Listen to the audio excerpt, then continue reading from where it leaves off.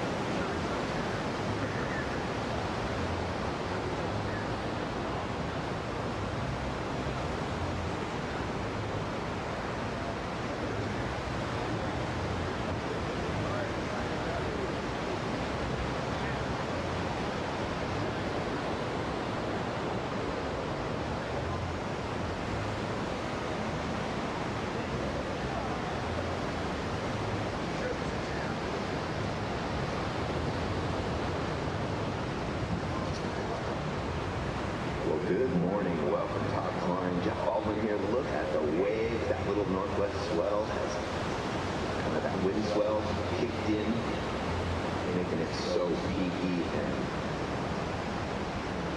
there is going to be some electric and beautiful surfing today. We can't wait because it's final Sunday here in Surf City. What a week we've had here at the U.S. Open. Fans bringing it at every single level. Hurricane Frank provided. And it is Sunday. A beautiful day.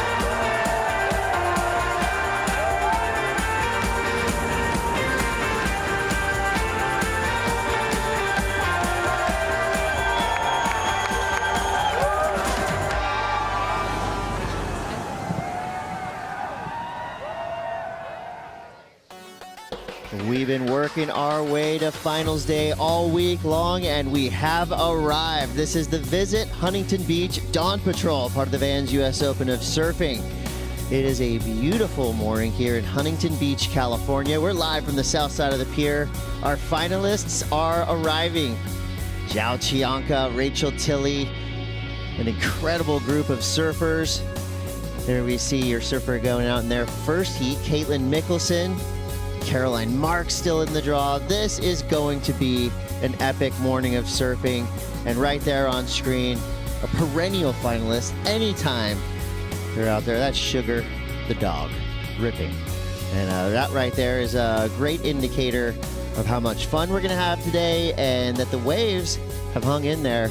It looks nice out there. Chris Cote, Shannon Hughes, Mitchell Salazar.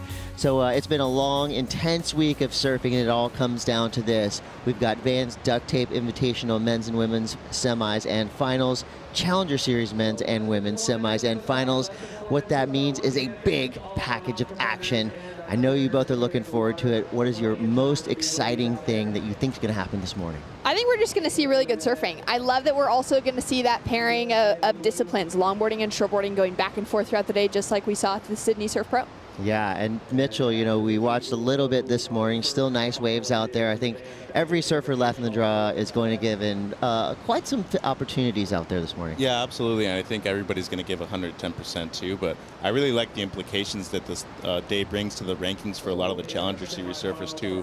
Joao Chianca, Zeke Lau, pretty far outside of the top 20 right now, and I do think people like Macy Callahan have a big opportunity right now to move up into the top 3 spots on the women's rankings. Yeah, so whatever the rankings were on Monday, throw them away. It's going to be a total shake-up on both the Challenger Series rankings and on the Vans Duct Tape Invitational rankings. Well, to start our day, let's go down to AJ McCord, standing by with Kira Seal. All right, Kira, we have had all of the conditions you could possibly want or need in the Vans US Open of Surfing throughout the first week. What can we expect for finals day? Well, Mother Nature gave us a bit of a surprise. The waves are actually really good. There's a lot of high-quality waves out there. It's glassy, and today we're seeing a lot of different peaks rather than just the pier bowl. We see some peaks in front of the buoy, to the side, so I think there's going to be a lot of good surfing on tap. A lot of good options for a finals day. Walk us through the order of operations. So we're going to start with the women's semifinals, and that's for the longboard. They're going to be 30-minute heats, and then we're going to follow along with the men's semifinals for the longboard, then the women's shortboard semifinals, men's shortboard semifinals, and then we're going to go to 35-minute heats, and we're going to start off with the women's longboard final, men's longboard final, women's shortboard final, and then finish it all off with the men's shortboard final. All right, so we have a ton on tap, a ton to preview, so we'll send it back to you guys in the booth. Thanks, AJ. And with that, it is on finals day here at the Vans US Open of Surfing. And as you can see on screen right there, still waves coming through. Let's take a look at your official Surfline forecast for here in Huntington Beach, California. Mitchell, it looks like a couple of those blobs helped us out, pushing a little wind swell towards the pier. Yeah, and it actually looks like a winter day from my personal perspective out here right now. But as you do see, still some south-southwest in the water. It is decreasing throughout the day, but with the addition of that wind swell, there's going to be plenty of waves out there. And wind conditions, as you can see there, between 3, 6, 8 knots throughout the day. When I see onshore wind, I actually get excited because that's air wind for a lot of these surfers in the Challenger Series. And for the longboarders, well, they've surfed through all types of conditions, so we know that they're up to the task. So we've got 30-minute heats. We're going to start off, as Kira said, with our women's longboard. That is the Vans Duct Tape Invitational semifinals heat number 1. This is a great matchup. Caitlyn Mickelson going up against Kalise Kaleopa'a. Both these surfers, you know, have a different story coming into this event. Caitlyn Mickelson right now ranked number 9th on the World Surf League Longboard Tour. Kalise Kaleopa'a just always seems to be ranked up in the upper echelon of these tours. But right now she comes through as a wild card into the second event after not having surfed in Manly. And with that horn, we are on. So 29:50 on the clock. Both surfers out the back right now. This is a research document right here. This is where we study the waves, study the technique, and study some of the strategies that we're seeing. Shannon, Caitlyn Mickelson has had a dream run. We saw in her last heat yesterday, everything go her way in probably one of the most toughest situations in terms of waves throughout this event. And Caitlyn rose to the occasion and really thrived out there in some wild conditions. Yeah, Caitlyn's been on an absolute tear. I like that she's been kind of switching between equipment. She's got 2 different boards with her. One here that has just slightly more rocker and is a little bit lighter. The other one's a little flatter and just has a little bit more weight to it. At the moment, she's out there on that board with just a little more weight, which she also rode in her early heat yesterday and then changed it up. So we could see her change equipment if she pedals out in the finals later today. But Caity getting that opening ride. Caity starting off our finals day straight from the outside, so she has to kind of drop in and straighten off the wave crumbling around her. And here's where we're going to see the graceful transition from outside to inside. Nice turn there. So that was one nice, long, smooth combo. Unable to pull off that last part of the wave, but a decent start there for Caity. What would you say her strengths and weaknesses are? Her strength is her grace. I think for her, even just her approach on that entire wave, she didn't get too much with some huge scoring potential on it, but just to be able to keep that smooth flow coming all the way through. We'll take another look at it here. So quick footwork up and back. That was a really challenging section, and that's where we're going to see those surfers. If they're really quick on their feet, they're going to maybe be able to get that first nose ride. But coming through to this inside section is where we get to see that grace really come alive within her surfing. Nice nose ride, beautiful S-turn cut back right in the pocket, and then here she just misses that little bit of projection that she actually needed for that board to carry through and ride through complete on that finishing maneuver. But really solid surfing for her, and she's the younger competitor of the 2. She has far less experience at this level of competition, but she just seems to be real steady all the time. Here she is, the Queen of Cardiff Reef. Caitlyn Mickelson riding a Valerie Duprat surfboard, mermaid surfboard, so a female-owned and operated hand-shaped surfboard under Caitlyn's feet. And she had some of the most spectacular finishes. Mitch, our head judge, Tori Gilkerson, of course, laying out the ground rules for what we want to see, but how have you seen that inside section come into play for some of these longboard heats? Well, actually, Caitlyn was the only person that kind of did an air yesterday, right? That kind of hop in the afternoon. But I think today with the wind swell, it's going to be just as crucial as the outside because it's so peaky that a lot of these waves are going to fade out real quick on the outside. As you see there, the replay, decent footwork at the beginning.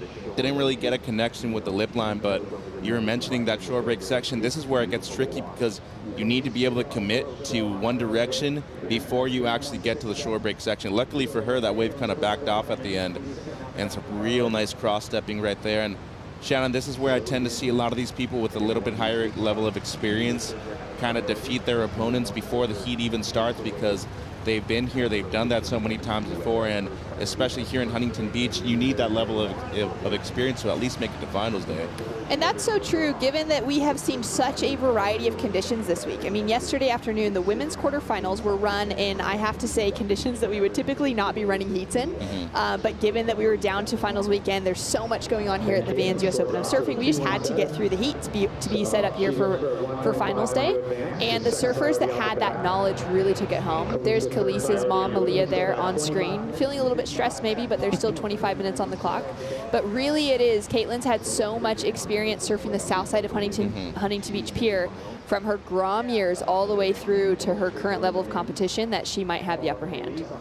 Quick cross step. Oh, she gets to the nose, our first hang 5 of the day. Definitely not our last. Beautiful footwork from Caity as she makes her way through this mid portion. Wave completely dissipates under her feet. Trying to get her weight forward, but the wave just disappeared. Like the first look at that.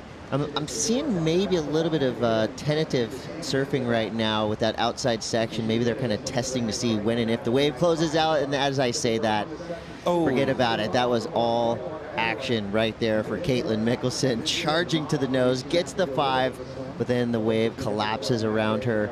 And now she's got to swim in and get her board with 25 minutes to go. Small scores for now. it could be meaningful. We never know what's going to happen in these heats. 2.17 for Caitlyn Mickelson's first wave and a 3.67 for Caity Simmers' first wave. So we've got a heat on our hands with 24:45 to go. That outside nose ride was really good. That's going to be a very difficult section today, especially as we're still approaching that low tide. Right. Really sucky, really peaky. And if the surfers can get to that outside nose ride, it's going to be something they really need to capitalize on. She was even able to stick there for a second. And that's unfortunate that she gets literally blasted off of her feet. In comparison to this of Caity, beautiful footwork. She just had that a little bit more of that line opening up on the lefts, which has tended to be the situation, especially with those morning conditions looking like this. So for her, she'll probably get the better score. We'll see as she kicks out here. That score came through as a 4.5, so the judges rewarding that outside section, but also wanting to see a lot more to be able to get a better score. Yeah, and the background of these two ladies in the water right now is really cool. You have Caitlyn Mickelson, who actually runs and operates her own physical therapy clinic. Her husband Niles here with their baby as well, and Caity Kaleopaha, her father JP, one of the original Beach Boys from Waikiki. There's Niles, Caitlyn's husband. And I was actually talking to him the other day about different types of equipment, and this is the one thing that I feel longboarders have in difference to shortboarders. They tend to ride a lot more difference of equipment. A lot of shortboarders don't tend to ride longboards. Longboarders tend to ride a lot of shortboards or twin fins or different kinds of subtle little differences, maybe a mid-length too. And I think that's where, as shortboarders, we can kind of come together and start to like learn different types of craft and better our equipment eventually too. Yeah, you will surf better the more boards you ride. It reminds me of the documentary North Shore, where a guy from Arizona learned how to surf on a bunch of different boards. Oh, best documentary ever. Past to present. 23 to go. Caity Kaleopaha in the lead. That last wave for Caitlyn Mickelson, just a 1-2-3. So that tells me that the judges are putting a lot of emphasis on the completion of the maneuver. And the difference that you see here in on the longboard tour is a maneuver can last 15 seconds. I mean, it's about walking to the nose, doing your nose ride variation, walking back, and you're not done yet. You have to remain in control all the way through. That's why we, watch these longboard waves so closely, because it really is all one fluid motion. It's a little bit different in the Challenger Series when you basically have to stand up in the whitewater, get your nose in front of it, maybe give the judges a look. Hey, I did it, and you'll be deemed complete. But I like that. From Monday all the way till now, the judges have been really spot on with what was a completion and what was not. So a great example of that was Caitlyn Mickelson. It was a valiant effort to get on the nose on a big, sketchy closeout like that, but she wasn't given the credit that she would have gotten if she had ridden out of that clean. Here goes Caity now. Beautiful little kind of mid-sized wave. This wave just has the look that it could potentially push her all the way to the shore break. Oh. Switching it up. I couldn't tell you her stance. She's so good going both ways, and contrary to what I thought, that wave completely dissipates under her feet. Yeah, it's going to be really hard to find those connections. I did talk to a couple of the surfers that are paddling out today, specifically on the longboard side, and they said that if you can find that outside connection, that's going to be really good, and you have to be super quick to your feet. Like for Caitlyn's nose ride, that was a really, really critical section. Had she been able to straighten out enough to ride out complete, I think the judges would have rewarded her really well for it, because the risk and the commitment to the critical section at the back was a lot higher than what we've seen from Caity's two waves, but it just didn't, she was unable to ride out of it. But to be able to actually find a wave that connects through the inside is going to be pretty hit or miss. It's not really the easiest thing, which you notice as well. Not at all. And I actually want to bring up some pretty relevant information for both of these ladies right now. We say that Huntington is a super hard wave to surf, and it is, but I think Caitlyn, coming from that north area, San Diego, Cardiff Reef is actually a wave that actually breaks similar to here. On the outside, kind of reforms on the inside of the shore break. At Shark Park, Chris, it tends to be a real difficult wave to surf and manage on the shore break. Same with Kaisers and Queens and even Kowalo Basin. You go into that left, it hits deep water, it tends to reform too. So I think attributing their success to those kind of waves that they have actually surfed for a majority of their lives has been a successful part of not only their relevance in this event, but so far how they're doing in the heat too. Yeah, for sure. And I would say just comfort level. I think when we had that big swell with all that water moving around and the wind and just the wild conditions, I think it really threw a lot of surfers out of their comfort zone, especially in the Vans Duct Tape Invitational, just because, you know, on most given days, if it's big, closed out, windy, chunky, wedging, you know, I wouldn't think the log would be your first go-to, and pretty much all these surfers in the Vans Duct Tape will have a quiver of twin fins and fish boards, and kind of, I think, you know, quote-unquote longboard specialists oftentimes have the best quivers ever, because, you know, they know that ride the craft what the waves want. And it was cool, though, to see people thrown out of their comfort zone. I really enjoyed watching that. They all rose to the occasion. 19:24 to go here in semifinal heat number 1, our first heat of the day. The sun is out, the sand is filling up, and Louisa Florence is on the scene. Yes, I am. Good morning, everyone. It's a beautiful day. It's finals day for Duct Tape Invitational and Challenger Series here at Surf City, USA. Look at this. It's 7:46 local time. The sand is filling up. So if you're thinking about coming, come over soon, because this is going to be packed. Look at this. We even have a walkway for our surfers to come down. And you know what that means. It means crowd. Thank you so much, Louisa Florence in the front row. Good news is all those seats right there, they're free. No admittance fee to get down here or to get your spot on the pier. It's going to be hard to get a spot on the rail. Our photographers have been out there since about 6 a.m. this morning. If you want to learn more about this great surf destination, this iconic spot, check out Visit Huntington Beach and plan your trip. I do see a lot of people around town from all over, you know, the Midwest, the East Coast during this week. And I think for years and years, people have really learned that it's a good idea to plan your summer vacation around the Vans US Open of Surfing, because it just gives you one more super fun thing to do. A lot of visitors from out of town here, and it is it's really fun to walk around at night and you just kind of see people taking in the spectacle, because the action doesn't stop when the sun goes down here in Huntington Beach. It was popping last night on Main Street. Yeah, it has been very crowded. It's been a little difficult after work to actually get in and get some dinner somewhere, because everywhere has just been so packed. But that's one of the things that we love about this time of the year, is the fact that it does have that draw card of just getting so many people from around the world, from around the U.S. here to be able to witness something special. And I think that's also been something that's been really cool to see what the Vans US Open of Surfing has done around this, the entire beach setup here. There's so many different activations going on to plug into. And yesterday my family came down, and for the first time ever, my little niece and nephews were able to see a surfboard being shaped. They got to see it being planed in the Van Doren Village. They got to see the glassing process. And I think that's something that's really unique that this contest is offering, is that space for people from around the world to come and be able to see those little intricacies, to be able to understand what these surfers are riding in the water, how to build a skateboard, and then how to ride them and be absolute experts. Hey, Chris, if you don't mind me chiming in right here real quick, but that last shot from the pier kind of looking out into the water was actually real crucial. This one right here. So you see how the angle of the swell, where it was more of a south-southwest, the hurricane swell was going into the pier. Now with that northwest wind swell, it's actually bringing that sand back to where it was originally. So it's kind of going to keep that reform next to the pier a lot more difficult for a lot of these surfers later today. They're actually going to have to get the reform right in the middle of the peak at the pier bowl. So check out one thing later, especially when the shortboarders come on. 16:20 to go. Khalees in the lead for now. Caitlyn Mickelson looks like she could have a good run here. She fades left. Nice drop there, edging her way to the nose. Gets a nice turn in there. And here's where she's scanning the line to get to the sand. Trying to get weightless there. She tries to make that connection, so close. And just trying to kind of make that board plane on top of the water as much as possible. If you engage the rail through that mid portion, more often than not, you're going down. You know, it's kind of like when you're snowboarding, right? You've got to get over a flat spot, try to get weightless, and just keep that board flat. And I feel like if she couldn't make that connection right there, no one could, because she had speed.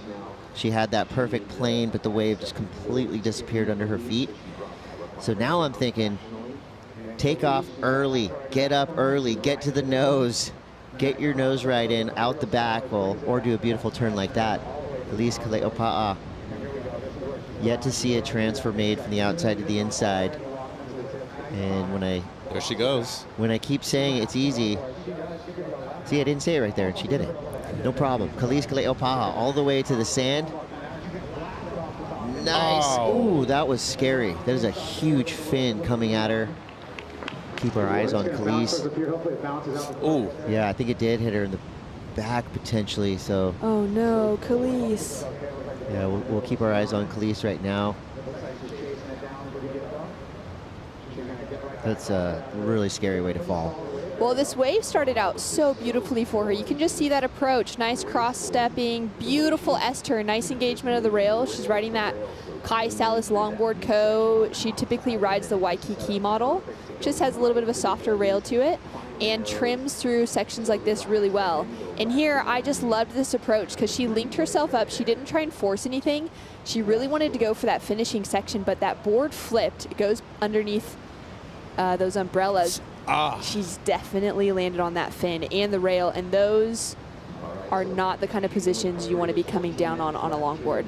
She's a warrior, though. I mean, she's paddling back out like if nothing happened, so plenty of time still left on the clock, and I would have to think this is her best wave, too, so she's going to go further out into the lead as well. All right, we'll keep our eyes on Khalees. It doesn't look like she's well, she's not giving up, obviously charging right back out there. So a lot of toughness with these surfers as well. And they have been surfing a lot over the past 2 days, multiple heats. So as we go now, semifinal heat number 1, or halfway over, 13:36 on the clock. Score comes through for Khalees. It's a 5.07. So she is in the lead. Caitlyn Mickelson needs a 7.14. We're going to be right back with more action. Can Khalees fend off Caitlyn? You're going to have to stay tuned and find out. You're watching the Vans Duct Tape Invitational.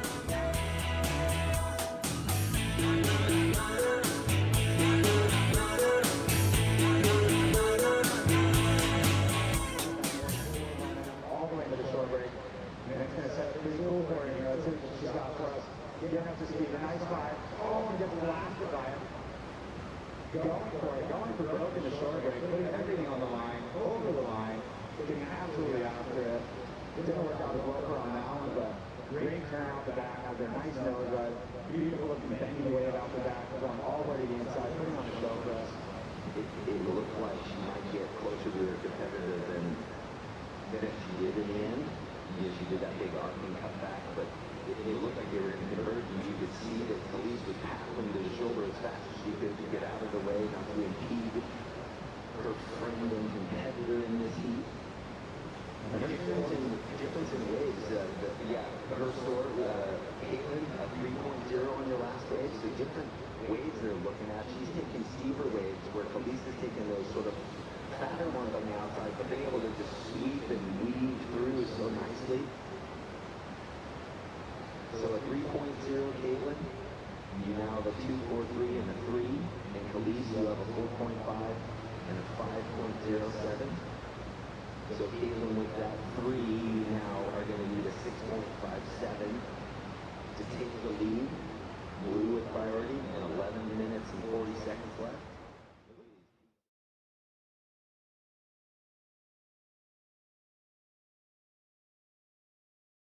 From the farms to your shelf, U-Theory turmeric is the gold standard. Quality is the key ingredient every step of the way. Our turmeric features curcumin C3 complex, the most clinically supported turmeric extract in the world. We blend it with black pepper for enhanced absorption. And it's USP verified, so you know what's on the label is in the bottle. Available at utheory.com, all fine retailers and health food stores. Welcome back to the Vans Duct Tape Invitational, part of the world's largest action sports festival, the Vans US Open of Surfing. A huge day of finals today. We're already into the semifinals of the women's Vans Duct Tape Invitational. We're going to follow this up with the men's semifinals, Challenger Series semis, all the way till we get through 4 finals. Longboards and shortboards on display today on the water and on the sand. The Vans Showdown all wraps up today as well. Directly after we hand off the last trophy, boom, we go to the skate park and things will get wild. Some of the footage that I saw last night of the skating in the Vans Showdown was insane. They are going off over there, and you can actually hear the crowd cheering during some of those preliminary rounds. So it's going to be a fun day of, quote, action sports happening on the sand here, but also a lot of fun to be had in the Van Dorn Village 10 minutes to go here. Kaleopa'a in the lead. Caitlyn Mickelson did get a wave during the break. It was a 3-point ride, so she bettered her position. Still needs a 6.57, and I feel like the fin to the back for Khalees. We'll have to just wait and see how that affects her next ride, but this is Caitlyn Mickelson's last wave. Yeah, that was a shame. Caitlyn was unable to get all the way to the nose there. You could see her get that first cross step in and just kind of assess the situation. Nice smooth trim line through to the inside. Let's see what she gets up to here. Beautiful redirect, and then taps the 5, but that nose just bites in with a little double up on the inside section. That's going to be a really hard section to negotiate, Mitch. Yeah, and I think getting to the nose as quickly as you can before the short break actually tends to stand up is going to be a big key of these lady successes out there right now. Khalees has been finding these little gems, kind of not all the way outside, but picking off medium-sized waves. That one doesn't give her the opportunity to transfer to the inside, but it was a nicely done carve out the back. So now we're under 9 minutes. Kind of a conditions right now. Beautiful blue, glassy, and a great looking wave for Caitlyn Mickelson, and she can't get in there or does not want to get in there. Most likely kind of closed out around her. Yeah, she was right in the middle of that peak. Look at this left though. This could be the one. She's chasing a 6.57.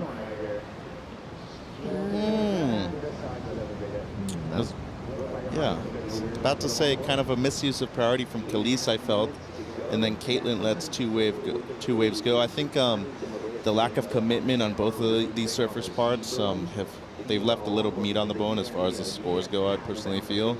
Especially these last 2 waves by Caitlyn, it seems like she wasn't fully committed to the first paddle, and the second one even less. So a couple of missed opportunities, it seems. Yeah, she's actually had like 3 waves that she's really looked at dedicatedly, but while Khalees has been on the outside, so she hasn't lost that priority, but she is starting to question things now, and that's becoming very apparent.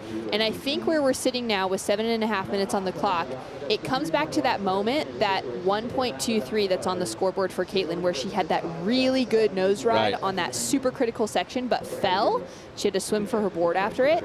If she had completed that wave and ridden out clean, she would have a very small requirement on the board right now to catch up to Khalees in the lead.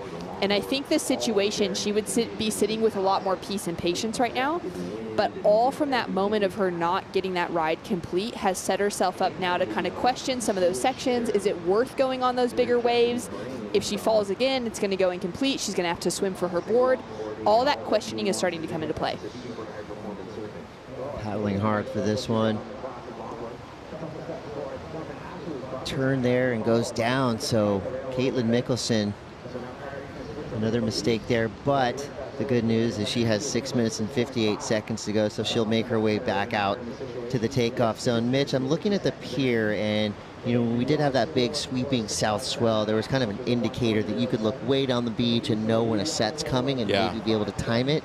Are you able to look out towards the pier on a wind swell like this and see sets coming through?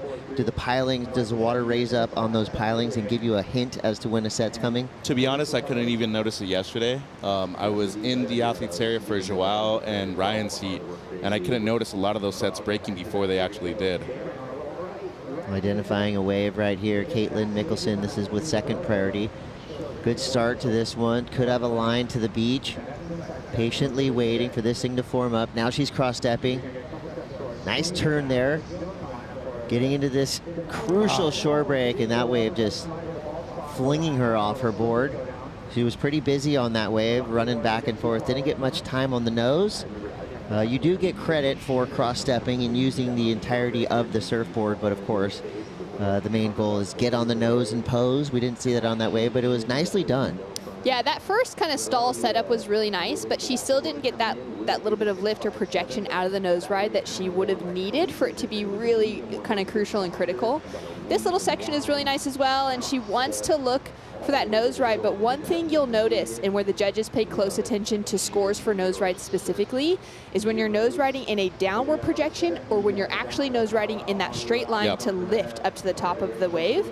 Nose riding in a downward projection, especially on the type of board that Caitlyn's riding right now, means you gain so much speed that it's almost impossible or highly difficult to pedal back off the nose and then complete or go back to the rail. So for her, that wasn't really a section that she could even get to the nose because that board was already going so fast in a downward projection that she would have probably fallen coming off of the nose ride. No, it's a great point because if you see the amount of great scores that we've seen on the outside from the nose rides, it always seems like they tend to go on the ones where the section's steeper and they're always going at a faster speed. In contrast, a lot of point break waves, you're seeing people nose ride for a longer period of time because they don't have the same amount of speed as if they're going downwind, like you just said, like Caitlyn. We got 4.5 to go. What do you guys think the ideal scenario would be? In my opinion, it would be take off on the outside, run up to the nose, get at least 5 over, come back, maybe a couple stylish kind of carving turns through to the shore break, and either a subtle kind of, I don't want to say snap, a foam bounce finish, or a cheeky little cheater 5 on the inside. It's kind of the combo of maneuvers I would think that the judges are looking for. What do you think, Shannon? Man, you are nailing longboarding. I'm so impressed from day 1 to day whatever we're on, 500. Your knowledge of longboarding, your eye for what the judges are picking up on is spot on. I would have broken that down very similarly. Getting that outside nose ride, extremely crucial today to be able to get those scores. Even for Caity, she doesn't have anything over a 5, but control, smaller section, she's been able to get those nose rides and then actually connect it through, which is going to be the hard thing. And I think for some of those waves as well, it's going to be important for those surfers to try and eye out where that whitewater is still running. Right. For the longboarders, it's challenging sometimes for us to commit to cutting back to a section like that because we just want to try and find that nose right on the clean face. But here at Huntington, it tapers off so much and goes to dead water. You actually have to just commit to going, I'm going to be back in the foam, but at least it's going to push you all the way to the inside to find that reform. That's the biggest error I've seen all week long with the Vans Duct Tape Invitational. I feel like too many people have been trying to go too far out into the open face. You can't do that in the midsection. It's too flat. It doesn't have enough power anymore. I was just going to say I'm sensing a subtle momentum shift. That last wave for Caitlyn Mickelson comes through with a 3.93, and she's at it again, trying to make the transfer. She's not going to get it, but you can just tell that there's a little bit more urgency right now. Caitlyn's feeling it. I mean, look how she's paddling. She is trying to get right back out there to sit next to Caity, who does have a lead, but the requirement now for Caitlyn, a little bit easier to grasp, a 5.64. She was looking for a 6.49, I believe, before that last wave she caught. So chipping away at that score line. 2:26 to go. This is a nice looking wave for Caity Simmers. And she gets right up under the nose with a hang 5. Beautiful turn there, setting things up. And she's definitely going to make the transition to that inside section. You see the momentum that she has, the wave forming under her feet. And like I said, she's probably not going to make that transition to the inside section. But it looked like she had the line, but it's crazy that all these different camera angles that are being covered right now, I mean, it looks like a different break from any angle. You go up on the pier, you're looking down, you go, oh, it's lefts, right? It's all lefts. From the beach, maybe it's rights. I mean, this is a very confusing lineup when it's like this, just because you kind of never know what the wave is going to give you. But let's take a look at Caity Simmers' last wave. Yeah, that was a really nice nose ride to start things off. She got a little bit of hang time on that hang 5. Beautiful carve, cut back into that speedy section. And then this wave, again, Mitch, it just fades out on her. She was probably going to be unable to make that connection anyways. But the judges rewarding it just because that outside nose ride was in a critical section. She had that little lift out of the nose ride as well, which is super important. No, and the commitment to the first section too. You know, she went straight to the nose as soon as she took off. And how about the composure from the young lady from Waikiki too? She's not really known as a competitive surfer on the longboard scene, but I think so far she's used priority well in the last 5 minutes of the heat, and she waited for a wave. It was actually going to better one of her scores, and now Mickelson's requirement much larger, Chris. Yeah, Caitlyn Mickelson now needs a 7.31. That last wave was very telling, because I feel like if you're stubborn in your approach and think that you need to make the shore break to get a decent score, you got to take that out of the equation. All you saw right there, Caity got up early, got to the nose, did a turn, so did a lot of work out the back, not having to rely on that inside section. Absolutely. And, you know, those kind of smaller turns or the straighten outs in the whitewater, they're cool looking, but most times they're only going to give you maybe 0.5, maybe 1 extra point. So I like Caity's strategy there to just get up, get her maneuvers in, and get as much as she can from that outside section. And most likely, I think we're going to see that be a trend in these next few heats, knowing that that transition to the inside is not going to be easy. Caitlyn got the memo, straight to the nose on the takeoff with a turn.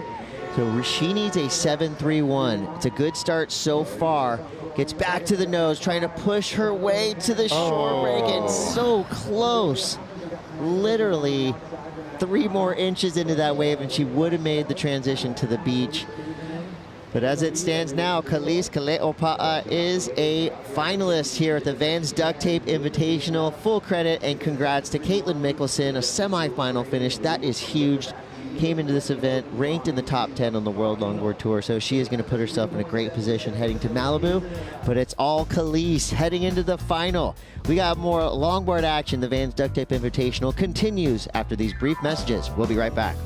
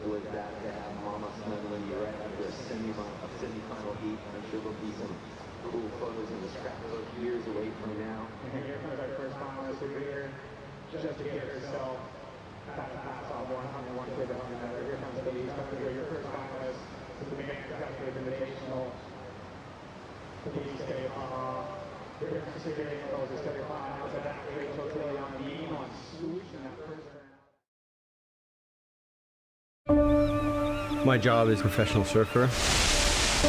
My goal is to win titles. That's what I'm here for. The world's best surfers in the world's best waves. We've had a shark attack.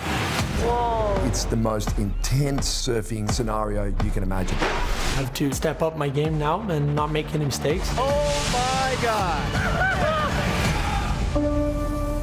This is a war. You have to find a way to win it and do it at all costs. Welcome back to the Vans Duct Tape Invitational, part of the Vans U.S. Open of Surf. Chris Cote here with Shannon Hughes, talking you through semifinal heat number 2. This, for all intents and purposes, is a final. 2 of the top-rated surfers on the World Surf League Longboard Tour. Honolulu Bloomfield coming in ranked number 1. Rachel Tilley ranked number 5, but surfing like a number 1 ranked surfer throughout this entire event. She has definitely been one of the standouts. Oh, there's so many things to discuss within this heat. In some ways, I'm really happy they've met up again, but this is their 6th semifinal matchup at this level. And Rachel Tilley looks like she's getting that first wave. Nice section on the outside, unfortunately unable to make the connection. Honolulu got a piece of the action as well. I love that little stall fade to take off. Nice 5 to 10 combo. Let's see if she's able to make that section. That trim line is super impressive so far. I don't think that wave's going to actually turn into a wave again because she was pretty much on flat water. She got this second wave as well. Nice footwork straight up to that hang 5 and finds that little white water just to give that extra push, which is what you're going to need in some cases to try and make that inside reform. That was super impressive. Wow, she did it. Just the way that she was able to find that trim line. Nothing exciting on the finish there, but goes complete. So a couple of small scores. I don't think anything that's going to be like exceptional between those first 2 waves. But they're both getting those those nose rides at the start, and they're finding that little trim line coming out of it.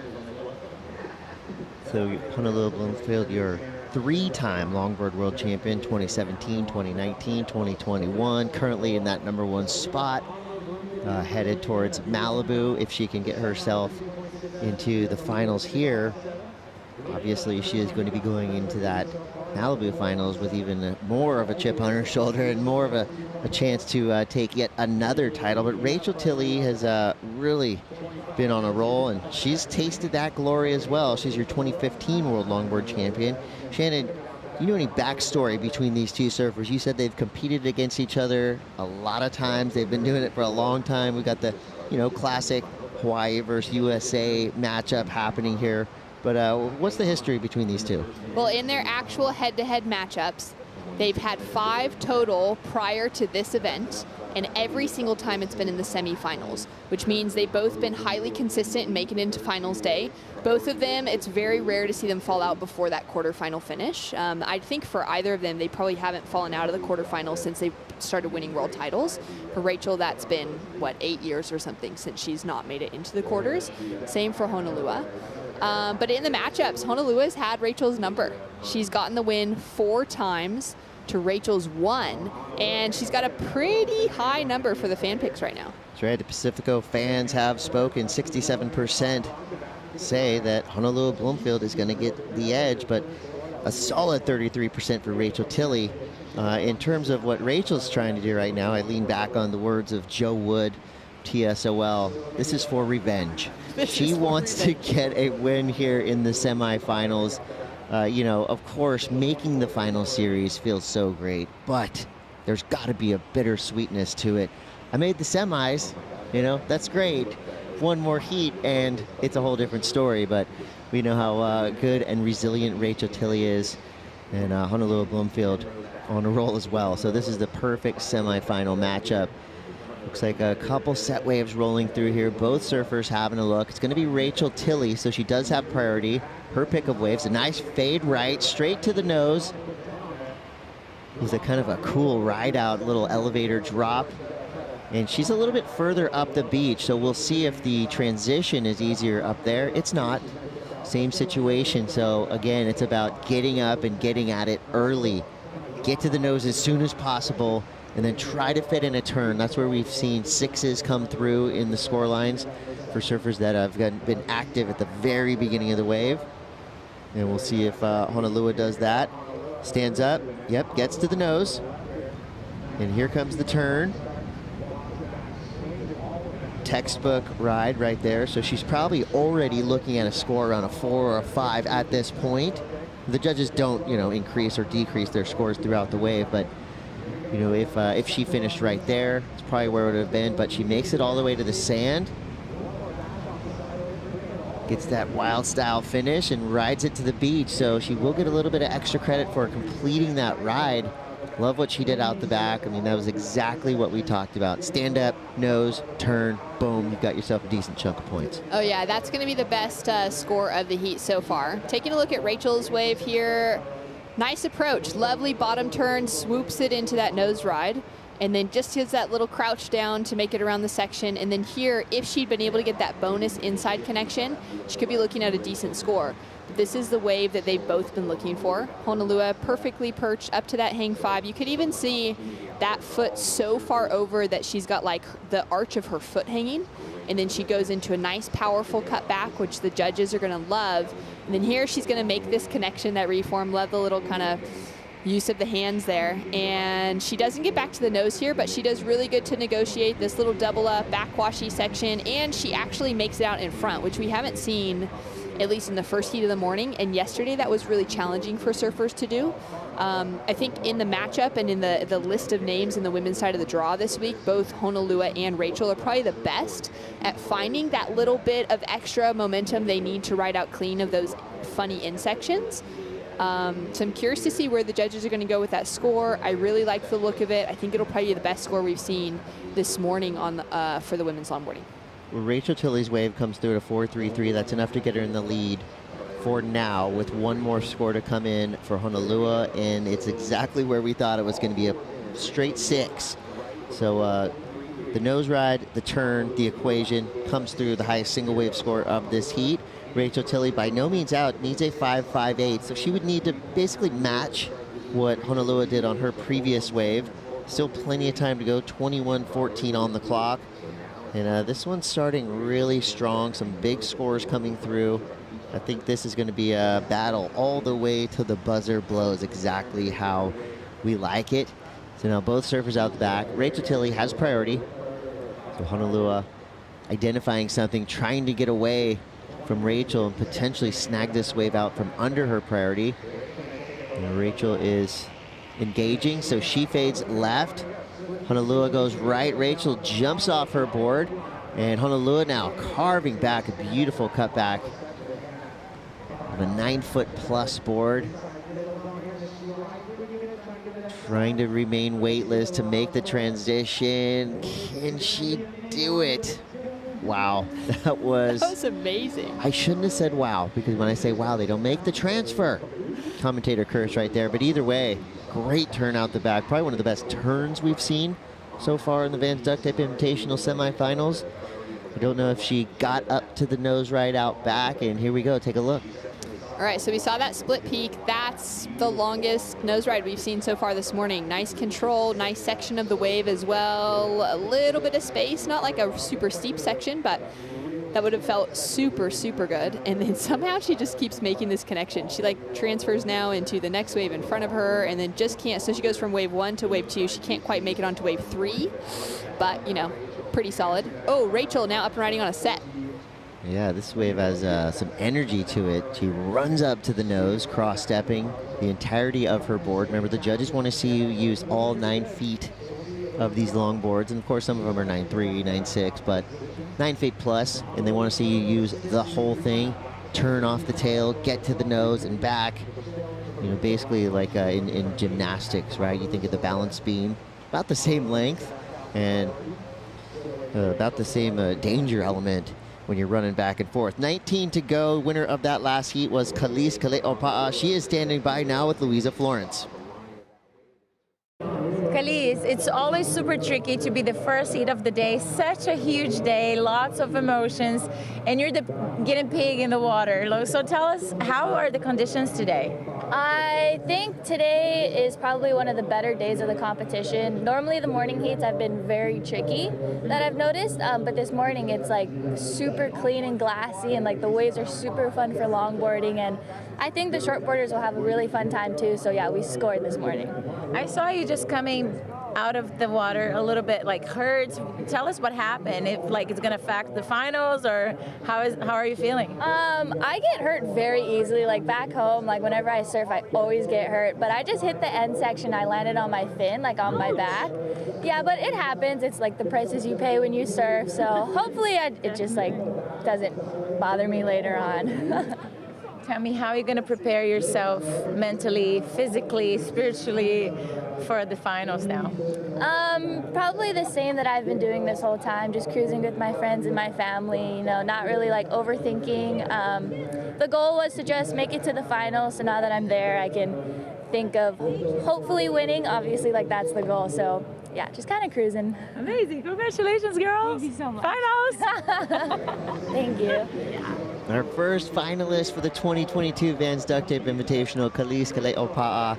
Meanwhile, the Terminator is out there catching another brilliantly surfed wave. Honolulu Bloomfield is looking unstoppable. Rachel Tilley now needs an 8-point ride. You know, we've talked about Honolulu just being so consistent, picking all the right waves, always seems to just find these little gems. And this wave didn't look great out the back, but she made full use of it and more. Beautiful hang 10 to start that wave. That was such a nice nose ride to start off. And like you said, it was a wave that you wouldn't have expected to offer that kind of potential, and she just eyed it out. She is so good. A true Hawaiian waterwoman at reading the ocean. Finds another hang 10 on the inside section, and then we'll take a look at that replay and just so gracefully finishes off. Rachel, she's just kind of making some of those mistakes. Maybe on wave selection, she's not quite able to find the one that's going to offer her that good pocket. That one also had a lot of froth, a lot of white water on the surface of it, which on a longboard is kind of challenging to negotiate. You really want to have that smooth section. And yeah, she's got to kind of make some adjustments now. She's still got plenty of time. Well, we'll see what happens next. 16:20 on the clock. Honolulu Bloomfield in the lead.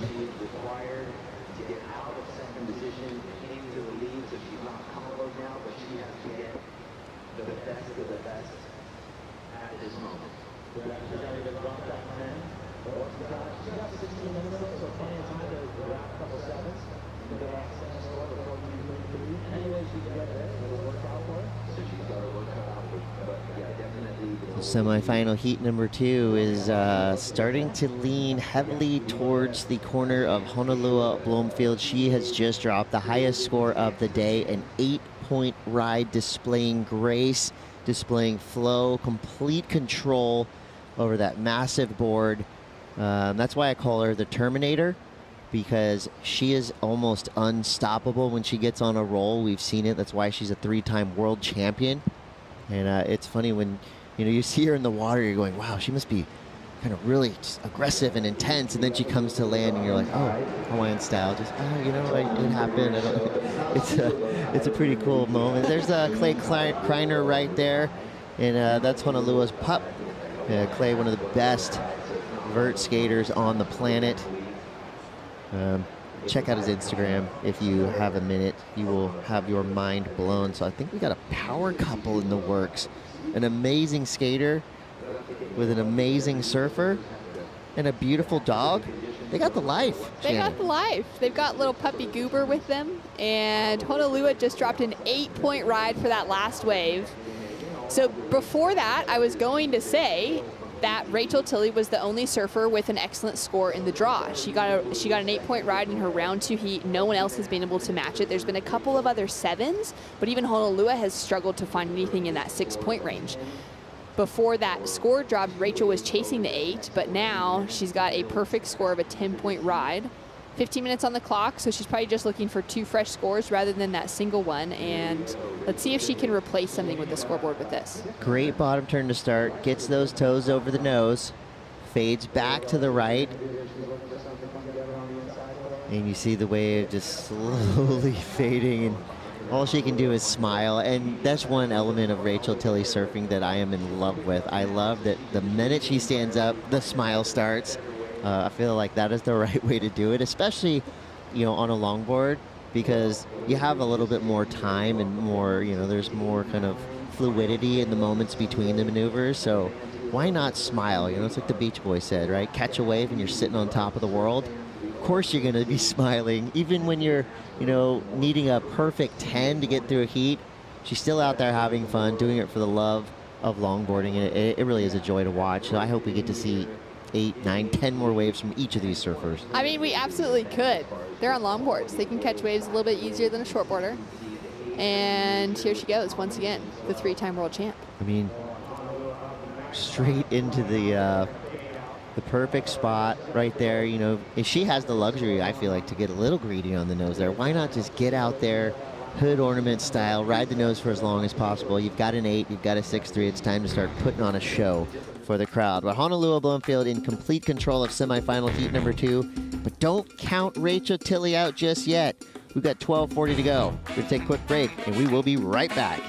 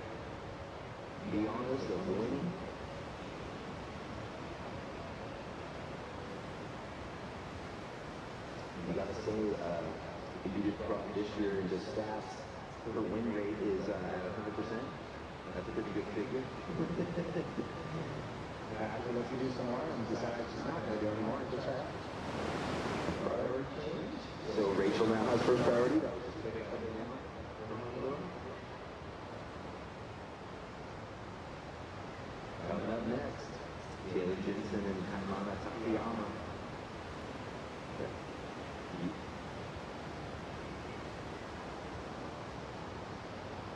Yeah, the Takayama family steeped in history. Oh, Honolulu, second priority, going to take a look at this little right on the inside. Oh, no, it's going to be a left. Oh, no, it's going to be a nothing. Such quick feet, the way she's swinging the board from left to right when she gets up on that. I grew up in Huntington Beach, California. Seeing women in the water was pretty rare. And so to be here today and to see so many Groms, it's awesome to just be part of it.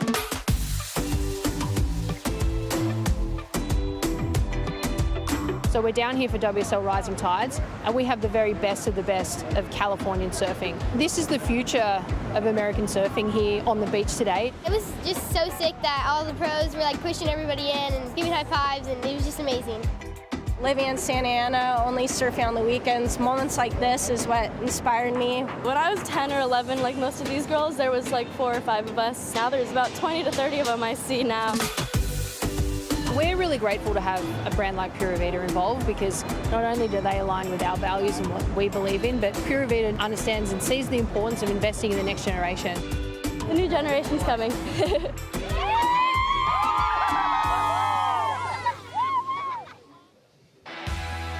Rising Tides is where we basically prime the future of surfing for women everywhere in the world. So far, all the stops that I've seen on Rising Tides have just provided not only so much joy, of course, when you see the smiles on all the surfers' faces, but it really is it's a seeding system, right? I mean, we've already seen surfers come through the Rising Tides up onto the championship tour. So those events, yes, they're fun, beautiful moments, but also a little bit of a scouting report to the future of female surfing. That's right. It's amazing to see Gabriella Bryan with the success she's found past the midseason cut on the CT, who got her start at Rising Tides just a few years ago.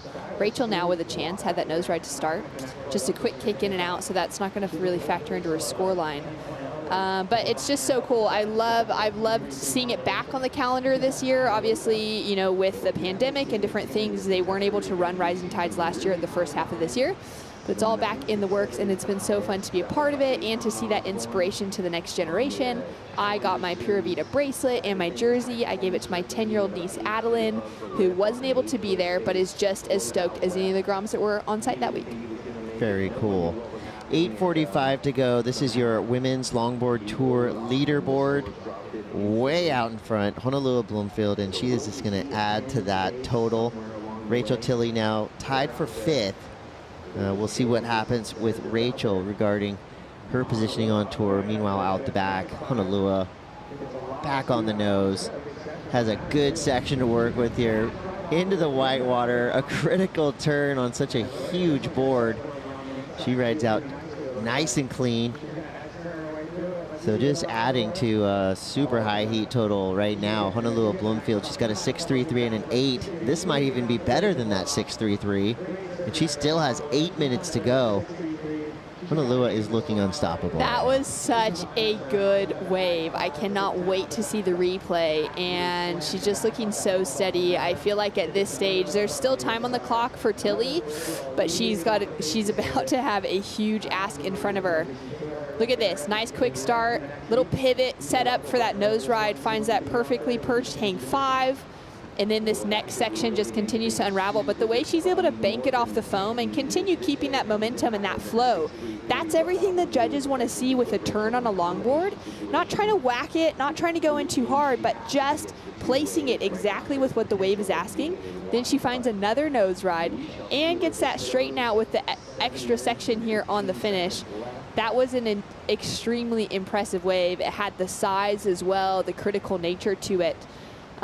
So yeah, really, really strong performance. And thinking about the matchups that these two have had in the past, they've really been in that conversation of world titles. Honolulu obviously has 3, Rachel has 1. Hono's taken the world title out every year that the tour has had multiple events, so that consistency has really come into play. And for her this year, she's already that front runner with 5,000 points to her name. Rachel's not going to give up. Quick 5, hanging off the tip. And she's fading back now, right. Another little hang 5 there. Some weird water underneath her, so she opts out, needs a 15.43 total because that last wave for Honolulu Bloomfield, a 7.43. It's got to be one of the highest heat totals of the entire event. 15.43 total. And another big heat coming up next, featuring 2 titans of traditional longboarding. Taylor Jensen will be going up against Kaimana Takayama. Taylor Jensen, a multi-time world title holder. And he's going to have his work cut out for him because Kaimana Takayama has been in the flow since day 1. That's right, Taylor. He's also trying to find that 4th world title. His father-in-law, Nat Young's got 4. He would like to match that, I think, but having 3 has been extremely impressive. And I think that's going to be a really exciting semifinal to watch. Scores through, Honolulu has just put Rachel into a massive combination situation of a 15.53. And once again, it looks like out of the 6th matchup, we could have 5 going to Honolulu and just the 1 to Rachel from a few years ago. Now within that, coming into the world title race last year, Rachel, Tilley, and Honolulu Bloomfield were actually tied out of the first event. But Rachel, living in Australia, was unable to travel and compete last year on the world tour because she wanted to keep her job. She wasn't able to travel in and out of Australia with the border closures.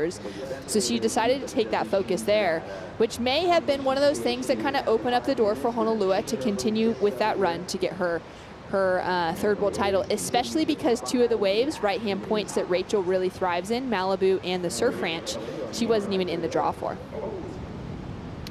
Just gone down on the outside section, and Hono just has the rhythm, something that we really have come used to seeing. Now back to that conversation around points and the way the tour works. So just give a little bit of an update to our audience.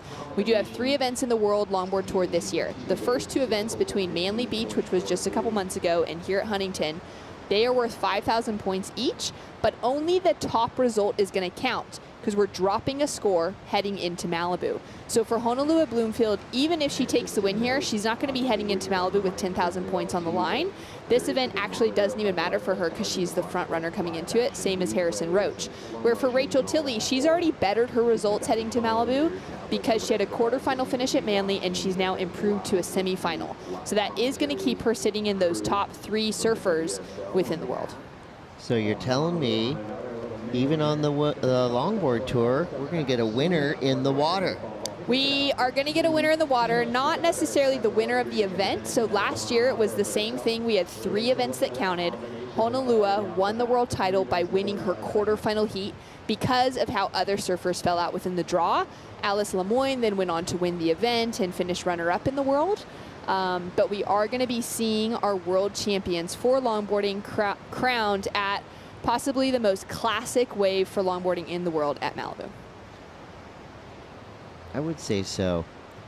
So with 3 minutes and 20 seconds to go, it looks like Honolulu Bloomfield is all but locked up her spot in the finals. Rachel Tilley has 3 minutes to go. She needs a combination of 15.43, which is a huge, huge hill to climb.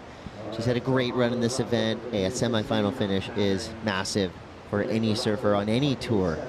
Well, speaking of massive, you know, we're watching some beautiful, calming surfing right now, but around the corner, get ready for it. The outer known Tahiti Pro is coming in hot. August 11th through the 21st. This is the battle for number 1 in that spot. You know, you're looking at surfers like Carissa Moore and Felipe Toledo, who may be going, you know, into Tahiti with that yellow jersey, but the top spots are definitely up for grabs. Joanne DeFay, Jack Robinson, they're not far behind. And as we both know, Jack Robinson, Joanne DeFay, highly capable surfers. But of course, Tahiti, Chopo, that is the ultimate equalizer. You know, this is where every surfer on tour will be tested. Very excited. August 11th, put it on your calendar. Make sure that your workload is light that week because you're going to want to give yourself some time in front of the screen. Final stop on the championship tour that will set us up for the Rip Curl WSL finals. It's all going down at the end of the road, the outer known Tahiti Pro, August 11th through the 21st. I got chills just thinking about it. I can't wait to see the women back there. They haven't been in the water since 2006, and we get to see them charging some solid Tahiti Chopu this year. Honolulu Bloomfield on a victory lap. Couple of nose rides there. Nice looking turn. She is just, I think she's fallen once in this entire heat. That's the thing about Honolulu. She just doesn't fall, which is pretty much to the detriment of every other woman in the draw. Yeah. Well, I don't know if the Terminator nickname will stick, but it sure does feel like that right now. And now this is setting us up for a really fun final. Kalise Kaleopa'a got through her semifinal against Caitlyn Mickelson, so she is on the sand right now, most likely watching Honolulu thinking, oh man, what do I have to do to beat the Terminator? What can she do to beat Honolulu? Oh, it's going to be such a fun matchup. The two Hawaiians hitting the lineup here in Huntington Beach. Now, they both made it into the finals of the 2018 Vans Duct Tape Invitational, which at that stage had nothing to do with the WSL World Tour. It was just a duct tape event. Honolulu took the win. Kailise Keliapa'a in second. So those two were finalists there. We're going to see a repeat of that matchup. They also had the world champion Jen Smith and Caitlyn Mickelson from that last semifinal were in that final heat for the 2018 Duct Tape Invitational here. But, I mean, looking at the draw, it's no surprise to see those two surfers heading into the final and to see a big smile on Rachel Tilley's face knowing that she's not going to get the score she needs to win here because she can't get a 15-point ride, but she's going to have some fun and find some flow anyways. You know, it was subtle, but that little turn she just did, the little bounce off the wire water was so cool looking. It was sick. It probably felt nice. Reason to smile. Gets on the nose, and she will make it all the way to the beach. So congratulations, Rachel Tilley. Well surfed all weekend long. She just had the unfortunate half hour going up against Honolulu Bloomfield, who was absolutely on fire. She's throwing away sixes. She pairs an 8 with a 7-4-3. The surfer to beat, your current #1 seeded surfer on the planet. Honolulu Bloomfield is going to match up with Kailise Keliapa'a in the finals. That's right around the corner. So before we get there, we got to find out who our men's Duct Tape Invitational finalists will be. Stay tuned. We've got Kaipo Guerrero and Pete Mel coming in on the call. We'll be right back.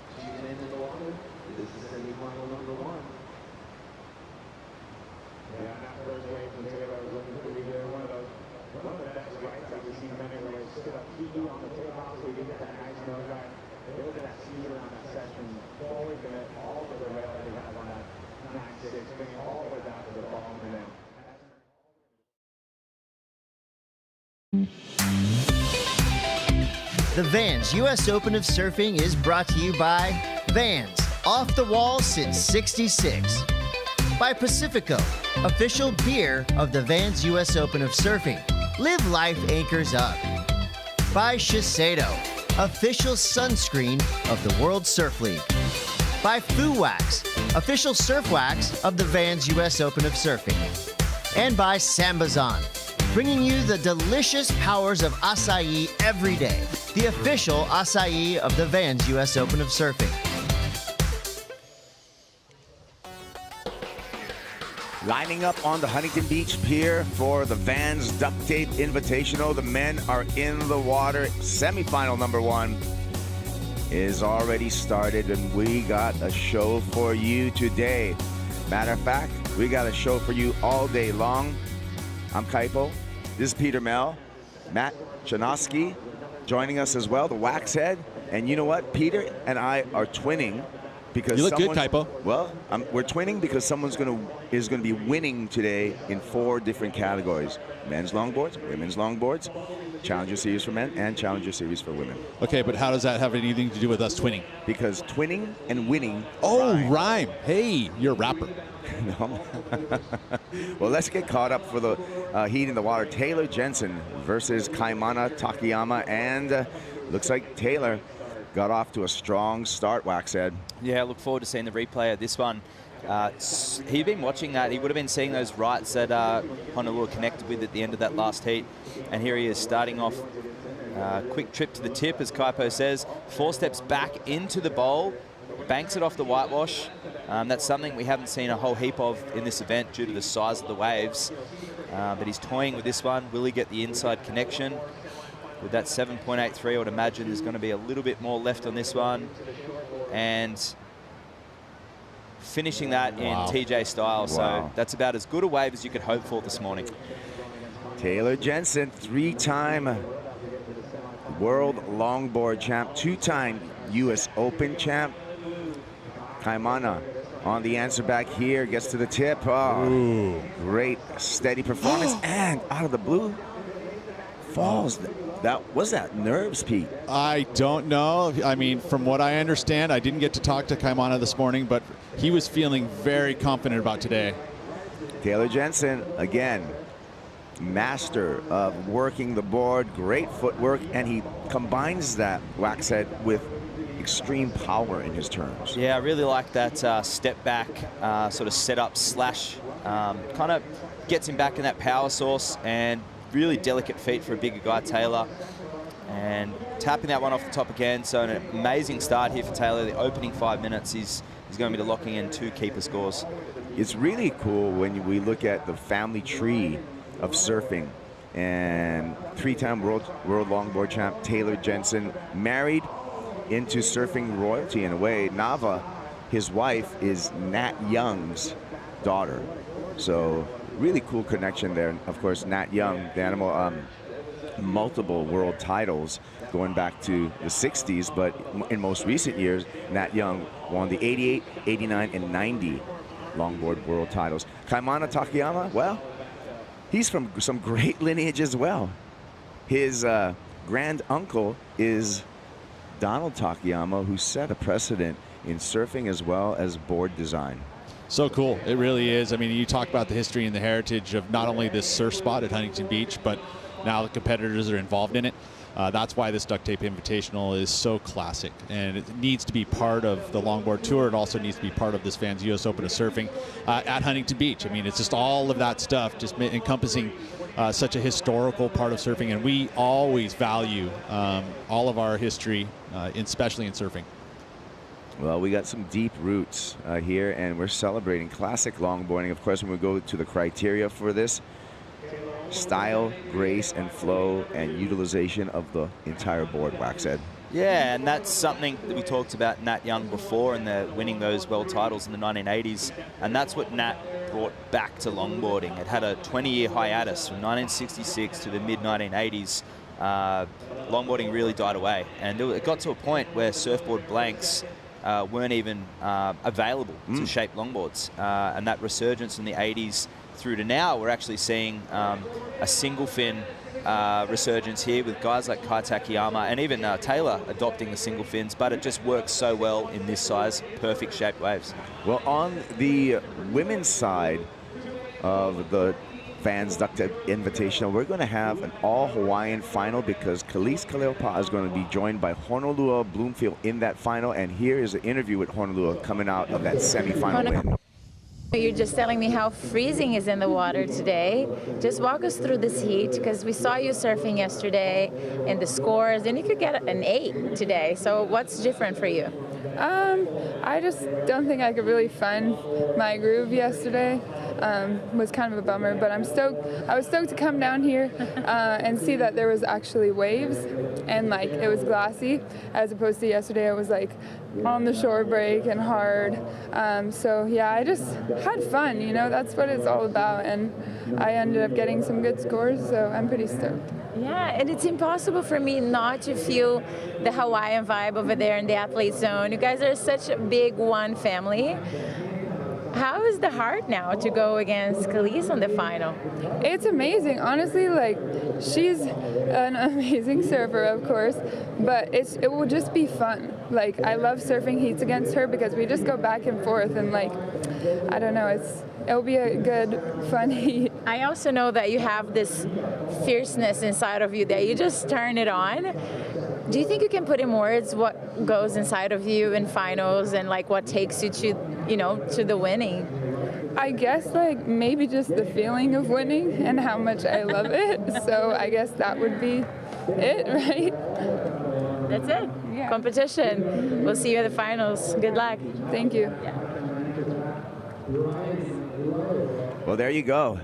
And gosh, that's going to be a great final coming up, Matt. Honolulu Bloomfield and Khalees Kaleopa. Your thoughts on that final? It's going to be phenomenal. We've got some really fun lefts out there and some really tasty rights, but Khalees's smooth style and the way that she utilizes her body in that free-flowing nature, and Honolulu's got an underlying power to her where she can change direction really quickly. So I'm excited to see they're going to bring everything they can to that final. Well, you know, earlier in this heat, we were talking about heritage and the family tree of surfing. For more of that, I'm going to throw it down to the sand with AJ McCord. Yeah, we've talked a lot about the Takayama name and just how deep it goes in the world of surfing. Of course, Kai in the water, his dad Michael right behind me. Michael, the nephew of Donald Takayama, a very, very famous shaper and surfer in the surfing world. And when Donald passed away, he told Michael, Kai's dad, make sure that my tools collect dust the right way, not the wrong way. So Michael has been shaping boards for friends and family for years, but then after nearly 40 years in the flooring contracting business, he switched 3 years ago to full-time building boards.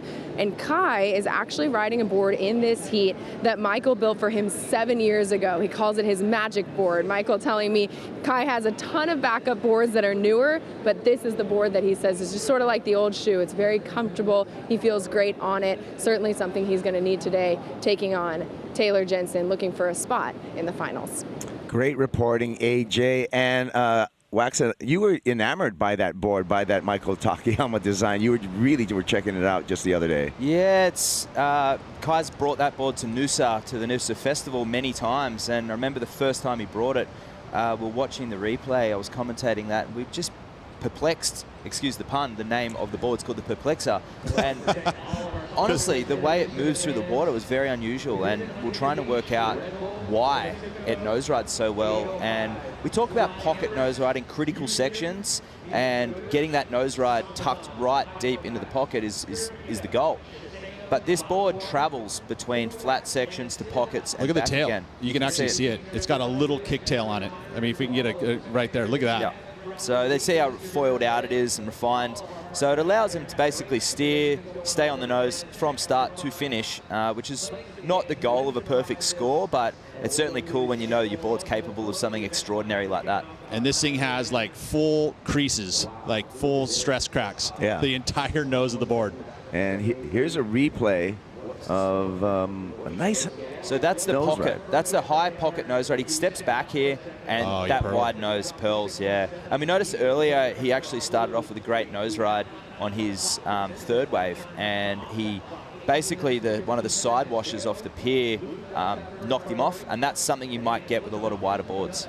Yeah, and in regard to the creases there, Peter, I talked to Michael Takayama about it, and that's the gloss coat. So he goes, hey, you know what? Those creases are they're just superficial. Yeah. They're not really a crease board as we would see with a short board. No, and it's because the gloss coat. So you gloss a board, and there's different ways to manufacture a board, but the very end coat is actually a gloss coat. It's like a clear coat on a car, where you can actually sand it out and make it nice and beautiful. You're using like really fine sandpaper to get it all glossed and beautiful, and that's that shiny coat. Yes, you're right. That little layer of resin gets little cracks on it sometimes. It did flex, right? So to just crack that part of it and not the fiberglass, which is something that holds it completely together. And an interesting point, it was actually our surfer in the next heat, Connie Ellis Stewart, that did the creases. Oh. Oops. Thanks, Connie. Yeah.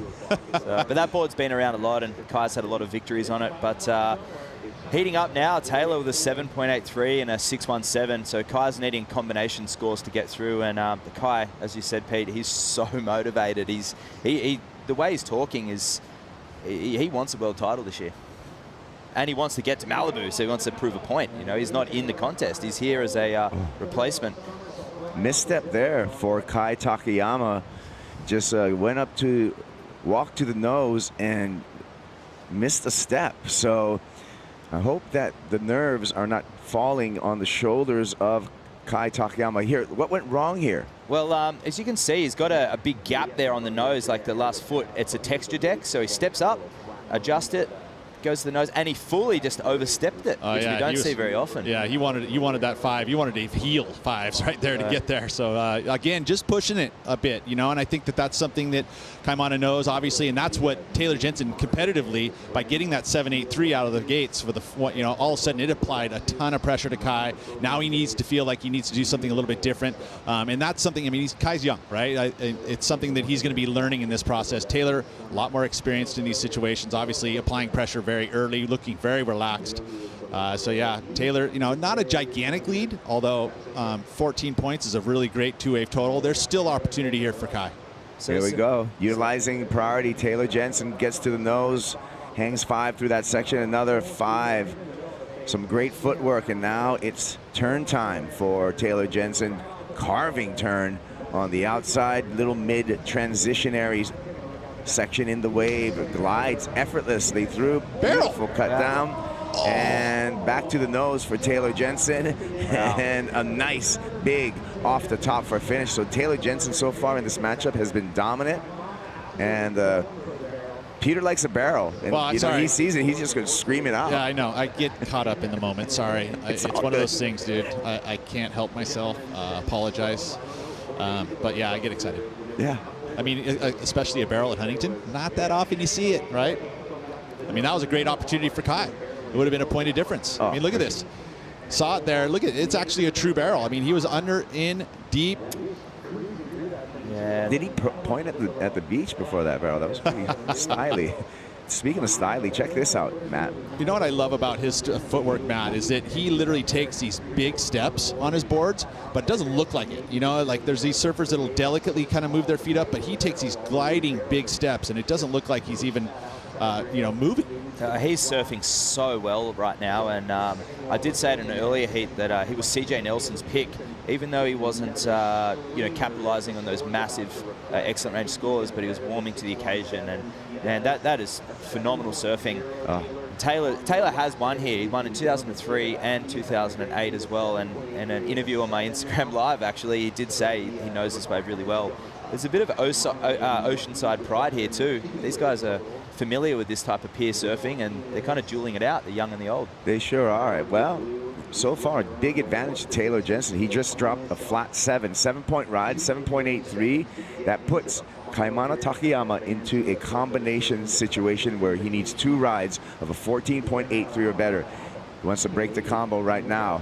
Gets to the nose, and steering from the nose like you were talking about, Matt. Beautifully done. That's going to be a point of difference for Kai Takayama on the outside. Let's see if he can make the connection to the inside. And he does it, gliding, head on a swivel, fading back and forth, a lot of redirecting, great footwork, and a nice finish. So best wave so far for Kai Takayama. That'll settle the nerves in a big way for Kaimana. You know, in relation to what we've already seen, there was that point in difference. Steering from the nose, not easy to do. And I think that design, like you said, off the tail is allowing that. It actually pulls the board and keeps the board, the water will run up the back of that tail and hold the nose down. And then he's able to really kind of start to work from the very tip of the board, which is unique. And it's got that like almost double concave out through the tail as well. So here he is, bends, twists the foot, the back foot readjusts. Very technical, and you can see the texture deck in that last foot on the nose, which is also a very unique adaptation here to the design. You can sort of see where the wax stops there, and right where that nose flips up. There we go. So lost a little bit of control there, and that one was just a bank off the top, just to make sure he finishes cleanly. So his best wave yet to be locked in, but it's a flat 5. Wow, flat 5 for Kaimana. So he's broke the, well, the good news is he's broken the combination. He just needs 1 wave score to take the lead. Kind of the bad news is it's nearly a perfect requirement. He needs a 9.83. I think some of that momentum, he was going left, going right, and there was a lot of setup work, but Taylor's surfing's been very engaged. He's looked like his maneuvers are very purposeful. You know, the waves allowed him to perform what he's been performing in the right place of the wave, very critical. I want to make a quick reference to Kai's wave before he slipped right off the nose. in one of the old Bruce Brown films, Nat Young surfing in Western Australia, and he said he's 16-year-old Nat Young, and he walks up the nose and he goes 5 right over the top. And Bruce Brown mentioned something about Nat, and Nat being the father-in-law of Taylor. It's just quite ironic that we have exactly. It just reminded me, you know, the 5 right over, and he tips straight over the top. Just those little tiny things, and obviously Nat has really giant feet. I'm assuming it's the same with Taylor as well. But those little things, what longboarding's about: storytelling, you know, culture, and it's just a shame it dropped right off for that 20 years. Some of the names that have won at this event, like Corker Carroll, David Nueva, LJ Richards, and then, yeah, all the way up to, you know, we've had people winning 5, 6, 7 US Opens. Justin Quintale's taken 4 duct tapes here. Taylor's won the 2. Josh Baxter. Yeah, phenomenal. Yeah, a lot of history here. I mean, we're making history today. Kaimana Takayama needs an excellent score to make his way into the final. Let's see if he can do that. That'll be on the other side of this break.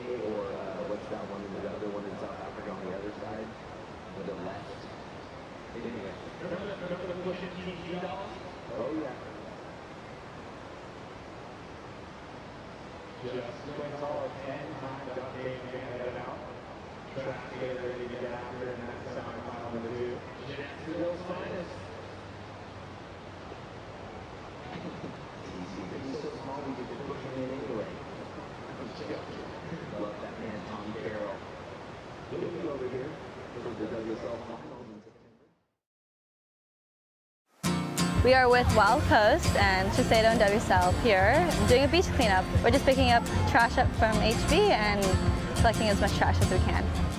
At Wild Coast, we are all about saving our wild coast and oceans, and we have partnered with WSL to help clean up the beach and save our oceans worldwide. To have them kind of come into the surfing world and also want to make a difference in terms of keeping our oceans and beaches clean, and to be able to collaborate with such a big brand on that level has been really, really cool for me to be a part of. What Shiseido is doing is so amazing, and I feel so proud to be a part of it. It's our way of giving back to the ocean. Not only surfers, but the whole world. We all need the ocean. You know, we're not only spreading the message, but also physically doing it. This is where the big change happens. It's when multinational companies are coming together to do this type of work at this level on the ground and building a community around it.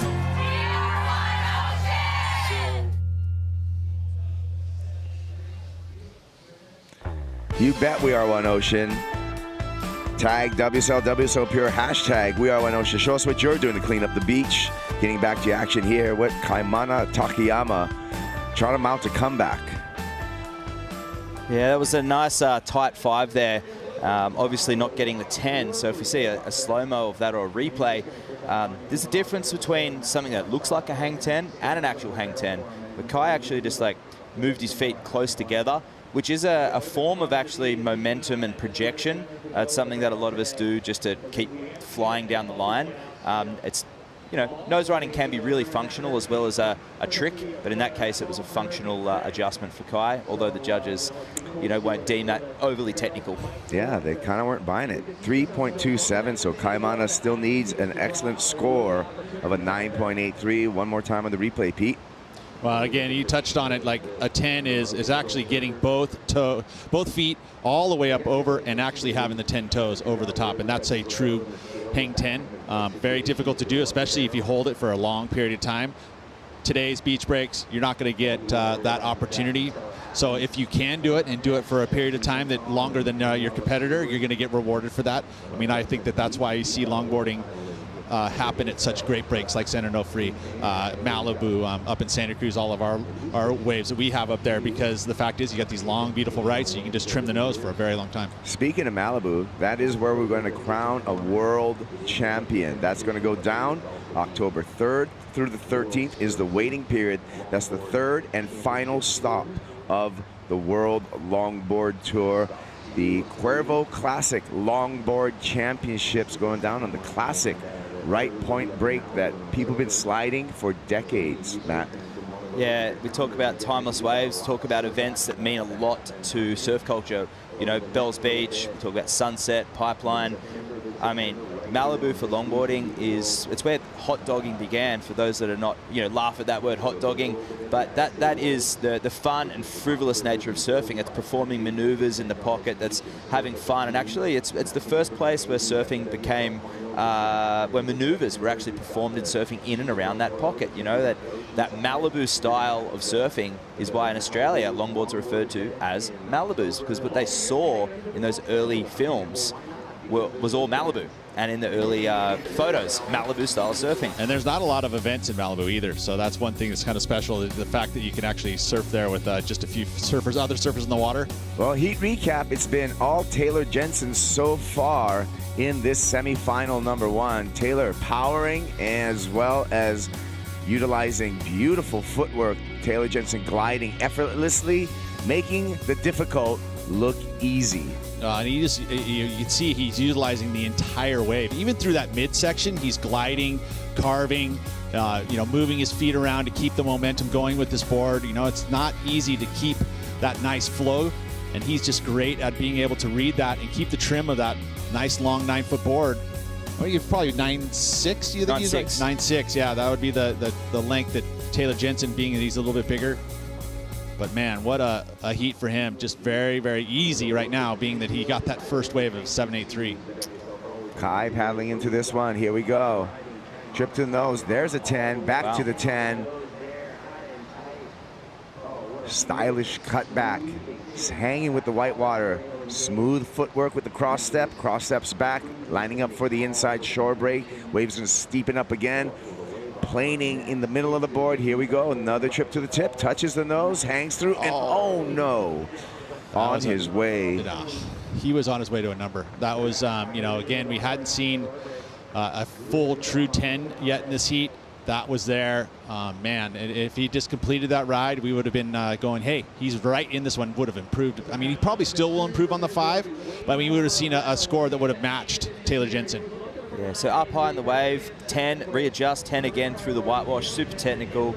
See that sort of like a slashing direction change, just to get him back into the power source, but it's with those wide tails, you can't really smoothly transition. It's got to be a pretty exaggerated turn like that. Well, he has a ton of rocker in that tail too, so it is, once it gets onto that curve, it wants to follow the curve of that tail. And the big pin, so you got these big square tail, and you're sort of like surfing from point to point. And he's just laying that over. But Kai, yeah, that was a 5.57. So I think that one would have been well on the way to maybe a mid-6 or something. Yeah, no, I think it would have been at least, probably upwards, close to the 7. Another point for sure if he just completed that final move. Connie Stewart readying himself for semifinal number 2, where he's going to face off against Justin Quintal. That's going to be a great match between the two. Big opportunity for the young Hawaiian, but he's coming against a master out here at the south side of Huntington Pier. Justin Quintal, 4-time duct tape champ. Very used to those beach breaks and being able to surf those kind of shorter, smaller waves, being from the East Coast. He's just very comfortable in those types of waves. Yeah, former world champ. Well, this guy, he's a 3-time world champ. And let's dig into some deep stats. Powered by Hydro Flask for Taylor Jensen. 3 world titles, career event wins 19, and look at that heat winning percentage, Matt, 77%. I account for probably 1% of that. Well, I have beaten him, but I've lost a lot more times than I've surfed against each other. You took some numbers off him. I did, yeah. But yeah. But one thing I wanted to note with Taylor is his ability to surf a wide variety of waves. You know, he's surfing a pintail 9.6 out there, which is pretty much, that's the only pintail in the whole event. Maybe Rachel Tilley had one as well in the female draw, but he's just so professional, and the way he's adapted through the criteria of the last 5 years, he's surfing, so doing some of his best surfing right now, and that's a testament to how engaged he is in longboarding. Well, 90 seconds left, and the requirement for Kai Takayama has been reduced just slightly. A 9.26 is what Takayama needs. Nervous time, as well as the fact that Kai is under the priority of Taylor Jensen. Now, Taylor's looking the other way. He doesn't look like he's interested in covering Kai at all. No defense for him, defense. Huh? No defense. And I think that the substantial lead is helpful for allowing himself to give him, Kaimana the room. But also the fact that with priority, he feels like that zone that he is sitting in. I mean, the reason why Kaimana has moved away is because he doesn't have priority, is to be able to find that kind of maybe a lucky wave off to the side in this last minute, not giving up. But Taylor holding position in what he believes to be the most consistent region of the beach. Well, holding court, Taylor Jensen and Kaimana, you can see he's just slide underneath him just to give himself any kind of chance. Not a lot of waves on the horizon right now, so the clouds are looking dark for Kai Takayama. But hey, a third place finish out here, equal third. That's a decent result. Most likely get him a chance in Malibu. Yep, absolutely. And yeah, Kai didn't get a run in Manly, and semi-final finish is super encouraging for him if it gets a run in Malibu, and Taylor bettering his performance there in Sydney as well. Oh, it did compete in Sydney. Taylor Jensen on to the finals, and we are going to be on to a quick commercial break, but we'll be right back with semifinal number 2 of the Vans Duct Tape Invitational.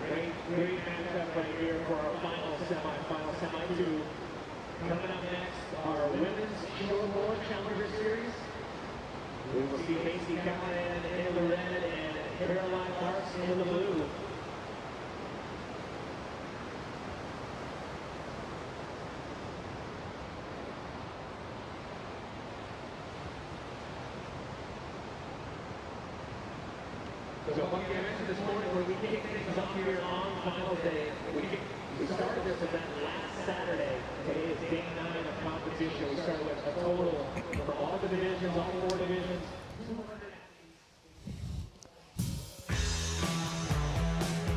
In the water, semi-final number 2 at the Vans Duct Tape Invitational, and on the pier, onlookers enjoying the day, finals day here, and Taylor Jensen earned his way into the final. Who's he going to match up against? Well, it's going to be the winner of this semi-final number 2. This is Matt Schanovsky, also known as the Waxhead. This is my good friend Peter Mel, and we're such good friends. We called this morning saying, "What are you wearing today, Pete?" And he's all, "Oh, I'm going to wear the black and pink hummingbird shirt." I'm like, "Dude, I want to wear it too." And so.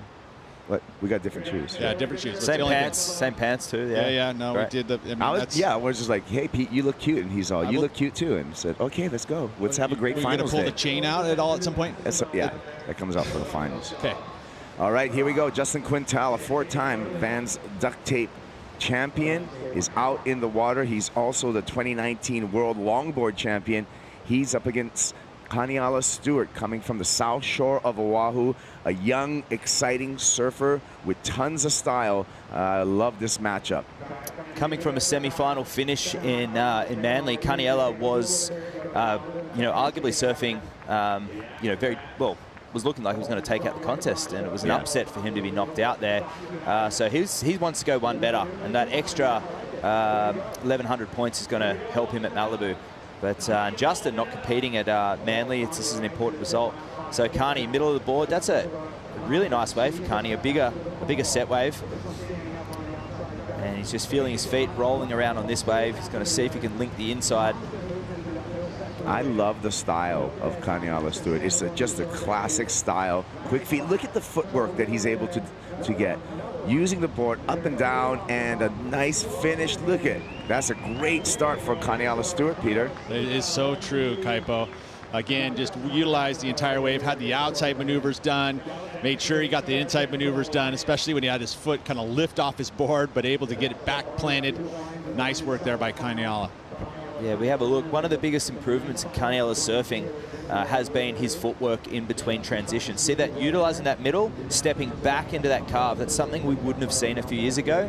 And there he is, just setting this up. You can see that little cross step to maintain momentum through the trim spot in the middle of the board, stepping back. And this wave's dead. You're Huntington hopping on a shortboard, and he gets two little quick fives and finishes. Now, very crucial he finished, and see how he rides out of that with momentum and speed, and is able to get the pull off there. And that's something that a lot of the surfers were being penalized for yesterday, not being able to ride ahead of that whitewash with control. Beautiful start for Kaniala. 7.33 locks in, Pete. That's a great pressure builder straight on Justin Quintal, so there has to answer here. Justin's been very, very consistent in Huntington Beach, been very difficult to beat. So this is going to be something that we haven't seen yet, because Justin's been getting those quicker starts throughout most of his heats. He's been applying the pressure. So now he's going to have to answer. And Kaniala, this is exactly what he needed to do against Justin, is to see what, because all of a sudden now it's going to be able to see there's a little difference in your psyche when you're already starting behind. Not to mention, we had that northwest wind swell really bluster up yesterday afternoon, almost killing what little south swell from Frank that we had left. So those big drawn-out lefts aren't there this morning. It's more peaky, and we're probably not going to see that dramatic pier shooting action that Justin's been getting those excellent scores on. So, I mean, Taylor did capitalize on some great lefts, but it's not, you can see there, you can sort of see that swell coming from the right of the screen over to the left. Yep. It's a different lineup. Yep. It's clean, it's smooth, with no texture, but it's peaky. One more time on this 7.33. Check it out, Peter. Yeah, again, just that quick tip. This angle almost took away from the fact that he did get his 5 off there. We had that other angle where we looked on it, and you could see that it did definitely get there. We mentioned that midsection where he was able to cross step and still move the board in the right moment to be able to follow the energy of this wave through the inside. He did it so well, especially here. That moment when his foot lifted off his board, you're like, oh no, and was able to control it and pull it back down.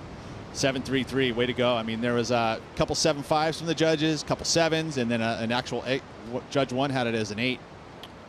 We have Justin having a look here. He did surf before the event because it is a different lineup.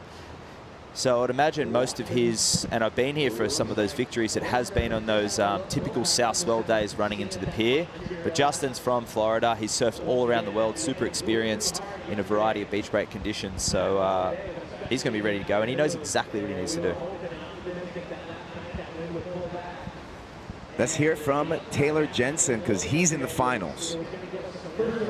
DJ, I was talking to you earlier today and Kai, and you were so relaxed, and I could tell that he was really nervous. So I'm wondering, how do you think this emotional state carry you through these heats? It's just like a veteran skill. Yeah, I mean, look, I'm used to it. I've been doing this for a long time, and it's just kind of a comfort thing. Once I made the semis, I knew I'm giving myself a good chance going into Malibu, that if you win, you pretty much win the world title. So, the comfort level went up and just got relaxed. And yeah, I mean, I'm just having fun. And talking about comfort level, you have your entire family here. your wife is an amazing surfer. She's, you know, surrounded by amazing surfers too. Do you think that vibe also elevates your surfing? Absolutely. I mean, having a support crew like my wife and my kids here just keeps me happy, and you know, the energy light and fun, and I'm just enjoying my time here in Huntington and being around all my friends and getting to surf pretty fun waves out front in the contest. Is that the fun, the main strategy for the finals now? Yeah, I think so. I mean, if you're having fun, you're generally surfing pretty good, and if you get too serious, things get tense. So I'm just enjoying my time, and yeah, just trying to get good waves and make them work. One more, here you go. Finals, congrats. Thank you very much. Yeah. All right, well, congratulations to Taylor Jensen. He's occupying the first spot in our finals. We're going to have a final today. We're going to crown some champs, Pete. Sounds light, right? I mean, obviously he had mentioned about the family and kids here that keeps him, you know, your dad first, right? Mm-hmm. Always, right? Yeah. So that part just kind of keeps it normal, you know, even though this is a very critical and important event, especially since he wasn't in Manly, to make sure that he able to get a solid result, because if he wants another world title, a win here is a great way to start, because then however high he finishes in that Malibu event, which I'm assuming he would be here for as we watch this replay. So sort of like a grubbly wave by today's standards, but a nice backup there, a 4.5 for Kani. He's trying to build that pressure on Justin, who now needs a combination to jump back out and, well, to jump into the lead. He needs to open up his scoring. Nearly 10 minutes gone, and he hasn't had a wave to look at. Really liked what Kaniala did, is he moved away a little bit, and that set wave that came to him was a place that wasn't where Justin was. And I feel like, you know, we saw Taylor Jensen win kind of in that region that Justin's at, right, the Pier Bowl.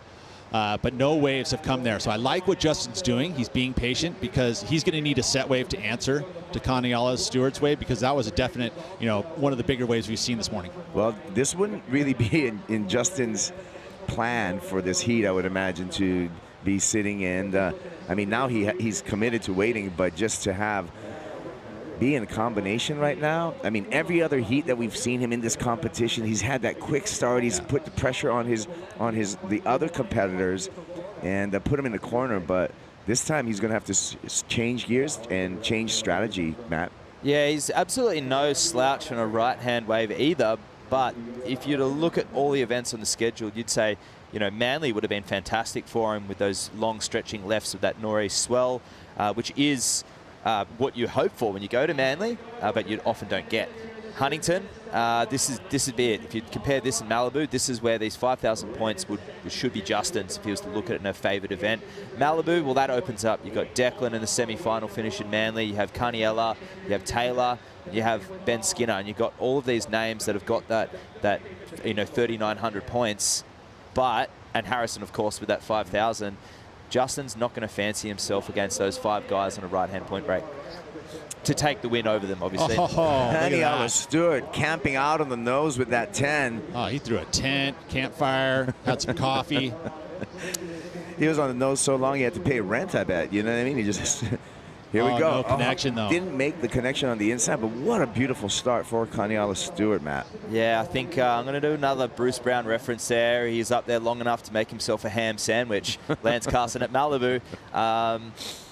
You know, tying in the Malibu reference, I mean, wow, Kaniela at Malibu is going to be a sight to be seen, but his intentions are known here. He hasn't let a single wave that's broken go. He's just turned and surfed. He's not being fussy. He just wanted to feel confident. And yeah, 18 minutes 40 left on the clock, and he's stoked. You'd be really happy right now, I think. Well, there is the rumors of the chilly water, and I had to scan through a lot of the nearshore buoys, and there's a significant difference in between just buoys that are just a couple 50 miles apart. Like Long Beach buoy is at 60 degrees, and the buoy just down south of us is 66 degrees. So there's a 5-degree difference. Yeah, cold water. But you know what? Let's get a word from Kaimana Takayama. He came here to the Vans Duct Tape Invitational, and he's walking away with an equal third. He's with AJ. Yeah, so there's a lot to talk about here, Kai. I know you wanted to get one more surf in today, yeah, I did. But what did you learn going against Taylor Jensen in the semifinal? Yeah, I've been surfing against Taylor for a really long time. Well, we've only surfed against each other a few times, but I've looked up to him for a long time, and it was fun sharing the water with him. I was kind of banking on that left into the pier being there, and maybe I had a couple good ones, but I think I maybe put a little too much pressure on myself, but I didn't feel like me out there, but I really had fun. What I learned, just got to sit, wait for the better waves. He got me from the rip, you know, but props to him. Good man, go win the thing, you know. Still a fantastic result for you. How proud of how far you got in this competition? You know, I think my surfing is validated. I want that shot at Malibu, you know, to whoever may concern. I mean, I could have done better out there today, but my run was yesterday. I'm really proud of my, equal third result? Yeah.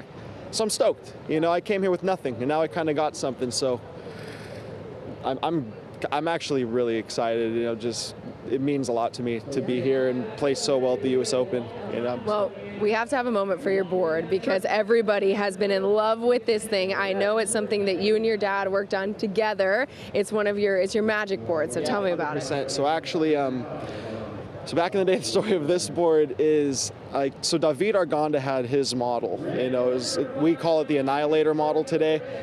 Would rather been on that out there because like wide point forward, blah, blah, blah. But I told my dad, you know, so for all these years I was trying to remake a board that he made for me, and we couldn't get it right. It's like a me problem. You know what I mean? It's like, I told him to just go crazy. He has all these ideas. Go crazy, I'll ride the thing. And he came up with this. You know, the tail was based off of like the back wings of like a Harrier jet. And just a lot of ideas went into how to make a board lift so you could properly lock into some real long hang 10s. And, you know, this is my favorite board. I've been riding the same thing for 5 years. You can go back in my Instagram. I rode this thing in Overhead, Taiwan, surfed it at, you know, Noosa, Malibu, just everywhere. This is my favorite board. I got, there's some D-lam I cut out of it. I'm just trying to keep it alive, you know. I got a big patch right here, and Connie, who's actually in the heat right now, I let him borrow it at Oceanside one day. He put all these stress cracks in it, but I'm not mad. It builds character, you know. This is our Spear logo. No names, no gimmicks, but on the tip up here, I like to put, it's kind of like a slip check, but it's really just fiberglass, no hot coat. Gets that, it's like a skateboard grip, you know, because wax can get sticky. So when you're doing big turns, it's nice to have some sticky wax on the tail. Stay, you know, planted where you are and be able to wrap a cutback. But nose riding, you're making so many little micro adjustments and things.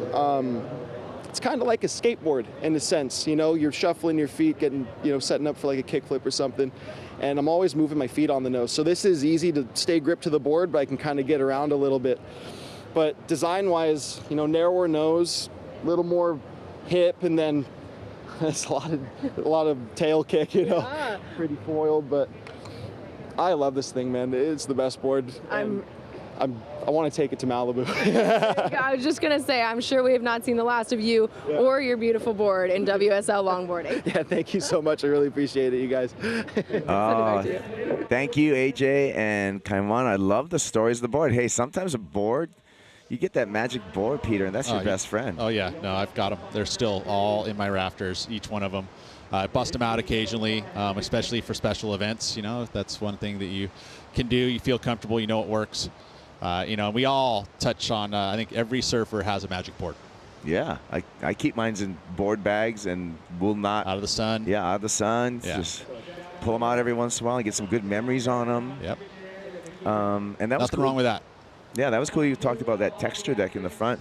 You know, as a board builder, you can get those texture decks. That's when you do the sand coat, but you actually don't sand the board, you know? Yeah, well, you can do a couple different ways to do that texture deck. It looks like to me that he's basically got that, oh, look at that, tip a ride. So if we talk about, Kai talks about lift with his board. What we saw there with Justin is he had his board so far in the pocket, the tail weighted down, and he was levitating. And you have two different types of nose riding. So watch, he comes from behind the section, hasn't broken yet. He's at the top of the wave, gets it. Now that probably is a 10. His back foot is over the rail and he's tucked in tight. So that's a super functional hang 10 for a tight wave like that. If he'd have both toes over the front, he would have outrun the section. There was no wall ahead of him there. But that's the judges obviously. So it's almost a way to pace yourself, right? Like, and not overcook it and get too much speed. And hold your line in tight and really, like, because what's happening when you're leaning in, you're lifting, you can lift that chest and soul arch, which is, we'll just watch Connie on this one and continue in a moment. So this might have been a defensive move there for Carney, with Justin dropping that 5.93. Seeing that left going, okay, I need to keep him off this one. I will say that it feels like backhand, to be able to get that lift on the nose is way more challenging. I mean, that's in Kaimana, like in that moment, you know, you could see he wasn't able to get to the nose, and the heel edge, it's almost like you outrun stuff pretty quickly, and you're not able to kind of control that speed as easily as you can on your forehand. Exactly right, and we saw Kai in that previous heat actually take off on a left, do that really cool adjustment with the feet, and then as the board kind of like straightened out a little bit, hit a chop, and it sort of bounced him. Where on the forehand, you can tuck in tight, get that back foot moving, and you can adjust and steer, as we saw Harrison Roach do in the bowl. We saw Tosh Tudor do it a lot as well, really utilizing that technical nose. So interesting, Kai said wide point back, the other model's wide point forward. The two differences there is you have probably more steering. You do have more steering on a wide point backboard, but you lack that the table going forward. The table. Yeah. So you can be up there and you can actually park it. And that's why they've got that crazy nose flip and the tail flip to counteract that. And it's a spaceship surfboard, but it's doing wonders for Kai surfing. And I must say, a lot of people have tried to emulate that in a few years, and they haven't achieved anything remotely like what Michael creates. Under the priority of Justin Quintal is Kaniala Stewart taking off on this one. The current heat leader takes a trip to a nice hang 5 through that section. Great cross-stepping and footwork. A nice pivot turn there for Kaniala. Kani on the inside, looking to make the connection. Does so. Multiple steps in the wave, and has to just pearl that one as he got behind the wave. Justin Quintal has been searching the lefts, finds it, finds a 5 to 10, levitating there, and a big turn as he nears the piling here at Huntington Beach. Needs a connection. Quintal looking for the connection and does not get it. Yeah, it's unfortunate. It seems like that pier bowl, very challenging. You know, once you get into that deeper water, that's all the current that was moving the other day with all that extra swell has created a much deeper hole in that zone. So, I mean, the cutback actually needs to be pretty much another 50-yard cutback to go back all the way the other direction in order to really get that inside connection, because, you know, at this point with that 7.33, you got to match it and you got to get that inside. There's no section coming at the surfer on the lefts at the moment, where in the last few days we've seen that wall continuing. You've seen two solid maneuvers on longboards and the shortboards. At the moment, it's just petering out into that typical deep water. As we mull that over and we wait for a couple of scores to come in, we're going to take a break, but we'll be back with the conclusion of semifinal number 2. Can Justin Quintal make a comeback?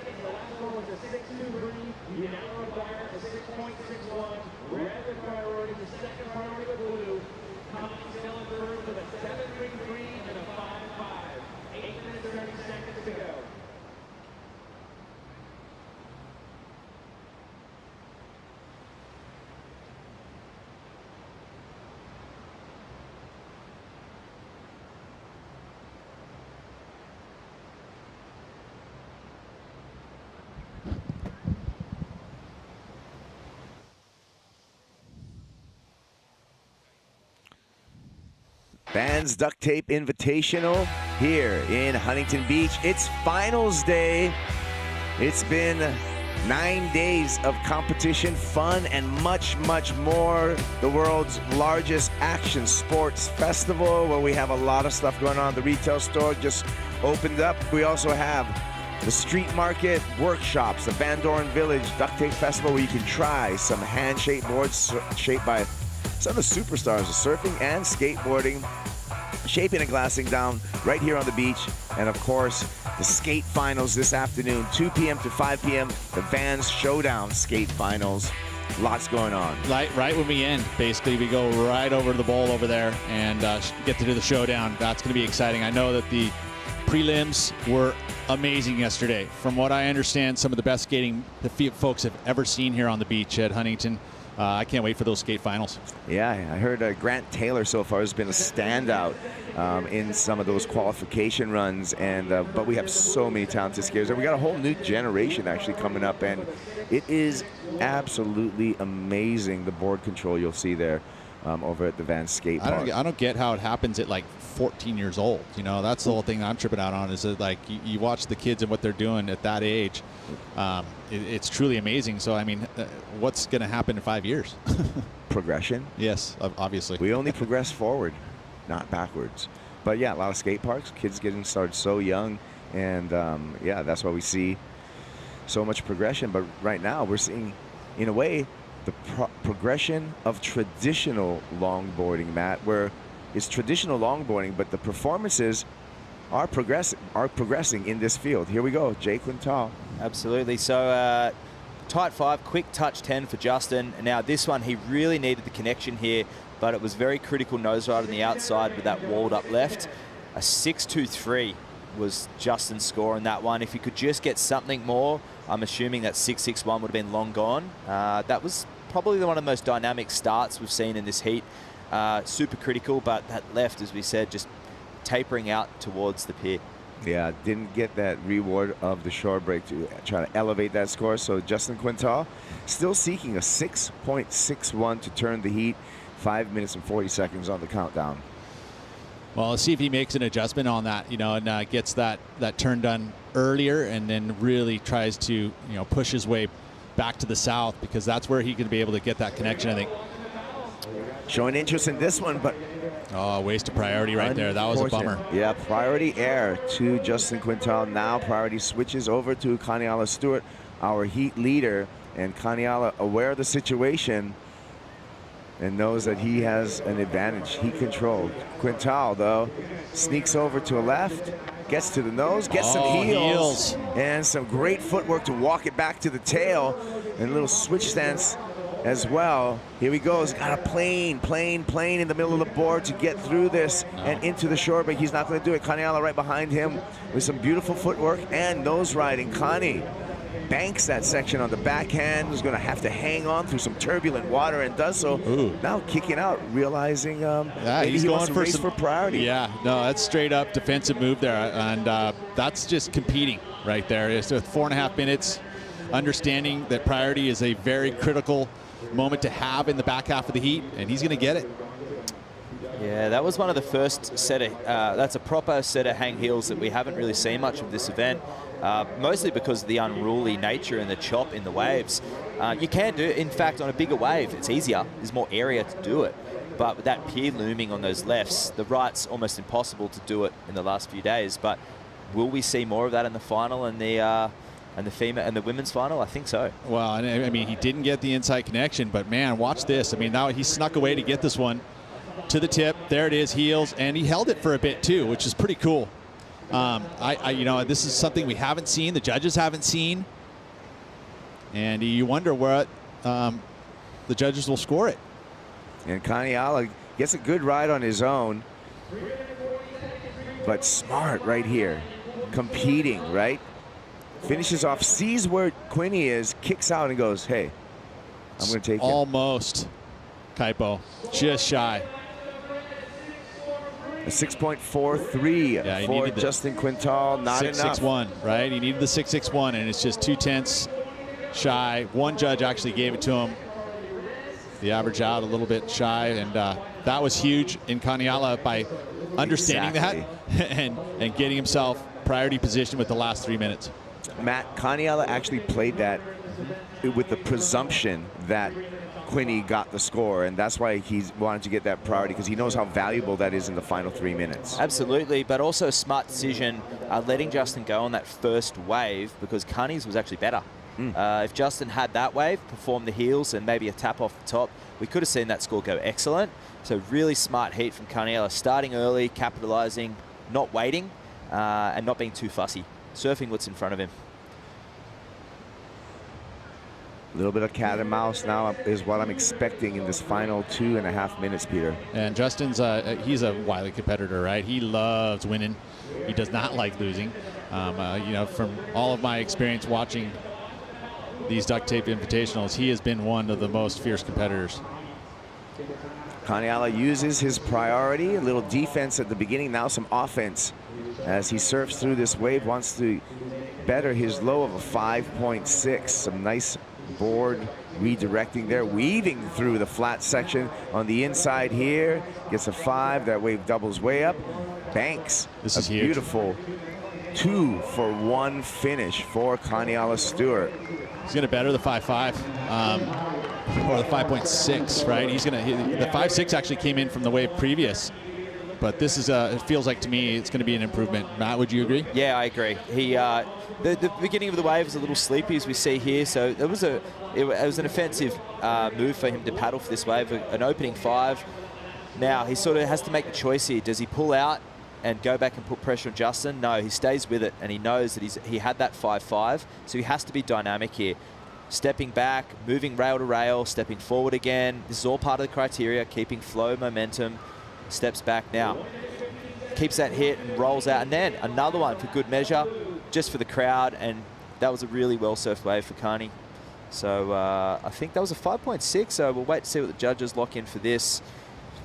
And yeah, it'll extend his lead, and Justin will be requiring.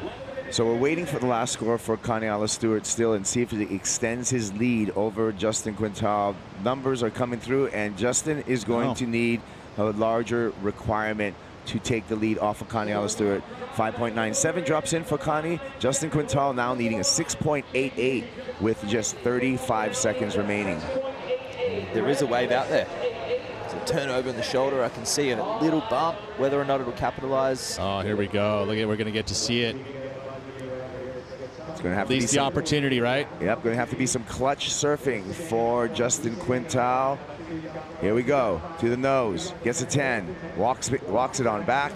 Tries to plane through this section to connect to the wedge coming at him. Little drop knee turn. There's some energy in this one, Kaipo. Energy carrying him to the shore break section. He's going to need a little bit more on this, making sure he's sticking with the wave. Quintal now looking to the right and hurls it in the shore break, and that is going to be the undoing of Justin Quintal. You can see the expression on his face. Yeah, he needed something on that inside section. It just didn't provide it. Yeah, unfortunately for Justin, he left it to the last minute, and he gave it his all, though. You know, you can't deny that. He knew that left was out there somewhere, but unfortunately in this heat, there was just not enough of them for him to build momentum. One more time, Peter. Yeah, again, going towards that pier section, and he saw that there was some energy bubble next to the pier, stayed with it, kept the trim, was able to redirect, a little drop knee. Again, trying to showcase some sort of point of difference, but the inside just didn't provide it. It really didn't. It just shut down on him really quickly. So that was unfortunate for Justin, but fun to see that he got that last opportunity. You know, it's he was the form surfer in this competition, but so was Kaniela in Manly. So Kaniela gets his revenge on the competitive spirits out there, and he gets a chance in the final. It is going to be a final with Taylor Jensen and Kaniela Stewart. And that is the making of an incredible final as we look at Kaniela Stewart with a celebration in the water right now. Gotta love it. Well, loving what you're seeing. We're going to take a break, but when we come back, it's going to be the Women's Challenger Series semifinals in the water.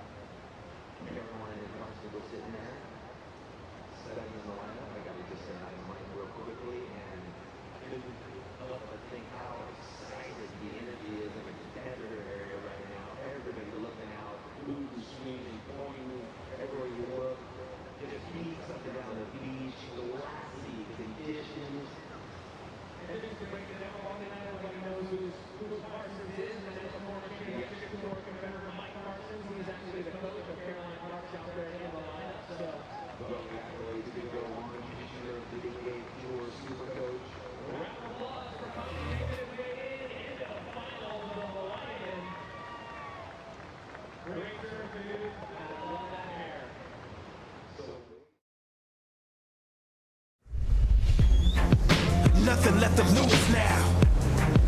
Everything to prove now. As long as I'm alive, I'ma fight back. My fire never cools down. I'm about to catch fire. Yeah, I'm about to catch fire. Get ready for the new me. Get ready for the new me. Try to hold me down and I go higher. Try to put me out and I go louder. I'm a fighter, a survivor. Stand back while I catch fire.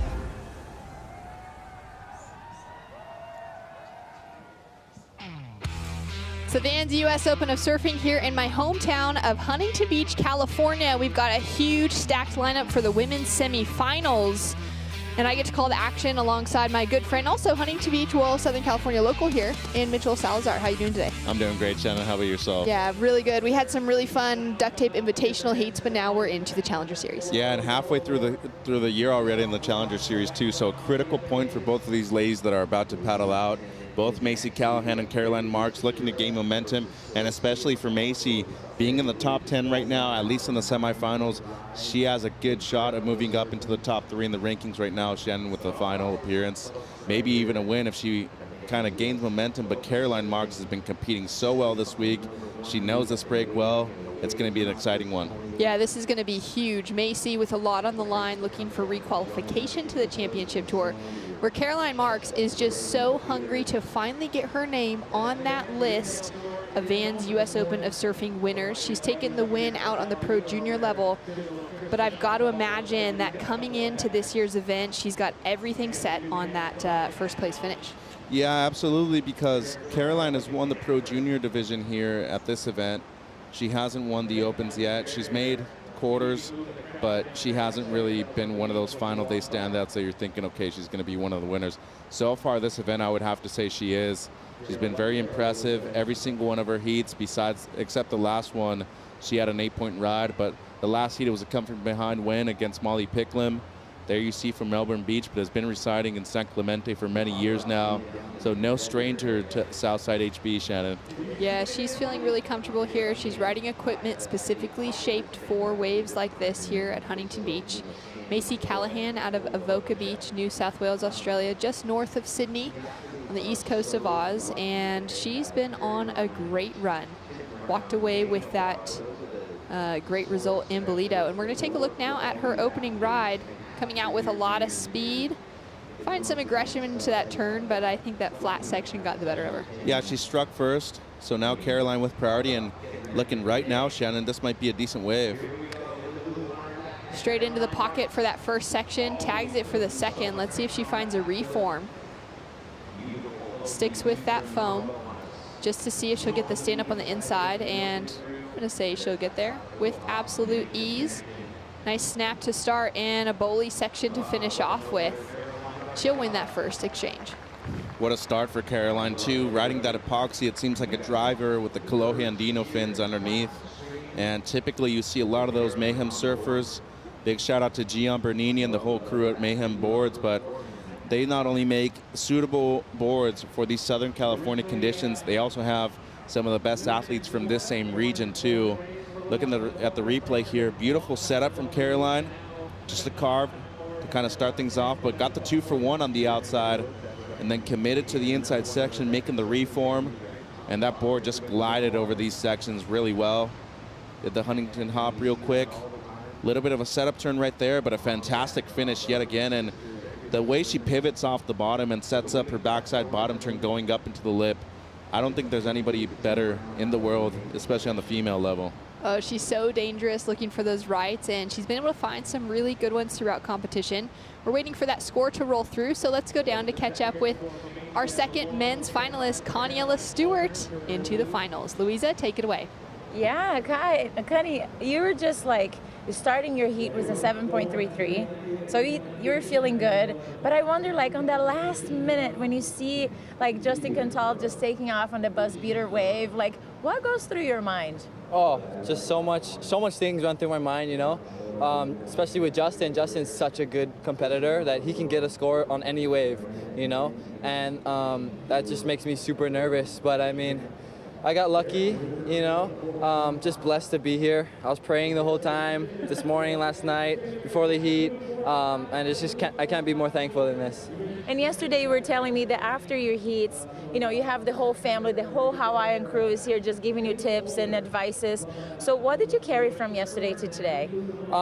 So what I carried was, I kind of went back, I watched me surf, and then I watched all Justin's heats as well. And pretty much the main goal was kind of just to try and keep Justin off those lefts, you know, and I know he can get the score on all those lefts. So the goal was just try and find the good rights that come in and try and keep Justin off the lefts. You and Taylor Jensen now in the finals, world champ. How's the mind? How's the heart? How are you going to do it? Feeling good. You know, warmed up this morning. Hopefully later on, some of the rights kick in. Me and Taylor can go at it. Amazing. Congratulations. So we'll see you soon. Thank you, guys. Yeah. Aloha. Stoked for Connie. And how's that strategy? Going back to watch his own footage, but also of the opponent he's meeting in the draw. No, he's made leaps and bounds in terms of improvements, in terms of competitive surfing. I noticed two things in that heat with him. One, that he was much more strategic when it came to using and recovering priority. And second, he was very aware of what his opponent was doing at all times too. So I would be thinking he's going to take the lead in the rankings, had the semifinal finish at Manly, at least a second place here. So he's looking good. I actually think he has a chance to be world champion at Malibu. So keep it up, Connie. You got big things in your future. He's got huge things in his future. He took out the win back in the 2019 Longboard Tour season at the Longboard Classic New York in small beach break conditions. So we could see him doing it again as Caroline Marks goes for the air early in the heat. Second wave, to be specific, and already launching. Yeah, well, good strategy, especially because she opened up with a 4.5 on her opener. There's not a ton of opportunities, I feel, with those big sections on the outside, and Caroline has that one pivoty snap, especially on the backhand, where she's capitalized on big opportunities. The thing is, I think there's more rights than there are lefts today, and as you said, going for it on the second wave. I love the wave. The way she just set up. Immediately as she set up, she was already bottom turning into the air. So a beautiful approach, but there's way less lefts today than there were on previous days. A lot of rights, and I think that's where Caroline really needs to take her approach and utilize her backhand to her advantage, Shannon. Wow, what a way to start things off. So Caroline Marks, just a 4.5 for her opener and a throwaway score. Macy also just a 1-point ride for that opening, you know, kind of turn to bogged rail. But already seeing that tenacity come through in their surfing. We're into the semifinals, and they're both looking for some big results here. Macy now chasing just a 4.57 to take that advancing spot. And very surprisingly, this is actually the first time that these two have ever met up in head-to-head competition. Now, they've met up in other draws before, but actually head-to-head between any level of event, it's the first time they've drawn each other. Pro Junior, Challengers, QS, even on the CT, that is impressive. And looking at the results so far for Macy Callahan, a pair of 9ths in the first two events, and then a second place finish at Bolito. So at least getting a semifinal finish here for young Macy. I mean, she's definitely in the top 5. I think she's a top 5 surfer. If she actually makes it back to the CT, she has the capability to do so. Riding an Inferno 72 out there, mostly DHD fins made by Future. So they tend to be a lot stiffer, those ones, despite being honeycomb. Normally you'd ride those at a kind of a point break. And there's Sakura, she's watching herself on screen. She's coming up against Sophie McCulloch. Another one of the people that I would say is a favorite to win this event today, especially with the conditions we have. Yeah, she's been looking so strong in her heat sessions as well as some of those warm-up sessions out at the north side of the pier. And it's the first time those two have drawn each other in these head-to-head matchups as well, which is surprising, knowing, you know, the familiarity that these names are starting to have, household that we're talking about on a very consistent basis. And I love seeing some of these new matchups as we're seeing different surfers fall out of the draw along the way to finals day. And a little bit of a sleepy start to this one. 20 minutes still on the clock, or 19 specifically. And we have yet to see the tone really be set. Okay. We're going to crown 4 new different champions today at this event. I don't know if that's ever happened before. There's going to be a new champion in the Women's Challenger. There's going to be a new champion in the Men's Challenger. And both Connie and Taylor have never won this event, I believe.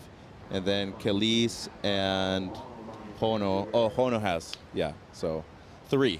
Actually, Khalees Kaleopa'a won in the 2019. last time. She won Okay. the 2019 event, and Honolulu won the 2018 event. Okay. So 3 different champions. 3 different champions. Not bad. That's okay. I like that you're going for it, and that we do have some new champs in the water today, which will be fun to see as we see some sets rolling throughout the day. We'll see some fun waves ridden. These two have spent some time on the championship tour together. Macy, currently 21, is about 18 months older than Caroline at 20, and Caroline's maybe had the better results to her career within those championship tour conversations and in the Olympics, but Macy's been right there fighting for it. And in that last heat, we saw Justin Quintal, the favorite in the draw, going down to Coniella Stewart. So Justin, I know that heat, not the way you wanted it to end, but what do you think happened in the water? It was just a little bit of a slow start. It seemed like the waves were a little more consistent earlier, and yeah, you know, there's only so much you can do, and I think I did surf the waves that I got, you know, the best I could, and yeah, Connie got that first good one right off the bat, and I think that was that. And you're no stranger to winning here at Huntington Beach in the Vans Duct Tape Invitational, but what is it like for you to see the next generation come in and start to find their footing here? Yeah, I mean, there's so many great young up-and-coming surfers, and Connie is obviously one of them. And yeah, so to lose to him, it's, you know, it's all good, and just stoked to see the talent that's coming up in the next generation and see where they can take longboard and how far they can push it. Thank you, Justin. Yeah. He is the man to beat out here. Impressive performance from Coniella Stewart, heading towards that event in Malibu where we will be crowning our world champions. Now, Justin finished off number 7 in the world last year on the Longboard World Tour, which means he's already qualified for that event at Malibu. We are taking the top 10 surfers need me for like from 5 Malibu minutes, last Rema? year. They'll be advancing. And then we will be filling in those AJ bottom Dorema. 10 positions with some other surfers in the draw, but we'll have to wait until we kind of get those results past the finals here to find out exactly who will be filling in those bottom 10 results. So looking at the conditions right now, we're actually going to hit a low tide of 2.6 later on in the day at around 11 a.m. And, I mean, we do have decent conditions out there in terms of the consistency. You're seeing the swell direction from the south-southwest with that northwest wind swell filling in too. But the wind has really been the primary factor for me due to that kind of consistent wind that we've seen from the northwest. And you can see on the north side of the pier, it's still very clean. We're not expecting any wind until, I want to say, 3, 4 p.m. later today. It's going to be a strong onshore again. But it's also been because of that northwest wind that we also had a lot of availability in terms of that consistent northwest swell. So what it's doing is that when it's actually shutting down, there's going to be less amount of waves that are coming through during this 30-minute heats, and it's going to make things a lot more difficult for the people that are going to have to play catch-up. In this case, it's Macy Callahan. So I think as of right now, with 15 minutes to go, that 4.5 of Caroline Marks could easily be in her top 2 at the end of the heat. And that's a surprising conversation because we've seen both of these surfers dropping scores in that, 6 to 8 point range throughout competition. But to know that a solid start of a 4.5, given the change in the conditions, is really impressive. Now, taking a look at that leaderboard, we do have Macy Callahan. She came through into this event ranked number 5, so every result she gets past here is helping her to jump up in that leaderboard. But we do have those top 4 out of the conversation. Yeah, well, she's at least moving up to number 3, I would think, after this. But Betty Lou also has a chance to overtake her if she wins. Sophie McCulloch as well. They're both tied at Betty Lou's number 6 and Sophie's number 8. But I think just going back to the rankings and seeing the people who lost out very early, Teresa, Nikki, not only was that surprising, I also think with the amount of events that we have this year on the Challenger Series and now going back to 4, it's going to be a big loss for them early on here at the Vans US Open.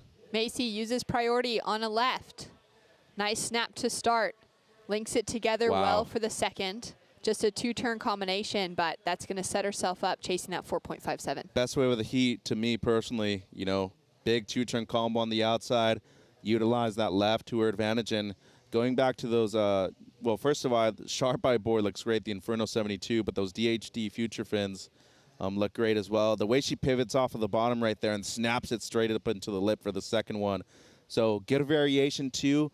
Big fan of water on the first turn, but the second turn, more of a poke straight up into the lip.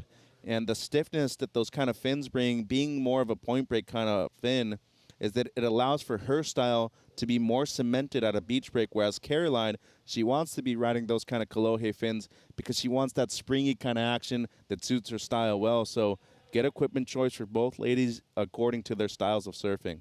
I love that they have those options, that it's not just what board they're riding, but they can change up those fins. I know Keely Andrews still occasionally paddles out with a board with glassed on fins, but she's really the only one that we're seeing at this stage do something like that. I think you're limiting the amount of different types of surfing that you can provide, especially at a beach break like this, Shannon. Caroline Marks in the lead, still waiting for the score of that 2-turn combo from Macy Callahan. We'll have those results in the full situation update when we return.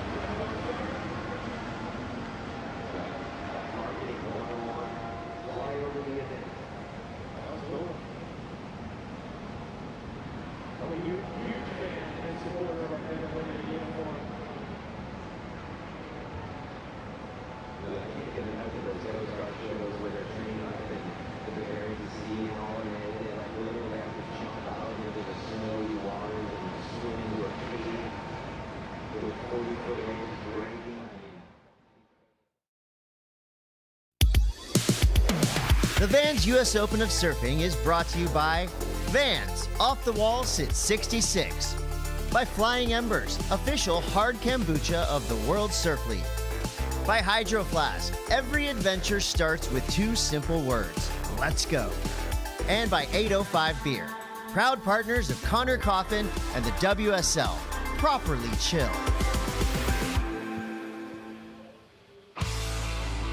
Macy Callahan taking off on another left. Snap to start in the pocket, and she'll kick out. Now her last score before we cut to break was a 6.5, has come through as the highest wave of the heat.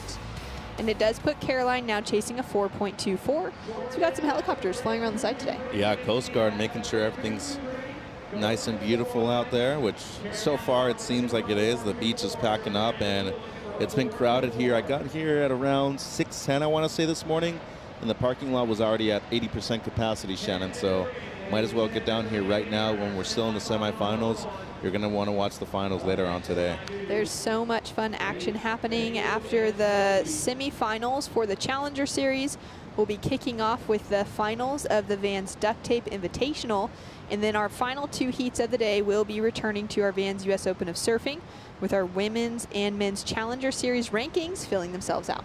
So just want to point something out right here is that, you know, despite Macy Callahan having the 6.5 and the best wave of the heat so far, her backup only being a 2.23, I would still say that Caroline Marks having priority and having controlled the last 10 minutes of the heat despite that 6.5 of Callahan, you'd still think she's in real good striking distance to at least match something or even better the 6.5 of Macy. So look for her here to utilize priority and especially look left now, Shannon.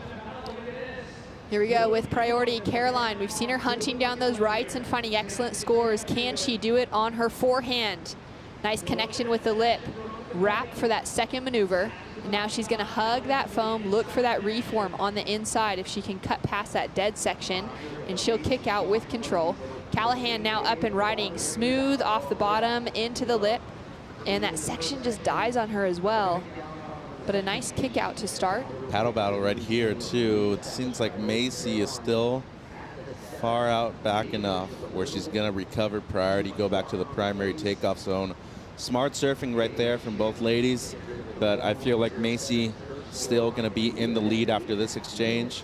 Looking at Caroline's first, though, maybe just a bit too deep right there. Shannon had to come around the corner, floated that section right there. Was a tricky one, and then a strong carve for the second one as well. Tried to get the reform. The wave went too flat. Even with that epoxy, wasn't going to make it to the shorey. And then Macy with the answer back. Beautiful pivot off of the bottom, and that's where those honeycomb fins really just kind of hold that ground and are so stable when you're coming into those steep sections on the outside. So she's easily going to better the 2.23. The real question is, how much is Caroline Marks going to get on that wave, especially compared to the 6.5 of Macy? Scores to come through for both surfers. Macy Callahan chasing a result here on the Challenger Series. She's looking to improve on the two 9th place finishes that she started off the season with at home in Australia for her as well. Earlier knockouts than she would have been wanting. Of course, finding that 2nd place finish to Molly Picklum in Ballito in South Africa was a huge jump for her in the rankings, and now she's on her way to another kind of jump in those points. For Caroline Marks, not much on the line when it comes to the conversation around her tour this year, but for her, wanting to win the Vans US Open of Surfing puts her into the conversation with the greats of her peers, of Sage Erickson, of Courtney Conlog, Carissa Moore, Caitlyn Simmers, but also will add her name to a list of heroes that have come before, of Frida Zamba, of Jody Cooper, of Kim Merrick, of so many others like Lisa Anderson who have taken out this victory in the past. Yeah, and remember the youngster too, Malia Manuel, winning when she was 14 years of age. So Caroline won't be the youngest winner if she actually does end up crowning herself a champion later today, but either way, I mean, the list and accolades that she's had, but I think more than anything, she's just trying to get back into a competitive groove, get some rhythm, and obviously winning here, the prize money ain't too bad either, it being a Challenger Series now. But looking at the scores, I mean, they both got the exact same score, 3.83 for both ladies. You know, the high and the low get tossed out, and there was a difference of opinions for some of the different judges up there too. And there's different ways to get to a score as well. And I think it's really crucial for us to explain that to our audience, because the surfing was different, but the similar types of waves only allowed for that kind of surfing too. So Macy had the one strong turn on the outside. Caroline had a combo, but you really want to reward that verticality that Macy Callahan had on her first turn on the outside. There was the team for Caroline Marks with Snips, Mike Parsons there alongside Caroline's parents and some friends.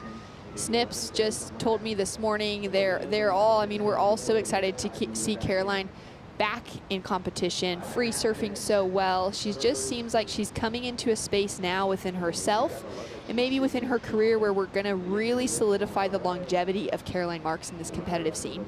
Obviously making it through to the semifinals for her return back to the championship tour in El Salvador was massive. To back it up with another semifinal finish here at the US Open with such a stacked field. It's not a championship tour field all across, but the names of the women on the Challenger Series, I mean, we're looking 10 spots down those who didn't quite qualify last year, and they're all championship tour level competitors if that field were to grow on the women's side. Yep. And so there is these names that she's having to take down now, and Snips was just reiterating how good it is to see her in a space where she's feeling happy and light and ready for competition. And I think it's a really lethal Caroline Marks now, even heading into Tahiti for the event next year, next week, as well as coming into the season next year. That preparation is already beginning for her. Yeah, and I just got a text from Gian Bernini from Lost Surfboards too. It's a 5.3 driver 2.0, and that epoxy is a Lightspeed construction actually. It's a stringless EPS with carbon stripes, so that's what it's allowing for so much flexibility through those kind of flat spots. And it's looked great so far all event long. It's the third time she's ridden it in the event. And an interesting situation there with priority. It didn't seem like it switched at all. Taking a look at the heat recap with the opener for Caroline Marks. Yeah, so a 4.5, her personal best, but then Callahan with a 6.5 on the backhand.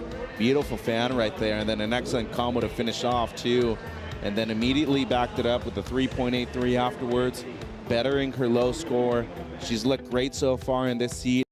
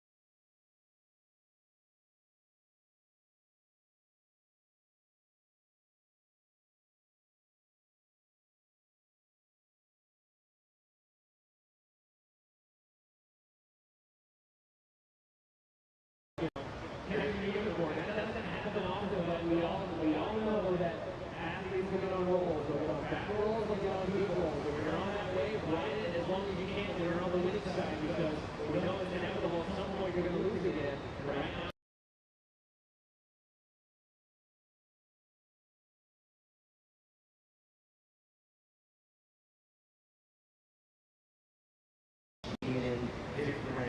All the seeds above her, 1 through 4 out of the events. So now you've got Louisa Johnson in the red, the 6 seed, and Sophia McCollum in the blue, I think the 8 seed. So the lower seeds come through into this final day. They get to carve all of them into that top 5 up in the red. Betty Lou, wow, looking so alive and sharp again. Check this out. They're right in front of us.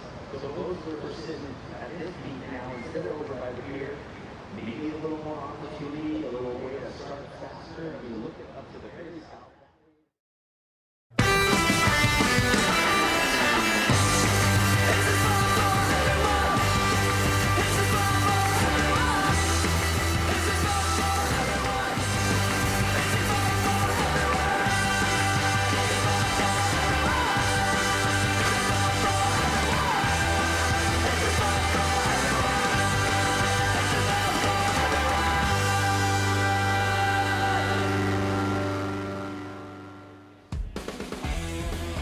Surfing, skating, music, they all have so much to do with each other and to keep that culture developing here in Southern California, where so much of it all began.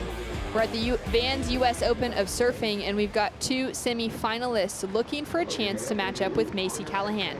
Betty Lou Sakura Johnson getting out to a quick start. A couple snaps on the backhand, goes incomplete on that that second maneuver.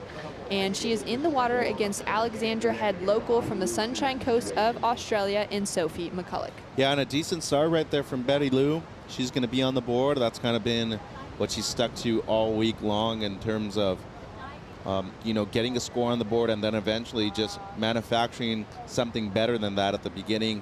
Back-to-back finals for this lady on screen, second place at Bolito.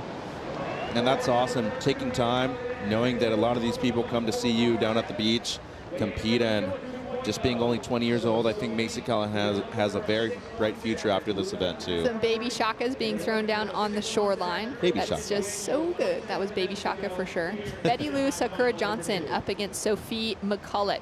First time these two have met up head to head.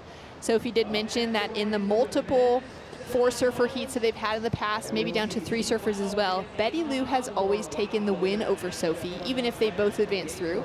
So she's pretty hungry to get one back. Yeah, and the local product of Haleiwa on Oahu. Big win for her last year in the last event of the season. She qualified because of that. And having get a result here at this first event, last year was the first event of the Challenger Series. She at least made it to the quarterfinals. And having a semifinal finish here after doing well in Bolito as well. Looking good, entering in the top 10 right now. She was number 6, and this lady on screen was number 8 coming into the Vans US Open. Sophie McCulloch from the Sunshine Coast in Queensland, Australia. Some warmer water, beautiful right-hand point, some great beach breaks around as well. So very well-rounded, stylish surfer, similar to the likes of a Keely Andrew coming through in the draw.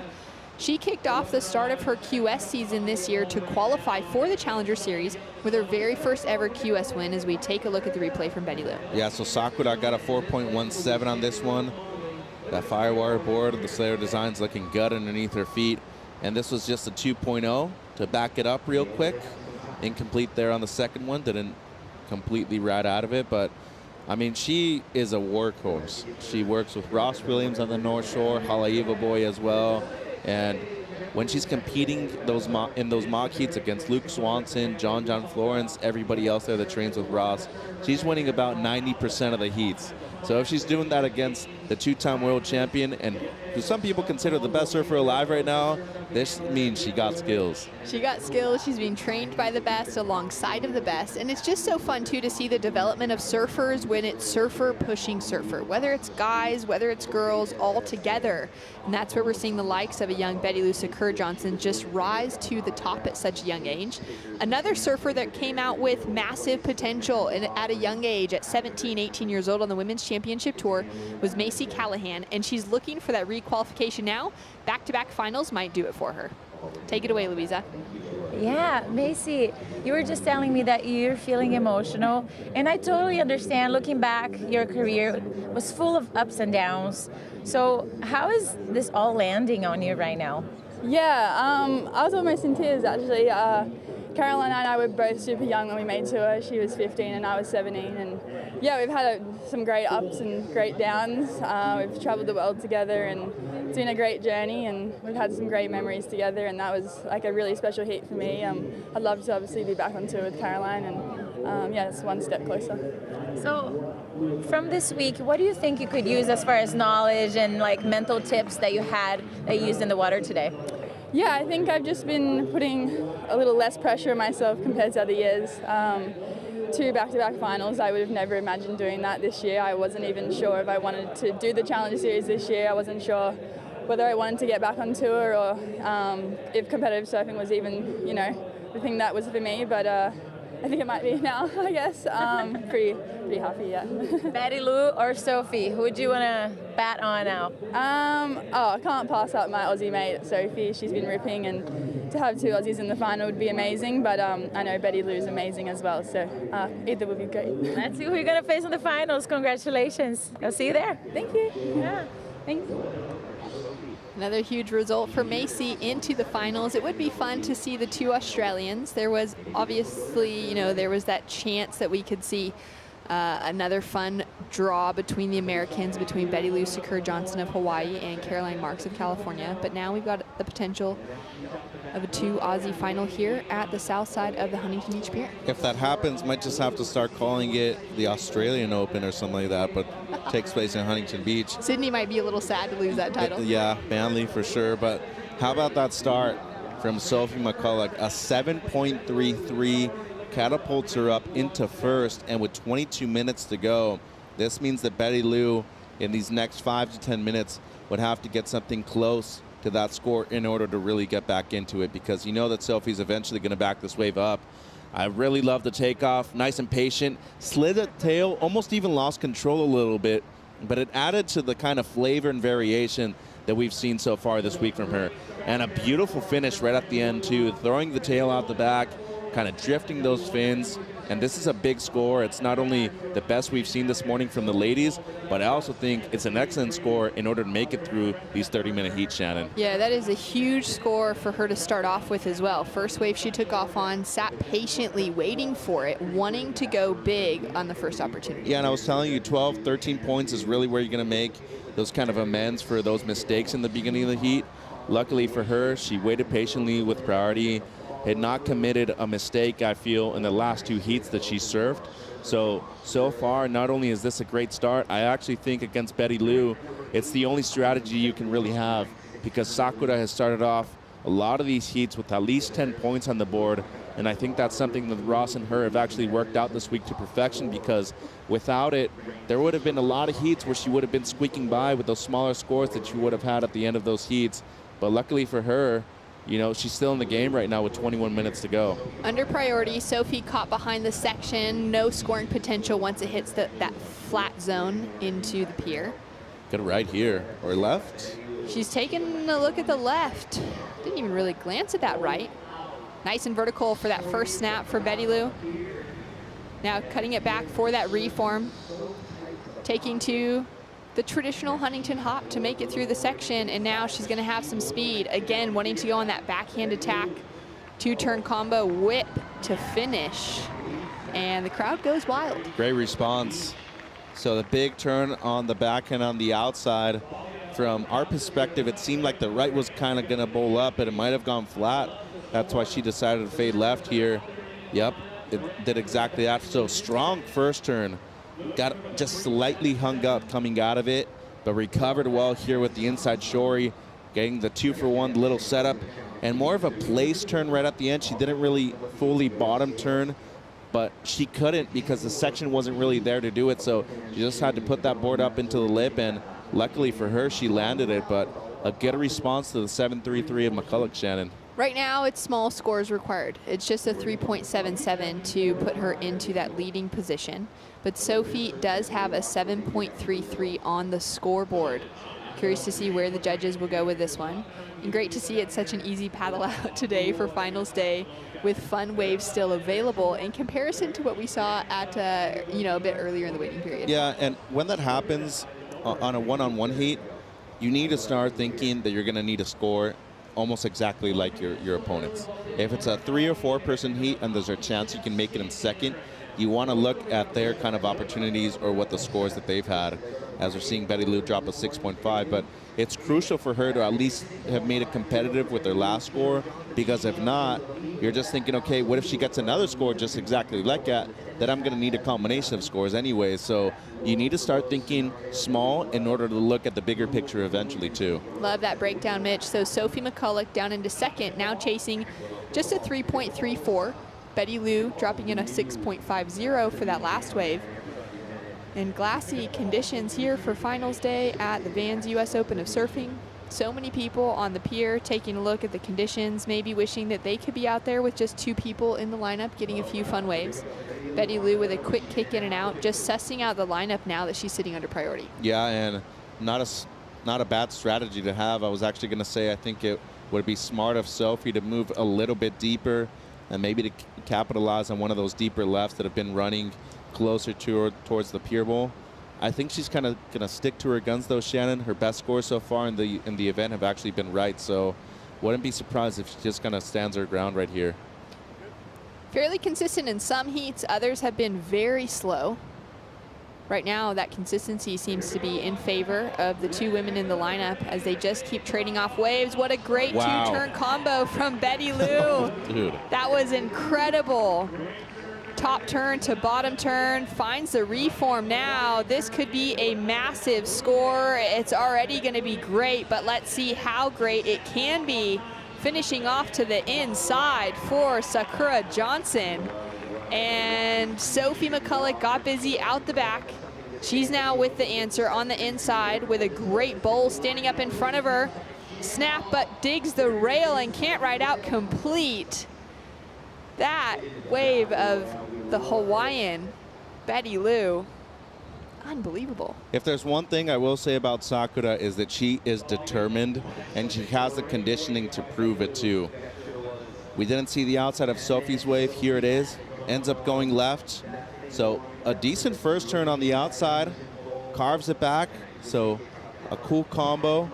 And then here, a big mistake on her behalf. Maybe went a bit too big for how flat that section was right there. But to me, that was the most crucial mistake so far. She let Sakura have this wave and an excellent combo on the outside. I mean, beautiful variation. The one down carve, the big turn, busting the fins outside. And how about this 2-for-1 at the end too? To me, no doubt in my mind that this is going to be the best wave of the heat. I could not agree more. That was such beautiful surfing, so well executed. Like you said, the variation in that outside section. Well, and how many people have done a carve on the outside section too? It's been running so fast that they haven't been able to do that, so it presents a kind of unique perspective that we haven't seen from a lot of the shortboarders lately. Scores to come through for Betty Lou, Sakura Johnson, as well as Sophie McCulloch. But looking for that biggest score of the heat to drop in from the judging panel. They're taking their time, watching those replays, analyzing maybe the sections, the different angles as well. Calling that wave live for Sophie, it looked like that inside section was really standing up strong, but it was maybe just the angle of that camera for us as well, just viewing here on webcast, where you could see with the execution of that turn how flat it was, as you mentioned.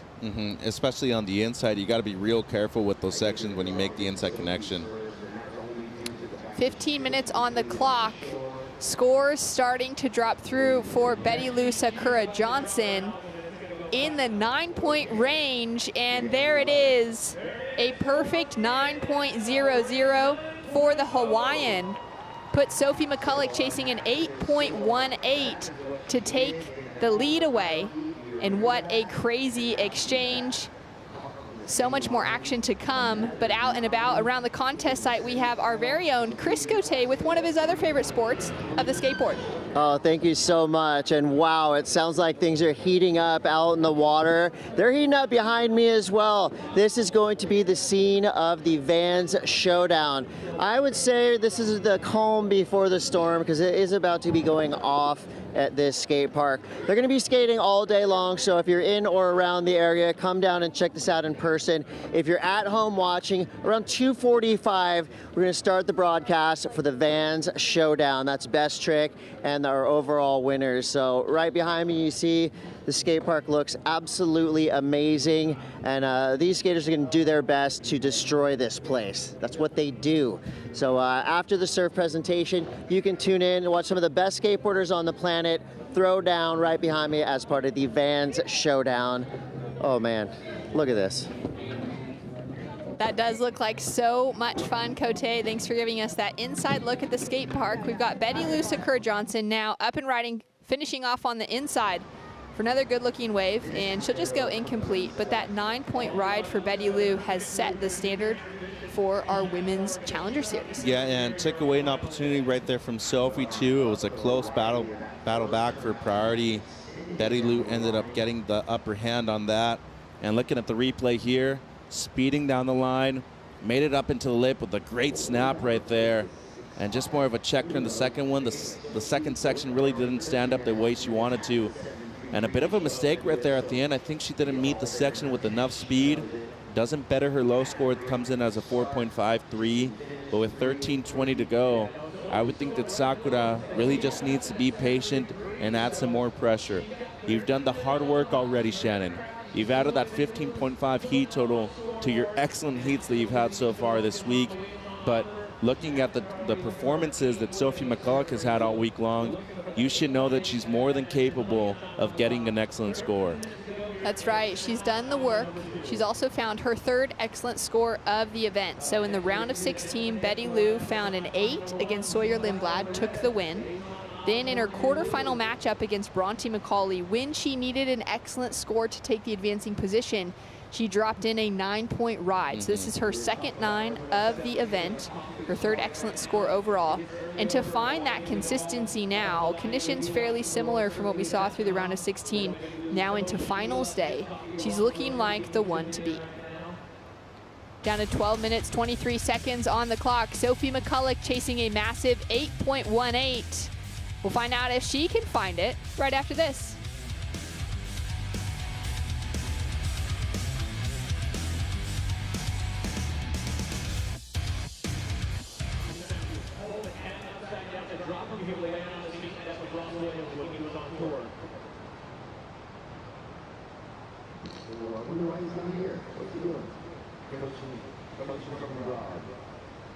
That's okay. That's easy enough to do.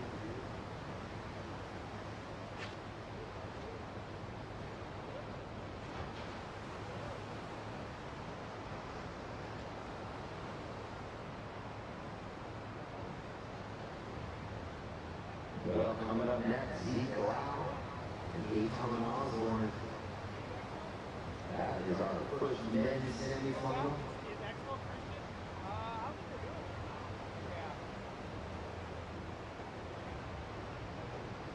And then we move into Evan Goswin and Joao Chianca. That will be semifinal number 2. Who will make the final on the men's side for the coveted Vans US Open title? Here we go. Blue has priority. Sophie deep on the right. Tacks it into the lip.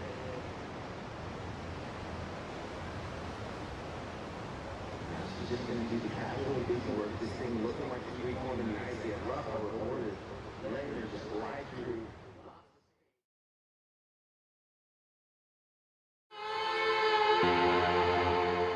Why do I want to be on the championship tour? It's because it's all there, everyone wants it, and you're doing the Challenger Series to be there. It's the next step for me personally to pursue myself and learn more and be better as a competitor. I mean, I'm still learning, I'm still a kid, and I think this is the best way for me to like push through it with the positivity. I think we're all just stoked to keep going, and we know we're going to be back there. 10 10 minutes on the clock. Sophie McCulloch is chasing an 8.18 to get the win over Betty Lou Sakura-Johnson and book herself a spot in the finals. Now, for both of these women, they've had semifinal results already on the Challenger Series. It'll be a first for either of them to be advancing into that final round. As we take a look at what Sophie got up to during the break. Yeah, so a good start on the outside. Big bottom turn into a good re-entry. Waited patiently here for this thing to stand up on the inside. Gets a little combo right here too, so not a bad wave right there for Sophie McCulloch. Don't think it's gonna be an 8.18, but if it betters the 7.33, she's gonna make the requirement lesser. The one thing I will say is that looking at the replay right there, I felt like the turn on the outside was much bigger than it seemed live. So, you know, could be a decent score. They're coming through right now. It's a 6.77, so still doesn't better the 7.33. She's still going to need the low 8, Shannon. Still going to need the low 8 with a 6.77. That would be a great heat total in any other heat of the round, or maybe even of the event so far with that 14-point heat total. But it's a young Betty Lou who's taking the win over a slightly older Sophie McCulloch. Now, Betty Lou, we noticed she's had that shoulder strap throughout competition this week. But I had a chat with her mom, Shinobu, earlier on this morning. There she is sitting on the sand. Her little brother, Ollie, is traveling with her, and Ollie is a huge baseball fan. So they checked out the Angels game earlier this week. They've also been hitting the batting cages. Shinobu said that herself and Betty Lou have been in there hitting some baseballs. So I've got to think that that shoulder's feeling okay for Betty Lou. Dude, she didn't give me any credit. I told him Shohei was pitching on a certain day. They should have gone and seen him. No, but they're cool people, and their father as well back home on the North Shore. They've been on the road for a long time now. Betty Lou hasn't been home, I think, since late January, so she's been traveling quite a bit. Got knocked off tour, unfortunately, and now had to pursue the Challenger Series after. But unfortunately for her, she's in the top 10 right now with a good chance of requalifying again. Just going back to the shoulder tape, want to give a big shout out to Dr. Tim Brown, Terry Romine, Jason, Jesse, Ali, everybody there in the tents over at the competitors and VIP areas. They've been doing an excellent job all week. They actually worked on my hip a little bit. It was a little tight, Shannon, so going to see them later too. Nice. Taking a look at the Deep Stats powered by Hydro Flask for this one. Betty Lou Sakura-Johnson took out the win at the Haleiwa Challenger at the end of last season, which secured that position for her on the championship tour. She's got a pretty good stack of career Challenger Series heat wins. Yeah, 14, and her best wave so far, a 9.43. It's not surprising to see her amount of success so far in the Challenger Series, especially with only the second season being right now. The one thing that I will say about Sakura is that she has a sort of resiliency around her that a lot of people don't tend to have at such a young age. She's only 17. She qualified when she was still 16 years of age, got knocked off, and despite, the kind of lack of excellent heats that she had on the Challenger, on the CT, she's making up for it on the Challenger Series right now. Sophie with some work to do. She'll fall out of that first turn. She's been traveling alongside of a younger Australian in Holly Williams. It's been the first time that Holly's qualified for the Challenger Series. She got a win out of her first round, which was her first win for a Challenger Series heat as well. So she's had some growth opportunities. And I think it's been really cool for the two of them to just have each other's back. They've been surfing Northside in between, the Duct Tape Invitational events and getting a lot of time in the water there. They had one day earlier in the week where they headed down to the pack at Trestles to get a few of the best waves in this region. And it's been exciting to see the two of them on the road together and that Australian pack really sticking together. Yeah, and it's a real young Australian crew, by the way.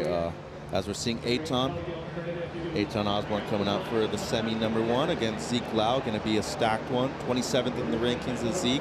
Eitan number 40. They're going to move up a good amount after this result here. But yeah, going back to the Australians, Mikey McDonough, Dylan Moffitt, Liam O'Brien, who had a great result in this event yesterday too. I'm really excited to see a lot of the young kids, especially Joel Vaughn after his quarterfinal finish here. I think they got a good crew coming up in the land down under that they're going to make strides in the next few events too. Yeah, it's been a great crew coming through. A couple of those names like Azali Kelly from the women's side, who qualified for last year's Challenger Series but decided not to compete because she wanted to focus on finishing her high school career. She's been making it through some good heats, and it's been just really fun to see that whole crew, that sort of fresh energy coming in from the Australian side, especially on the women's side where we've had the likes of a Nikki Van Dyke, a Sally Fitzgibbons, a Tyler Wright, a Steph Gilmore dominate that conversation of Australian women's surfing for so many years. No, and don't forget about the generation before that, Beck Woods, Lane Beachley obviously too, and I think they've kind of bettered over each generation too. Dimity Stoy was among that one as well, as we're seeing Zeke on screen. And going back to, you know, the focus on their education, I said yesterday that Zeke went to Punahou, he actually went to Kamehameha. I apologize, but he was another person that never stopped going to school despite competing a lot and traveling a lot when he was still doing the amateur events. So Zeke, another dedicated person. I love to see that we're kind of implementing more of an educational side in terms of competing as well. And I think that's where you're seeing a lot of the best competitors actually be that way as well, Shannon. Yeah, really well-rounded. Speaking of which, Sophie McCulloch is busy studying a dual degree between marketing and biomechanical science. She is extremely smart, takes after the likes of Isabel and Nichols.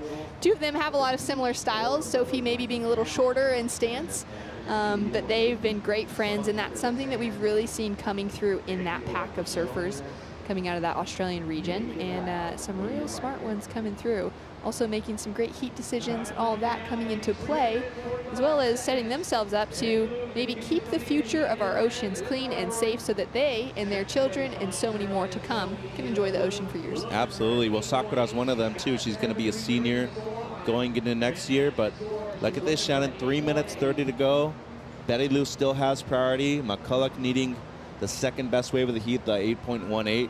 Not impossible, but highly improbable with the amount of waves that we've seen come through in these 30-minute heats. But I will say this too, Sakura is an excellent tactician, and she is masterful when it comes to using priority here at the end of these heats. So would not be surprised to at least see a block or see her just take away an opportunity from Sophie. Yeah, she's not going to give her an inch to breathe right now. Sitting right underneath the pier, those spectators on top of the Huntington Beach Pier have a great vantage point to see what's been going on. You can see the two of them just trying to figure out, will they go? Betty Lou's going to let Sophie have a look at this one. She is chasing an excellent score. She knows that's not going to give it to her if she would have even been able to catch it. Small-sized wave. 2 minutes, 30 seconds on the clock. I just want to say, I think there's actually a lot of similarities between Zeke and Betty Lou. They compete the same way, they have similar styles, kind of grew up in the same rankings too. And obviously she's learned a lot from seeing Zeke compete over the years as well. So, you know, it's funny to see them go in back-to-back heats competing out here, especially getting that Kauaian connection. Ooh, look at this wave, Shannon. On her forehand, drawn out, opening turn, links it for the second, hits that section, looking comfortable, and a great decision to take off on this ride. It does leave Sophie out the back with priority now. 2 minutes on the clock, and a nice section standing up in front of Betty Lou. Snap, and goes for the finish on a hard section. She put so much power into that. So the last turn gonna be incomplete, but I mean, she did a lot of work on the outside and in the transition between the middle part of the wave and the shorey too. 90 seconds to go, and Sophie did catch a wave on the outside, but didn't seem like she was able to do enough right there. That section coming down on her real quick, a late drop too, so not the right amount of speed.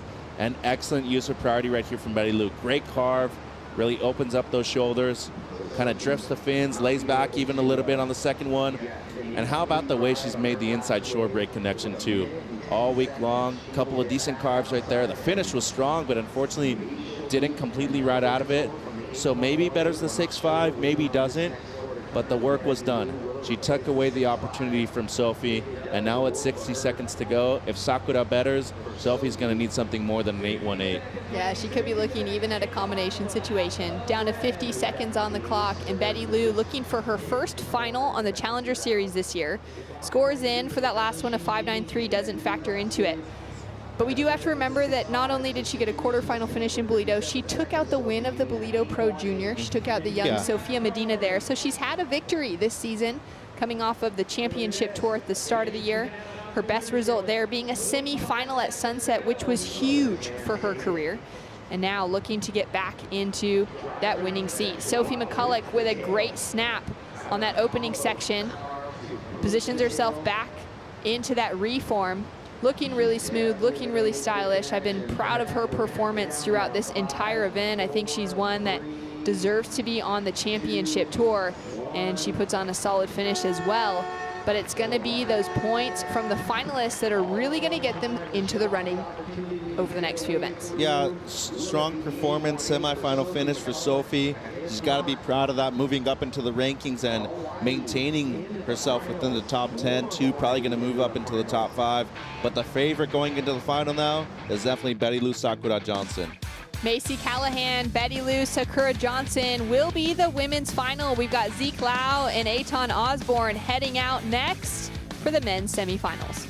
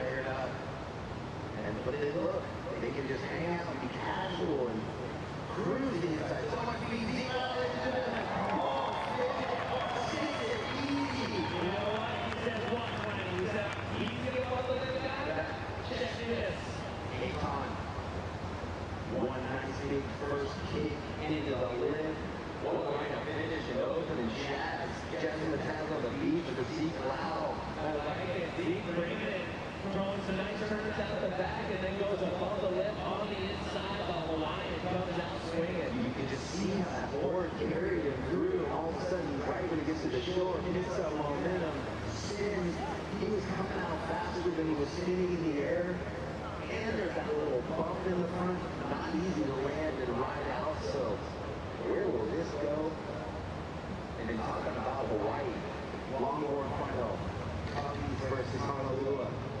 Orion, North Shore versus South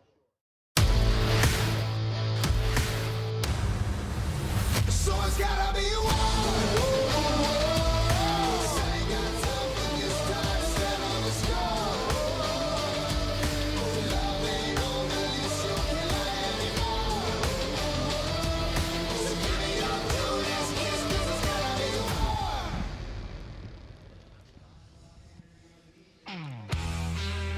The beach is getting packed because it's finals day here at the Vans US Open of Surfing, and the men are in the water Challenger Series semi-final number 1, and it is quite a matchup, and I'm expecting some progressive and aggressive surfing on the water. I'm Kaipo. You're Ryman. And this is Peter Mel.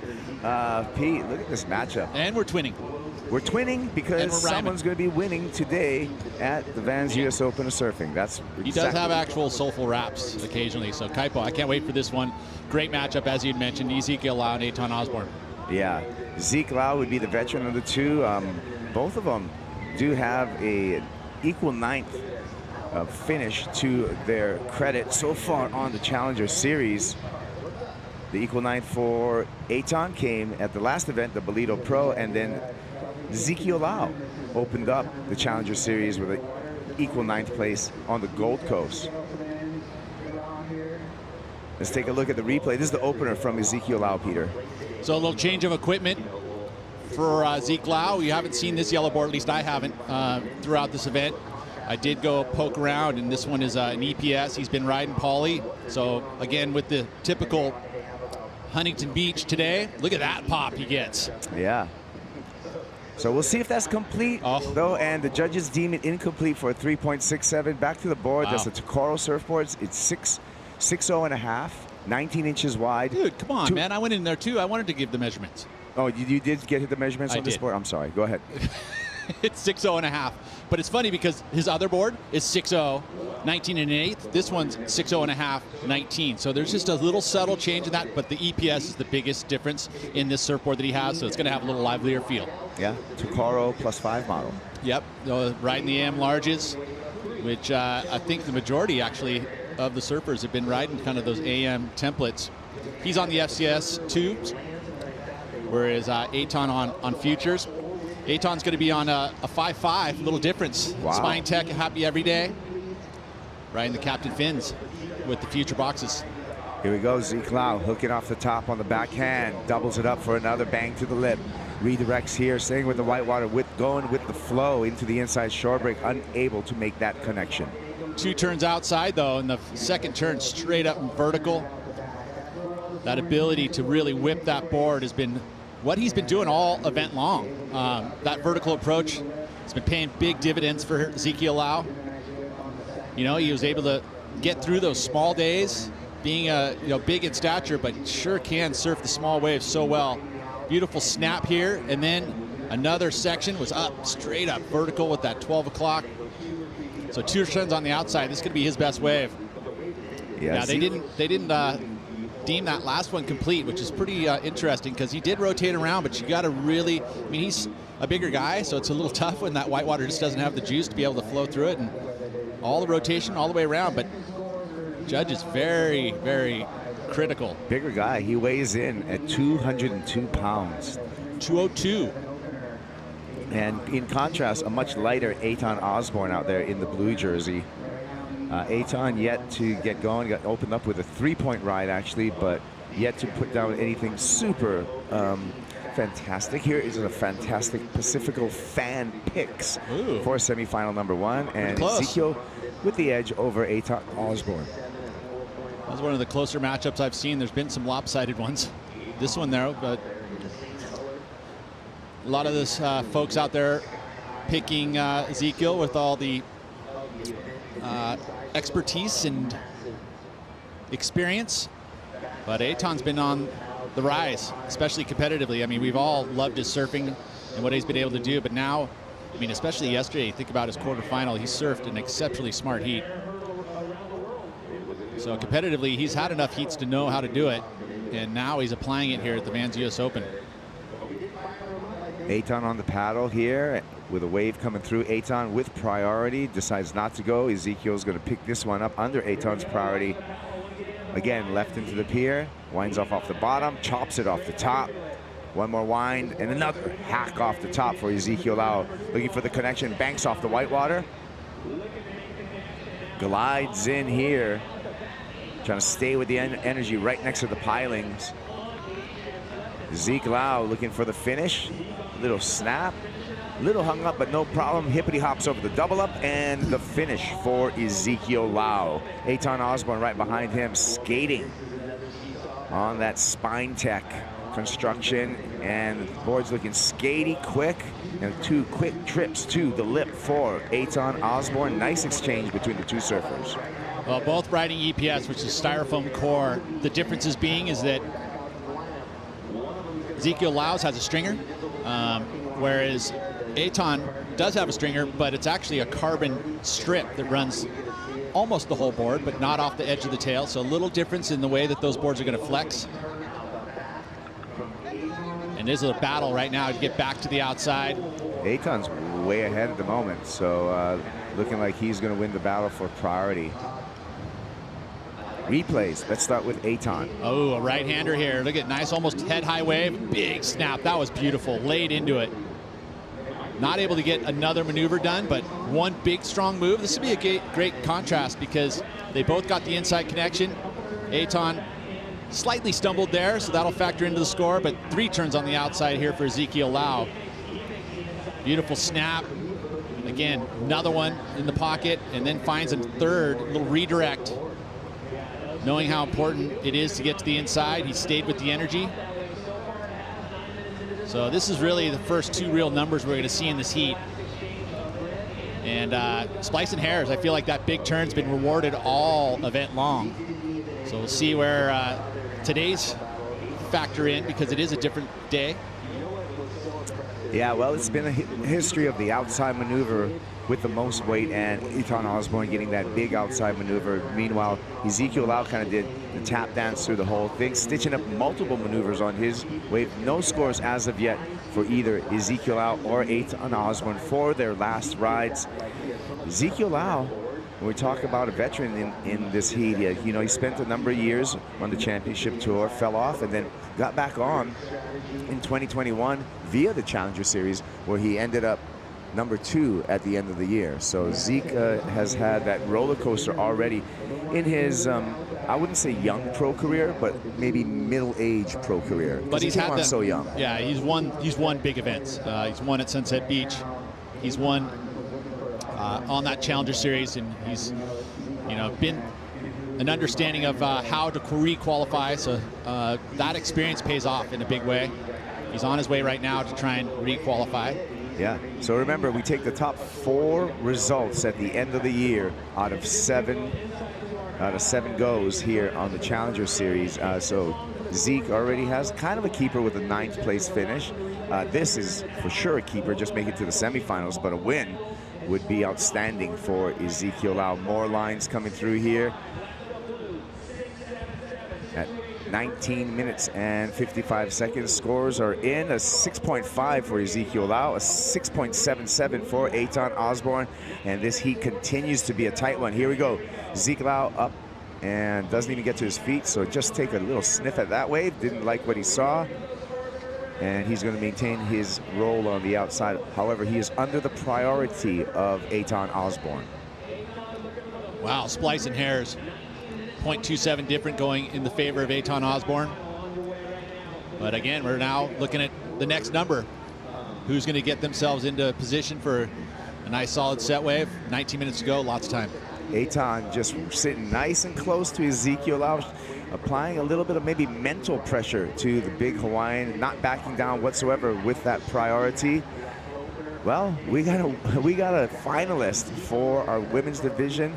Betty Lou Sakura Johnson, she surfed excellently. She got a 9-point ride out there in her 2-wave total, and Betty Lou Sakura Johnson is with Louisa. Betty Lou went to the finals. We could definitely see your competitive prowess during this competition. Super consistent, 9.0 again. What do you think has been the secret to carry you through now? Honestly, I think it's my mindset. This event, I have everything I need. I have all my friends and family here supporting me. I have family from Hawaii that's watching, getting up really early, and my coach Ross. I think it's all coming together, and it feels great, and we just keep going. How are you going to bottle up all that now for the finals? Now it's a ball that's ready to be thrown, and I'm really excited, and yeah, it's an honor to be in the finals here at the US Open. Based on what you have experienced throughout this week, you could not really understand the conditions, what was going, what do you have that is the right thing for you that you're just going to do it at the finals now? Hopefully, we're praying for the ocean to give what we need, which is waves, and hoping for the best opportunity, putting yourself on the best waves. And I think that's what you got to do to win, and we're just going to keep going. Congratulations on to the finals. High five. Thank you. There you go. Thanks, guys.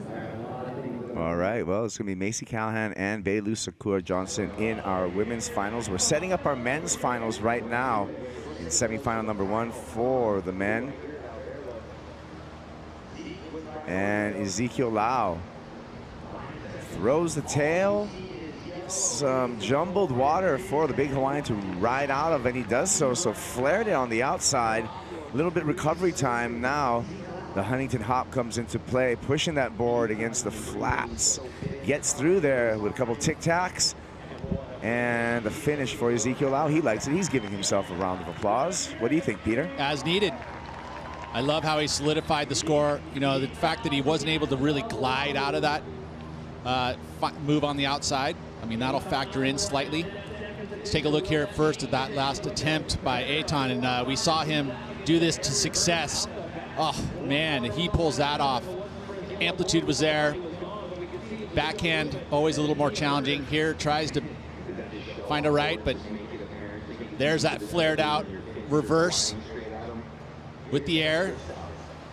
I didn't glide out of it with a bunch of speed, but certainly did make it, and it'll be a complete maneuver, much unlike his earlier one. So he liked it with the solidification on the inside. That is going to be advantage. Zeke Lau, he pulls his air off, and he will get the score and the lead. He's already got it, but he's going to add to that lead. Well, Mitchell Salazar is on the Surfers deck. What do you got for me, Mitch? Hey, Kaipo, I was just going to mention to you guys that the equipment change for Zeke is actually something very surprising, considering that the board that I'm looking at right now is his board that he was using the rest of the week is still intact. It does have a crease that has been fixed, though, but the board outside that he's riding, the yellow one, as Pete mentioned, an EPS, similar to the one that actually Eitan is riding. That's his everyday board. It's an MJW model for Eitan. It's a board that's very buoyant, and if you've noticed, he's one of the very few surfers in the event, too, that's actually riding a front pad. So you normally see that with a lot of people with theirs. The difficult thing about it, though, it's way more difficult to actually shift your feet from the front pad all the way to the back. So we're going to see that being more of an air game for Eitan. But as of right now, I really like the approach from Zeke Lau. I think the change to the other one, the one that he's riding, just a bit thicker, a bit wider. As you're seeing his backup board on the beach, it's just a bit narrower, so kind of for better waves. But as of right now, I actually think this has played out the way I was thinking it to. I think Zeke was going to start off really well and then pressure Eitan to make those mistakes. Wow, thank you for all of that insight, Mitchell. That was a whole lot from the Surfers deck. Mitchell Salazar breaking it down.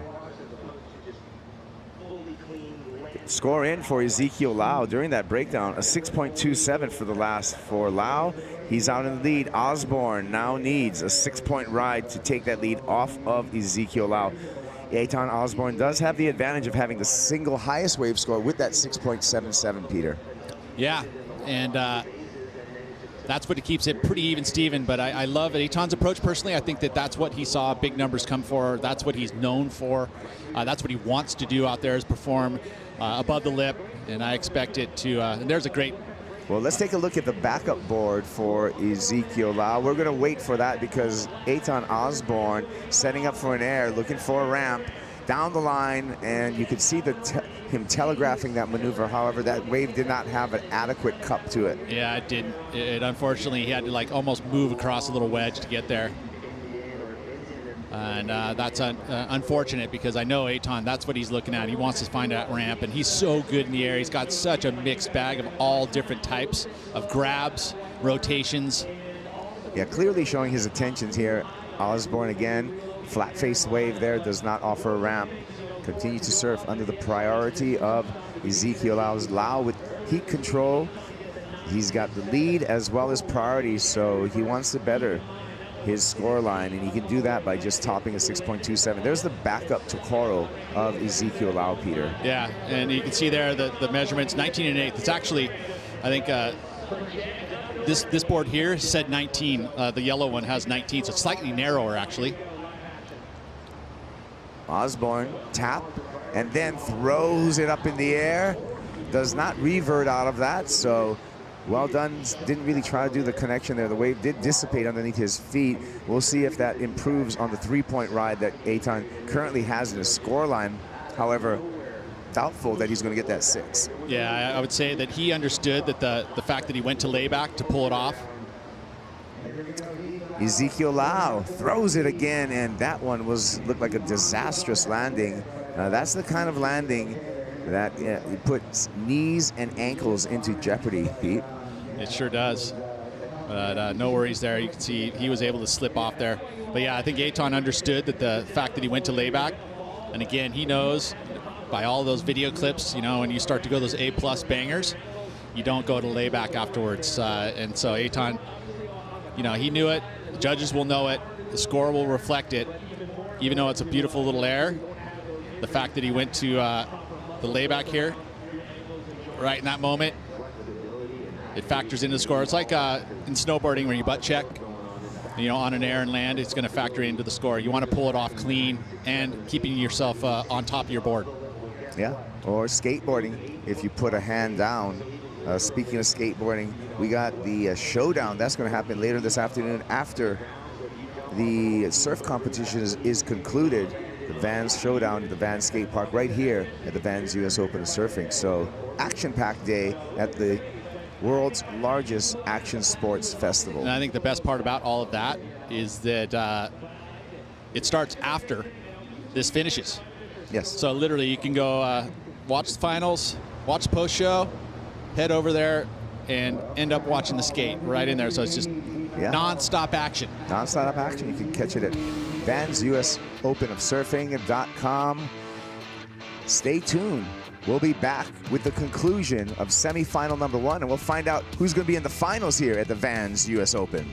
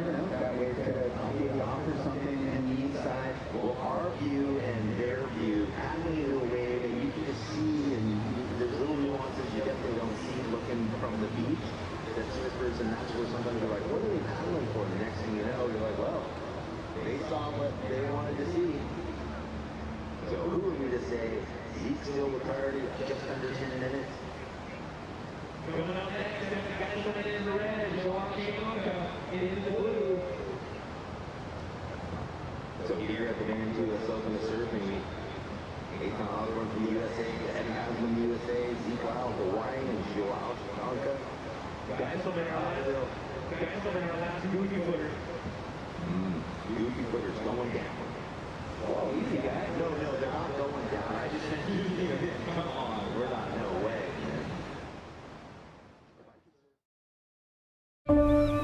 My job is professional surfer. My goal is to win titles. That's what I'm here for. The world's best surfers in the world's best waves. We've had a shark attack. Whoa. It's the most intense surfing scenario you can imagine. I have to step up my game now and not make any mistakes. Oh my God! This is a war. You have to find a way to win it and do it at all costs. If you haven't watched it yet, you gotta check out Make or Break on Apple Plus TV. It is the diaries, behind-the-scene diaries of the 2021 Championship Tour. 7 episodes in that series, and some great dramatic moments. It's not all, you know, barrels and high fives on the Championship Tour, is it, Peter? There's some of that, though, which is cool. But yeah, it's more about the stuff that happens behind the scenes, the emotion that happens behind the scenes. Well, sometimes, you know, surfers, like, heads get a little bit, you get flustered, and this happened during the break. Interesting for Eitan Osborne to even go on that wave. It didn't seem like there was much. For sure there wasn't a 6-point I'm line. going to defend that action. He's trying to move away from Zeke. Zeke's going to stay right next to him and, like, you know, try and move it. Maybe he gets the inside connection. He's able to skirt out and get away. I don't know. I mean, maybe it definitely wasn't going to be adding points to his total, but more. But maybe a change in the energy. Yeah, right. I see where you're going. Yeah, just in regards to just, you know, stepping away from Zeke breathing down your neck. Yeah, well, if we really look at this matchup, both Eitan as well as Zeke Lau likely to be in the top 10 on the rankings once we conclude this event. So this is a great opportunity for both of these surfers in the search to be a part of the cast of the 2023 Championship Tour. Using his priority, Ezekiel Lau winds up off the bottom. 12 o'clock rings the lunch bell on that first backhand re-entry. And now, once more, has to push that Tokoro through the flat section. And the board just looking lively under his feet as he skips back and forth into the shore break. Doubles it up, throws the fins, and slaps the hands, saying, give me the score. I want something better than a 6.27. Do you think he did that, Peter? Yeah, and just in regards to a much more difficult maneuver and going straight up on the very first turn in the lip. So again, an adjustment by Zeke Lau to try and get those judges' attention. He would have understood that Eitan was able to do it with one turn on that outside to get his best number. Yeah, but look out. Here comes Eitan Osborne looking down the line. Hooks it one time, a little caught up on that first turn, and now has to kick out. Likely be able to regain priority because that wave just, you know, dissipated right under his feet. That was unfortunate because that was a bigger wave, right? And you think, oh, yeah, it's going to be the bigger wave. It's going to have the extra energy, but sometimes it just shoulders off, and that's exactly what that wave did. whereas this one had a little bit of extra punch, a little double up to it. And using that size to his advantage, able to accelerate up and into the lip. And then, of course, going to get that finish, showing those fins out the back. So a little extra punch there. Feels like it could be a slight improvement for Ezekiel Lau. Waiting for the number, and we're going to see what the situation is. Eitan Osborne was able to maintain priority, so the surfer out of Ventura, California, out the back and just waiting for a set. At the moment, he needs a 6-point ride. And we look at Ezekiel Lau's year so far on the Challenger Series, really only one keeper result. That was at the beginning of the year at Snapper Rocks at the Boost Mobile Gold Coast Pro, that 9th place finish. That would be a keeper, wouldn't it be? It would be, especially when you add it to this semifinal at least, right? It almost averages out at the quarterfinals, which is exactly what you want to do. You want to kind of have that average of quarterfinals. That's going to keep you in the top 10 picture. It'll add, this is especially important for him if he get into the final. Yeah, let's talk about points. That equal 9th finish is 3,320 points. Ezekiel Lau, with his performance here, is guaranteed 6,085 points. Taking a look here at Evan Geiselman dashing to the shore. He's going to be semifinal number 2 against an extremely impressive Brazilian surfer in the way of João Chianca. So another great matchup. Going back to the scores, Pete, 6.17 for the last ride of Ezekiel Lau does not change the situation in the water. Eitan Osborne still searching for that 6-point ride. Well, here's Eitan's year so far on the Challenger Series. He did not go to Australia for those first 2 events. Came into the series at the Bolito Pro in South Africa, where he earned himself a 9th place finish. Yeah, well, it wasn't that he did. He's basically coming in as a replacement, right? It's like he kind of earned his way. But this result here is going to pretty much, today, the Tours and Competitions Office are going to take note of that. He most likely will get a start in Ericeira because of this performance here. Chumbinho, João Chianca coming up in the next heat. And contrast, we saw Evan Geiselman sprinting down to the water, and we saw João Chianca with the slow roll. Saving his energy, man. But once he hits the water, watch out. Like, that's his deal. Like, you watch him when he doesn't have to use energy, like in his interviews, and he just kind of talks a very, slow pace. But shoot, once he gets in the water, watch out. 3 minutes, 20 seconds counting down, and the clock has been winding down for Eitan Osborne, holding on to his priority. Looks like he may be interested in this wave. Says no, Zeke says no, and they notice that wave quality was poor. It just closed out. Well, this one felt like it just flew by, especially I probably think for Eitan. He's like, darn it, and hopefully he's not thinking about that one backside air, because if he pulls that one down, that ends up being a big number. You can see there's a distinct amplitude difference, and that's the one thing that I think that Eitan has. He has great pop. Oh, incredible pop that he's able to do. A lot of times, he came from a pretty brilliant pro junior career and amateur career. And then I feel he broke away for a while just to be a free surfer, especially doing all those projects with Chapter 11 TV and Dane Reynolds. But now he's got his comp hat on. He's a brilliant competitor as well. Yeah, he sure is. He did win in Israel, actually. He won a 3,000, I would say 5 years ago on the QS. He's actually a runner-up to the World Junior, to Mateus Herdy. So, yeah, competitively, he has had a decorated career. It's just a matter of putting a whole season together and consistently putting results together. And he's on his way now with that 9th in Bolito and this at least a 3rd here.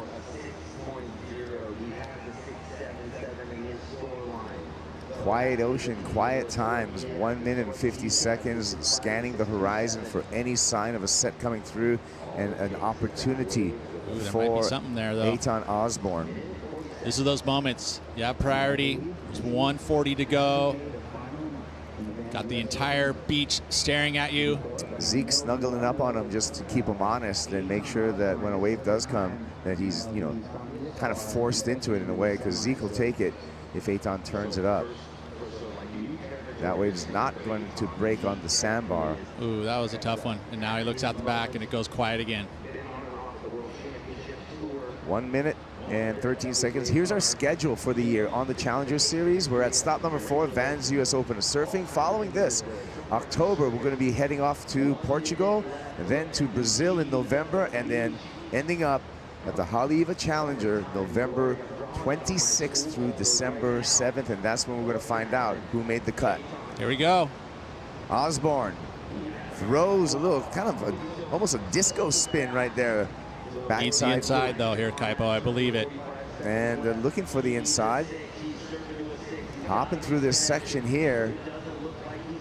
Oh no, this wave is not going to cooperate at all. Watch it, he's going to go, bro. He's got it. Oh, that wave it's not going to cooperate. Yeah, that's See, there's a frustration. He can do nothing. I mean, you saw that wave just double, tripling up on itself. All kinds of steps in there, taking away a lot of power in that wave. A little frustration for Eitan Osborne, but he's got to hang his head high, equal third. That's his. You already throwing it down? He's not going to get the score? A 6-point ride for that. Do you think so? Oh, no, I'm just saying. You're putting yourself out there slightly, but there it is. Came a point shy. Yeah, 4.57. Point and a half shy. Yeah. Yeah, he needed that inside. Is what he needed. Unfortunately there, but an incredible performance for Eitan. Fun to watch. But look out for this guy. He's got the eye of the tiger. Ezekiel Lau is heading on into the finals. We return with semifinal number 2 here at the Vans US Open of Surfing.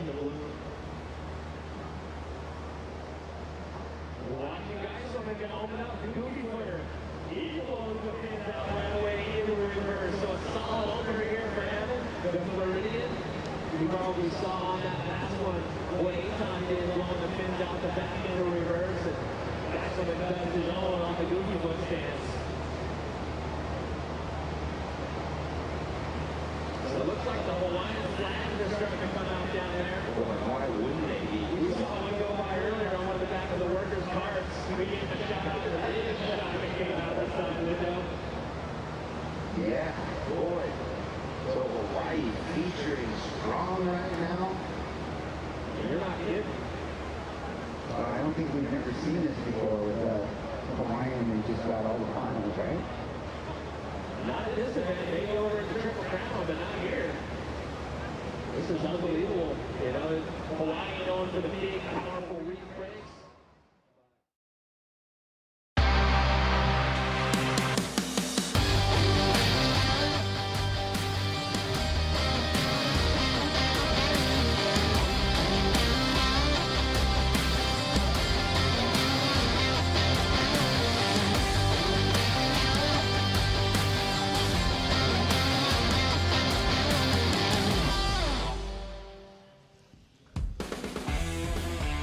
Here we go, surf fans, semifinal heat number 2, live from Huntington Beach, California. The south side of the pier is the scene of all of the action. Chris Cote here with Surfing Hall of Famer Pete Mel. Pete, I had the chance to go across the street and put my hands in your hands, and your hands are much bigger than mine. I got a few, yeah, sorry. Congratulations again. Yeah, thank you. Hall of Famer right there. We're speaking of Hall of Fame. Ezekiel Lau is getting closer and closer to an accolade like that, surfing his way through a hard-charging Eitan Osborne to become our first finalist of the 2022 Vans US Open of Surfing. A huge result already for Ezekiel Lau. And for Eitan Osborne, a semifinal finish, that's an absolute keeper. Now we look at semifinal heat number 2, another great matchup. Evan Geiselman going up against Zhao Chianca. We've got the Goofy versus regular, USA versus Brazil.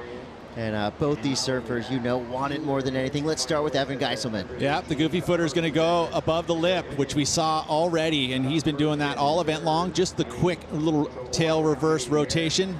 Earns a 4.5. He's riding his dad's board, Greg Geiselman model, Orion surfboards. This one's an EPS, 510? You know, not a lot of measurements on the bottom of Evan's board. Pretty cool, though. Father-son shaper It's combo. epic. Yeah, 5'10", 18.7, 2.28, so just a little slightly bigger than 2 1/4. It's probably 2 inches shorter than he is. Yeah, and you know, just checking out the curve on the bottom.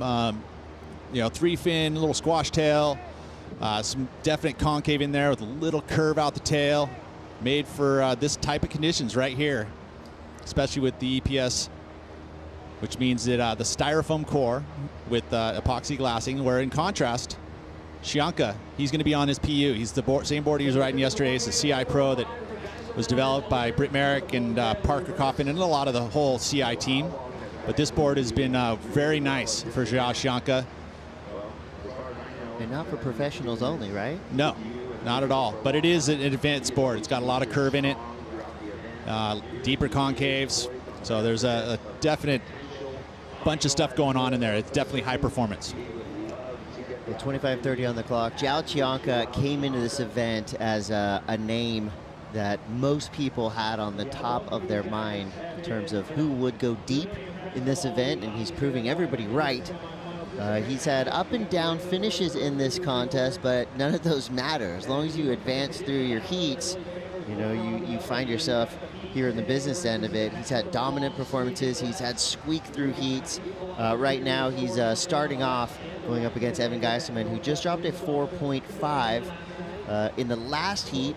Totals were very close. 12.77 for Lau, 11.34 for Osborne. Now, of course, the conversation goes to performance versus power.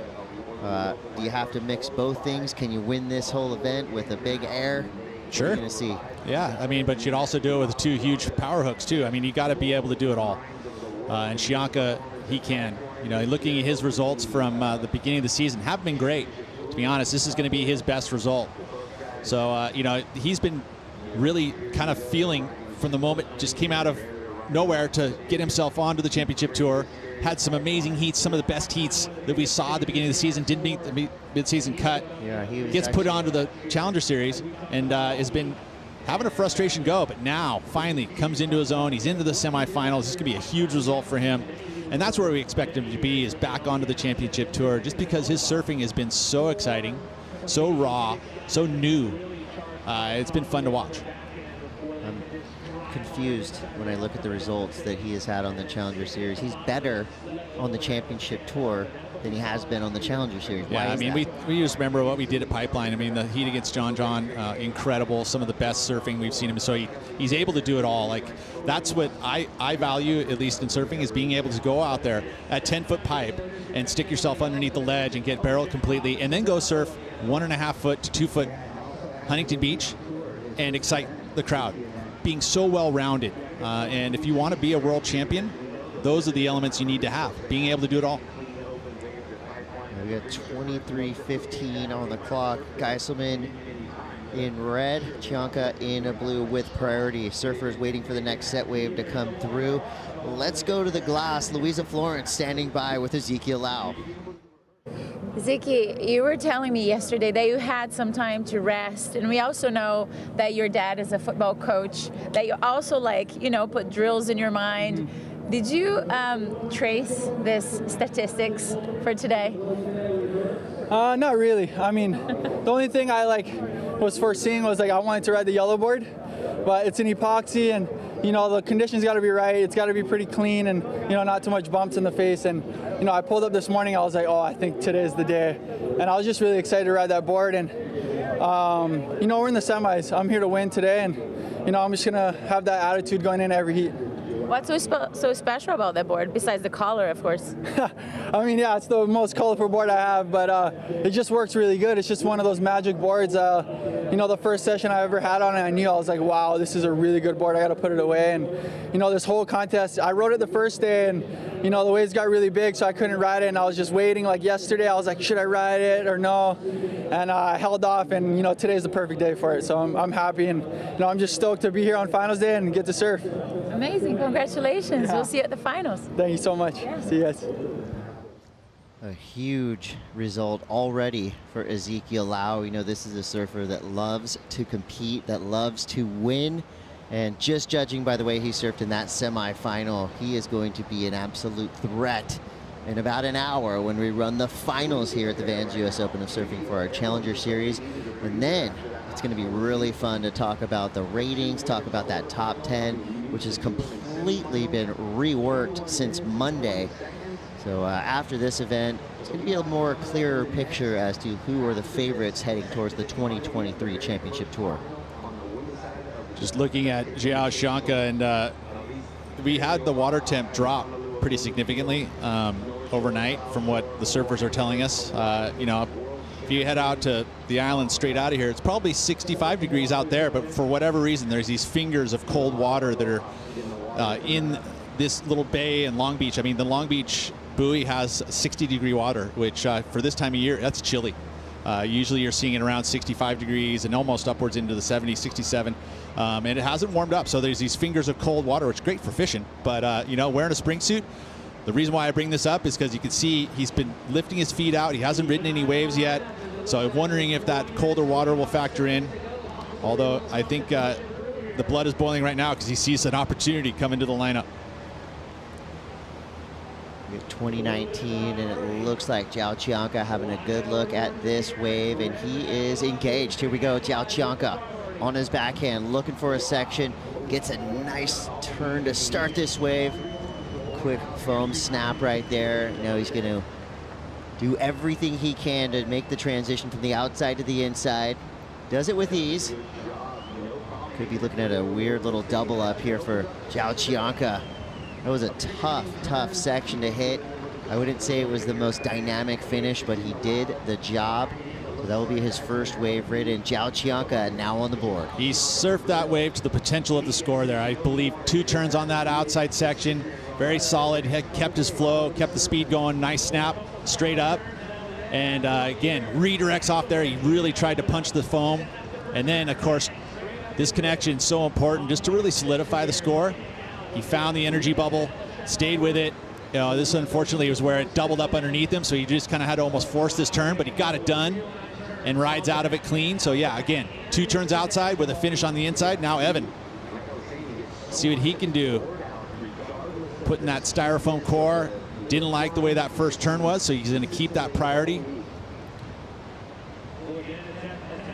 So we'll see where this Jiao Shanka scores come in. Oh, halfway out, just decides to turn and burn. That wave won't be a factor. Still waiting for his first score to come through. Geiselman, meanwhile, most likely getting something around the 3 range. Just a quick 1 turn, and he got out. So I like that these surfers are, you know, having kind of that presence of mind to test a few of these waves. Priority hasn't really come into play much yet in this heat, but you know, as we get down to that 3-4 minute mark, that priority is going to be looming large in both of these surfers' minds.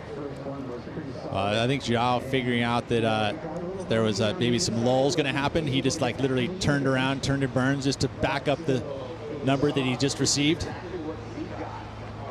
Playing field's pretty wide, but so far today we've seen most surfers sitting kind of in the same zone. It's not quite Pier Bowl, not quite Rob's Reef. It's kind of just right there square in the middle. For conditions like we have today, you know, that transition from the outside to the inside we saw earlier in duct tape competition, it wasn't, you know, hugely important in terms of your end score. But do you think that inside section here, as we get to the semifinals and finals in Challenger Series surfing, will have a little bit more weight on the score? It's, I mean, when you think about Huntington Beach and you think about, you know, solidifying a score or getting scores at Huntington, yeah, I think the inside is important. It hasn't been throughout this event, though, you know, I think because when the swell's a little bit bigger, the critical sections are from the outside. So Jiao forcing a turn right there. Quick snap again. So that was just incredibly done for such a tough wave to surf. He's got some energy coming through to the inside. Here we go. Building up speed, coiling, sees the section.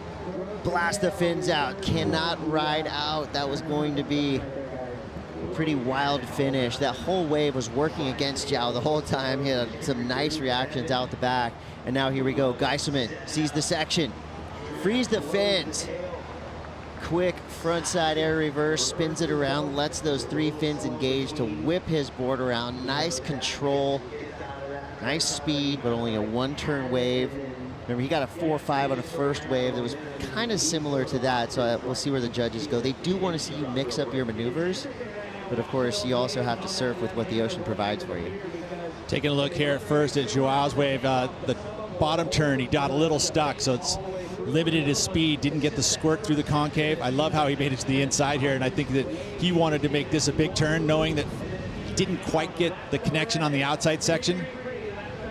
This one had a little double up on it, and a little extra energy when you have a double up. It almost feels like they're combining two swells at once right on the top of the sandbar there, so it looked like this was going to be a pretty good wave, but it used all its energy and then went into the deep spot and had nothing, no bubble to get him back to the inside, so just another one-turn wave. Yeah, that wave just completely disappeared under Geisman's feet. It was good enough for a 3.33. Now, all of these surfers know they have to come down to the Vans US Open of Surfing fully prepared for any types of condition, from 1 foot to 10 foot. Mitchell Salazar is in the VIP zone with some board talk. Yeah, Chris, just looking at Evan Geisman's backup board, this was actually a Mayhem driver. It was originally made by Mick Fanning, and Evan was able to get this back up over at Lost with Gian Bernini, riding his dad shape out in the water right now. But that 5'10 driver, not only one of the best boards he's had, but he also said that Mick didn't like it as much because he wasn't surfing beach break conditions like today. Fortunately, you know that somebody from New Smyrna Beach, Florida, knows all about surfing conditions like here at Southside HB. But talking about more about Evan is that he's a second-generation professional surfer. Both his dad, a shaper now, and his mom, Gina, have been professional surfers. So is his older brother, one of the best free surfers in the world, E.G., Eric Geiselman. The Geisman family, they all rip, and Evan definitely has a trophy room that is absolutely packed. I mean, multi-time East Coast champion. He's had a ton of big results on the QS, and now it's about the Challenger Series for Evan Geiselman. What do you think his chances are of making his way onto the championship tour for 2023, Pete? I've always liked his chances. You know, it's competing is so tough psychologically because there's a lot more losing than there is winning. He's going to carry this result and carry some momentum. He's got himself a full-time start on the Challenger Series throughout the season, but this by far his best result. So he did have priority at this wave. He's able to hold off Chianca. Quick snap there, and that wave just did not pan out. So it looked like a slight frustration there for Evan Geiselman, but you got to keep going. You got to keep pushing. And both these surfers know full well the ramifications here. You make it out of this heat, you're in the finals. 13:50 to go, Chianca on top for now. You're watching the Vans US Open of Surfing Challenger Series semifinals. We'll be right back.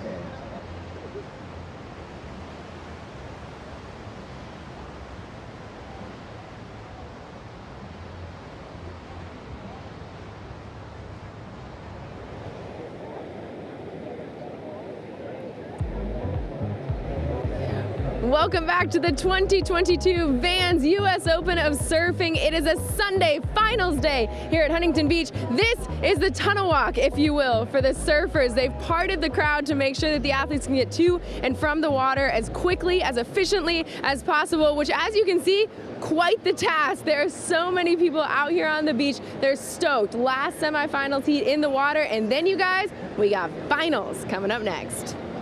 Thank you, AJ. We are fired up. And check out the scene on the sand. All these seats, they are free to anyone. You still got time if you want to make your way down here quick. Our finals will be coming up momentarily. And this is going to be a really fun, unique day of surfing because we do have longboarding and shortboarding, males and females, taken to this lineup. And we're going to really start to see what the rest of the year is going to look like, just in terms of who will be on top of the Challenger Series rankings, as well as the WSL Longboard Tour rankings. Everything will change in about an hour. And our mathematicians behind the scenes will have their work cut out for them today, as there's a lot of shifting around on all of the rankings.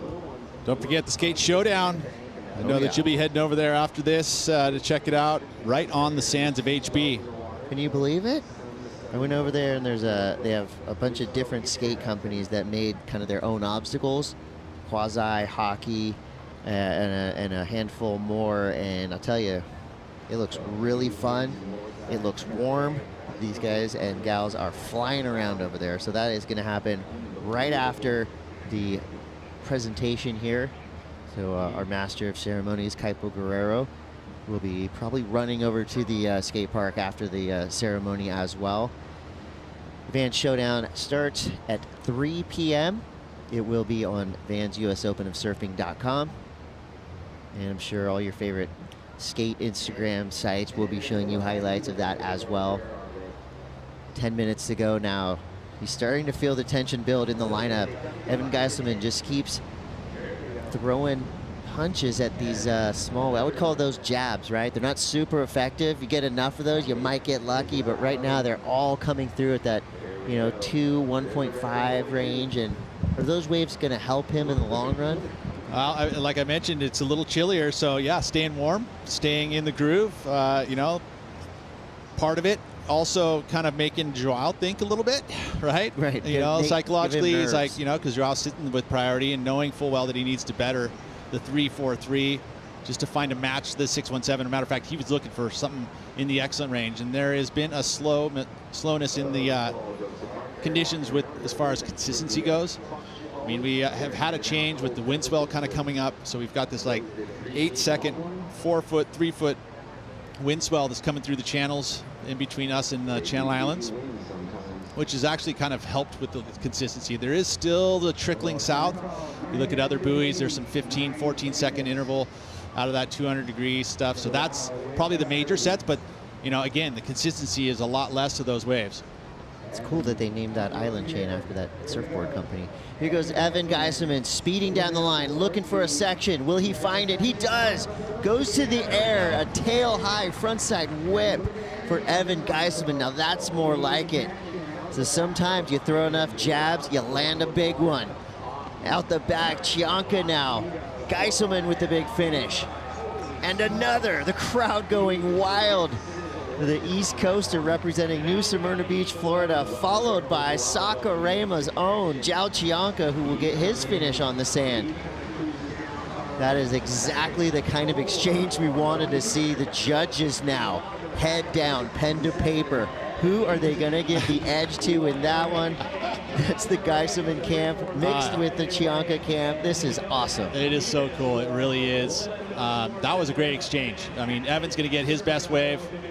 And also, Joao, this was a little challenging wave. This one looked like it was going to shut down, but he floats over it, carries a ton of speed, and then goes up and over. Makes sure that he's going to get the inside section, and he gets another 2 turns on the inside. So this almost feels like Joao's going to improve. He'll improve on the 3.43, but this is an important exchange at this point in the heat. Watch this, though. The tail high, frontside air, gets the grab, rotates out of it nice and clean too, no stalls out of it, and he gets 2 turns on the shore as well. Wow, this is going to be a great exchange, and where he's splicing hairs, who's going to get the better of this exchange, and it's important. Geiselman, in my opinion, I feel like the dynamics out the back meshed with that redirection. He went vertical, added that 3rd snap, very Rob Machado-esque on that inside section. I don't know, it just felt like it was cleaner, faster. The flow was there. Chianca, he had to, I think, work just a little bit harder to get up to the sections that he was going to, but he had a strong finish as well. I think it's going to be close, but I think the edge is going to go towards Evan Geiselman just due to the, I don't know, the radical approach that he had, especially on the outside. Innovation and progression, definitely part of the criteria. I do like the fact that Evan Geiselman actually got a little more loft and a little more amplitude in his air out there, comparatively to, say, the 4.5 and the 3.33 that he had earlier, which were both airs as well. But that one there, he had a bit more of a pop, got the tail up high like you had mentioned. So definitely the best air of the heat. I almost feel like Josh Janka, though, he got 2 big turns on the outside, so we'll see what the judges think. I mean, 2 turns on the outside, 2 turns on the inside. Evan had the big air, and then the 2 turns on the inside. Man, it's just, again, splicing hairs, and I think that that's just why we'll see that there might be some time, because there is going to be some review of these last 2 waves, because they're going back-to-back, too, so as a judge, you're watching, trying to watch both, and you kind of almost miss a little bit if you're going to be watching watching one surfer and then going out to the outside, because you are kind of almost one eye on one surfer and one eye on the other. Then you can go with a review. We have the best judges in the business. They're from all over the world. They're all great surfers. They're surf fans themselves. The only difference between them and us is we get super excited when we see surfing like that. They study it, they research it, they go back and forth. They're able to, really put a lot of thought into every second of every wave. So the first score comes through for Evan Geiselman. It's a biggie. 6.87, the highest single wave score of this heat yet. With 5 minutes to go, score being locked in for Chianca. Will it match Evan Geiselman's? It does. A 6.47. Chianca now back in the lead. Evan Geiselman needing a 5.77. It was pretty much what we thought it would be, a very close call. Chianca with the power, Evan with the progression. I love both of those scores. I think the judges nailed it. How clear is this? Is that it's actually unclear because it's so close. That's the word I was looking for. It is. It's so close. Right now, the early lead to Joao because he has the best of the backups. But the 6.87 is important for Evan Geiselman because he doesn't need too much. Only a 5.77 will turn it for him with 4 minutes to go, and he has priority. See, he won the paddle race to get back out. Yeah, my eyes were kind of transfixed on Joao Chianca's 6.17, that first score that he got. That right now could be the difference maker because you're looking at Geiselman's first wave. It was a 4.5. So it's going to be a battle of the backups. Here goes Chianca. He goes to the air, whips it around. And can he ride out? He does, showing that that was a completed air. It wasn't super high. It was a little messy, but it was definitely progressive and not easy to do. That was not an air section, and somehow he was still able to ollie and just pop it right off that little piece of white water.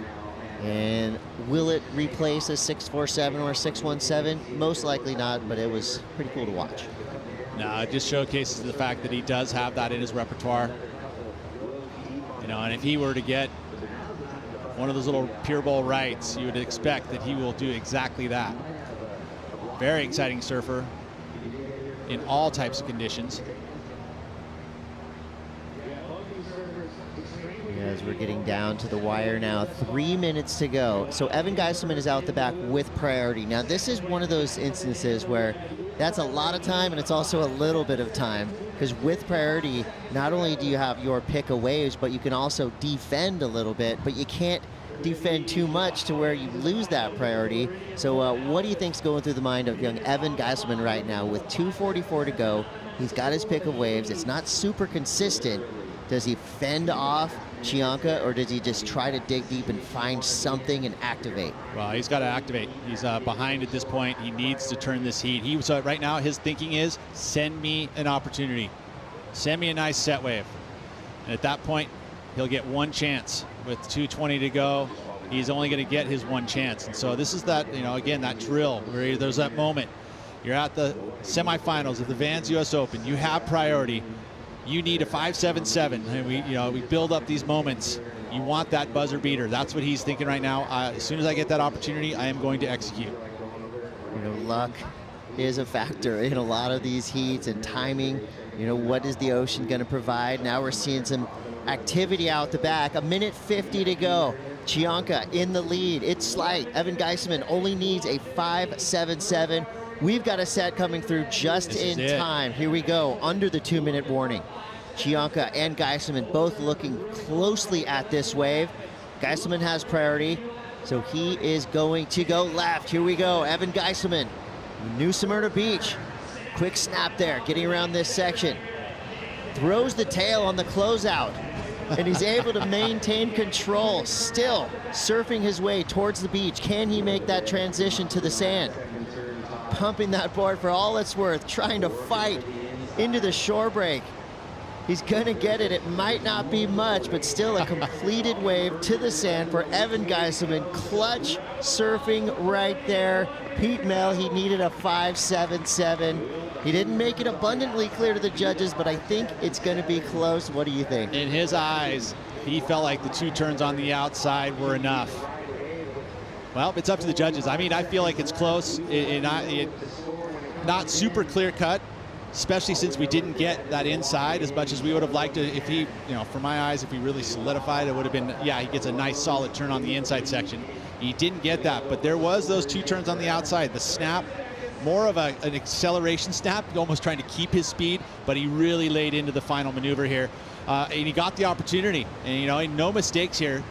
This wave, snapping it there, didn't really lay into it because he knew he needed to keep the speed for that final section, and then gets the punch. And that was a little claim, thinking, yep, the drift already. The fin drift, it adds some dynamics to it. It adds difficulty. It's progressive. He did it with flow.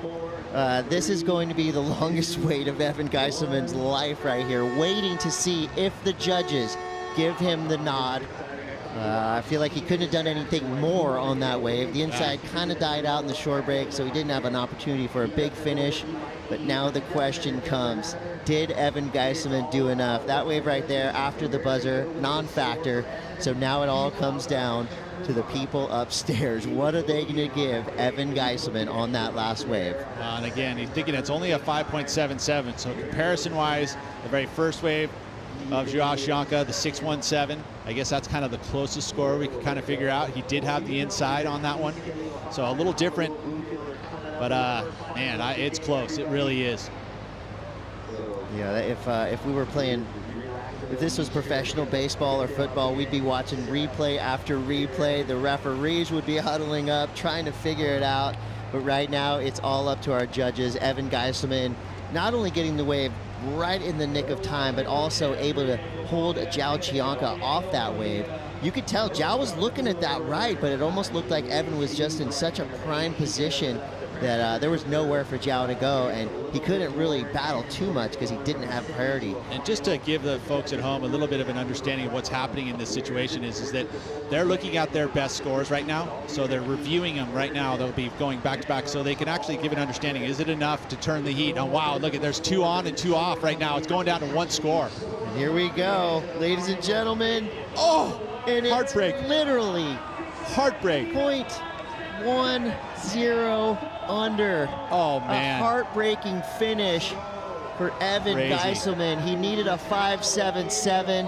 It was a 5.67. Well, the thrill of victory, the agony of defeat. I mean, that has happened to Evan Geiselman too many times in his young career. But you know what? The good news is a semifinal finish in a Challenger Series event is huge. Congratulations, Joao Chianca, a finalist. We'll be right back. More finals action coming up next.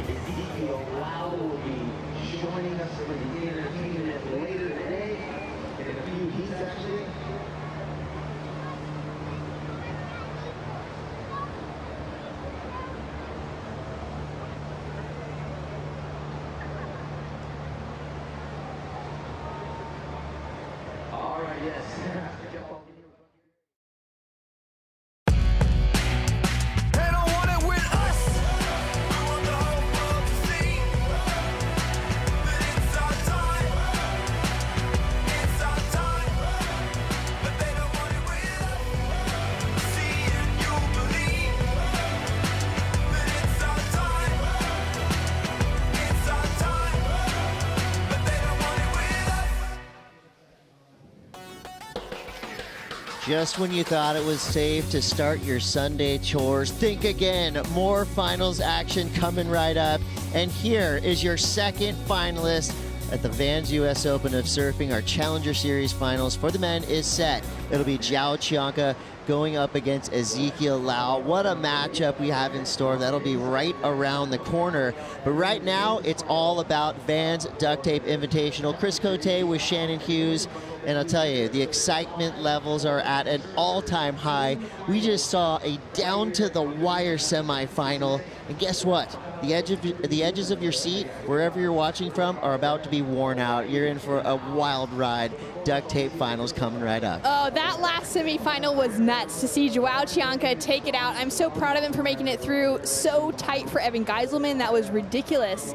But now we've got this amazing matchup for our first final of the day here for the Vans Duct Tape Invitational with Honolulu Bloomfield and Caity Simmers. And this is one of those matchups of the Titans.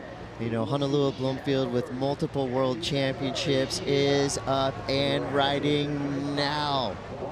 Oh, Caity Simmers in the red jersey. Both these surfers with such beautiful styles. I mean, I feel like this is a really great matchup. They're so similar in so many ways. Both obviously hungry for a win, as you see. Caity right there gets 5 over the nose. And she's going to ride this one all the way to the beach, so no problem with the transition there. I think things are changing a little bit as we get through the day here. Huntington Beach is providing, and we saw a lot of waves ridden in that last heat. I think this heat is going to go down to the last 3 or 4 seconds as well. It definitely is going to. They've also got that extra 5 minutes on the clock, which is great heading into finals competition. The conditions are shaping up to be so beautiful out here today. That wind is still holding off. It's not glassy anymore, but that true onshore hasn't quite hit yet, at least for the women's duct tape final. And that's what we want to see, nice clean waves like this. Here is your 3-time world longboard champion, Honolulu Bloomfield, doing what she does best, walking to the nose, finishing it off with a beautiful carve. Now she's fading right, scanning what's in front of her, doing some work. There you go, cross-stepping, another hang 5. Ooh, and she gets worked on the inside section. You saw her running back to the tail. Really the only way you're going to be able to ride down a steep section like that is to jump back on the tail. These boards have no rocker. They're not forgiving in tight, closed-out sections. So Honolulu Bloomfield did most of the work out the back. Wasn't a clean finish, so we'll see how that wave translates through the eyes of the judges. Caity Simmers is looking at a great start, but let's take a look back at Honolulu Bloomfield's first wave. Honolulu getting off on an early start, got that nice nose ride to kick it off, and little cut back into the foam. This wave, not hugely critical. It goes for that switch stance approach, which Honolulu is probably the best of in the women's side of the field. She's really been perfecting that over the last few years. It's been a specific part of her repertoire that she's wanted to bring into the game and practice on. And then Caity got this for her opening ride. Beautiful footwork, style, grace, elegance, all coming through in the young competitor. And sets herself up now for a really nice finish as well. So she got the work done that she needed to out the back, which the judges are going to love. And then a nice critical in the pocket nose ride. Beautiful rail work as well, and just stays silky smooth as she comes through to the inside section. That'll be the best of the exchange that we've seen so far. We get to take one more look at this one. That was a nice critical hang 5 from Hono, and then that nice carve. Redirects here, and this is the really important thing. These women have been watching the conditions all day, and they've already surfed. So they understand how important it is to find that inside reform, and it's looking a little bit easier than it did earlier today. An uncharacteristic fall from the always steady Honolulu Bloomfield on the finish. To me, that was something that she would kind of be kicking herself with for just a moment. She's got heaps of time on the clock, but had she been able to finish off that in section, she'd be looking at a decent score. Well, Caity Simmers with a big number to start, a 6.67.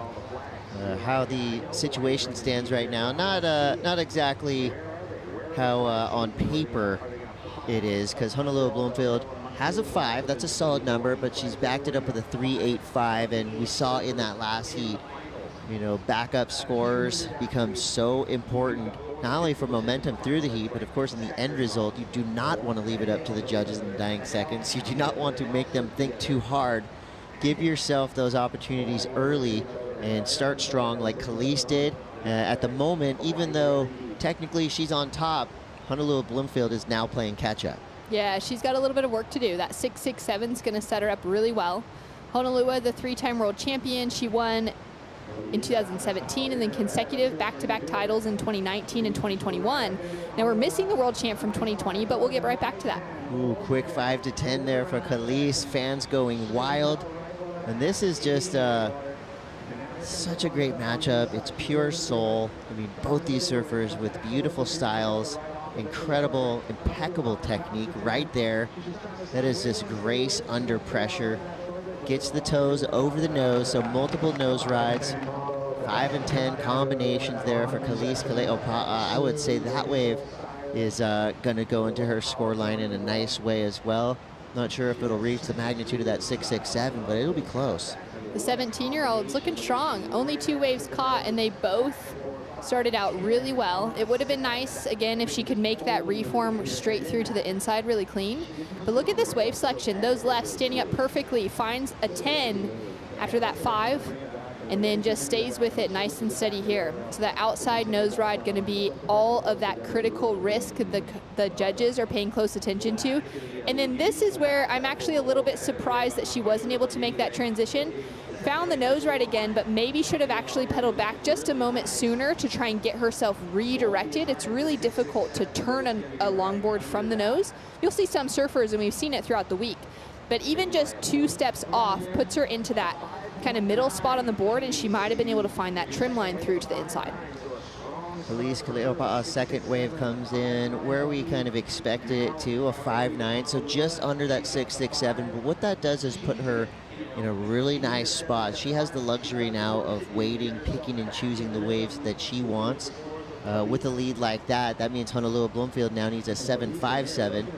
And Khalees is not going to play the patience game. She's going to keep the pedal to the metal and apply the pressure onto Honolulu Bloomfield. But from what we know, historically speaking, never count out Honolulu. Been calling her the Terminator for a reason. That is because she never gives up, and after every wave, she will be back. Yeah, she's pretty much just unstoppable. The hang 10s that she's been pulling out this week in very critical sections and being able to get a little bit of length out of them have been heat after heat, which is something that a lot of the surfers in the field on both sides of the draw, men's and women's, for the Duct Tape Invitational this year, have struggled to find, because Huntington Beach, California, south side here, it's not always the most conducive to longboarding. So today we're probably looking at some of the better conditions right now during the women's final than what we've seen for the draw throughout. Even this morning, it was an extremely challenging lineup. So for Honolulu, if she can continue capitalizing on her wave selection, she's going to wipe that 3.83 off the board. She could easily get herself back into that excellent range as well, like we saw her do earlier this morning. Yeah, so this being finals, no more advancement. It all comes down to what happens in the water for the next 24 minutes and 35 seconds. As it stands now, Khalees Kale'opa'a in the lead, Honolulu Bloomfield in second with priority. She needs a 7.57. She's been dropping 8s all week long. I think for her, from what it has looked like in past heats, you know, she has had just primetime wave selection. In her quarterfinal matchup, I believe she had one of the highest heat totals of the entire event. And that really came down to the waves that she was getting. And of course, you know, her ability to just dance on that 9-foot plus longboard is among the best to ever do it. She's got her hands full right now with Khalees Kale'opa'a. I know these surfers have gone head-to-head many times, even though Khalees is only 17. You know, she is already a veteran in this game. As we see now, Honolulu, that's the combo that she has used for a lot of success, but another unforced error. That wave wasn't offering anything else, but that, to me, made that turn an incomplete maneuver because she wasn't able to continue that forward momentum. Yeah, that's something the judges are paying close attention today. Again, when we look at the criteria for our World Longboard Tour, we're looking for surfers that perform to the highest degree of difficulty, maneuvers that use the entire board, from the tail all the way to the nose, in a traditional longboard surfing style. Now, when we reference traditional longboard surfing, we're talking about the style of surfing, the approach, rather than necessarily the equipment, which does help you to surf in a traditional manner, or anything else in that conversation. It's really just that approach. And these two have a very traditional style to the way that they surf, but they're also kind of encompassing all of that with style, flow, and grace. And I think in the conversation, to be honest, between these two, 17-year-old Caity, 23-year-old Honolulu, Caity really encompasses style, flow, grace very naturally within her surfing. For Honolulu, coming out of a very strong competitive shortboarding background, she's a real master of all crafts. And for her, sometimes there are these kind of elements that don't entirely involve grace within her longboarding. They don't entirely involve that flow, but she gets the work done on the maneuvers that she's doing.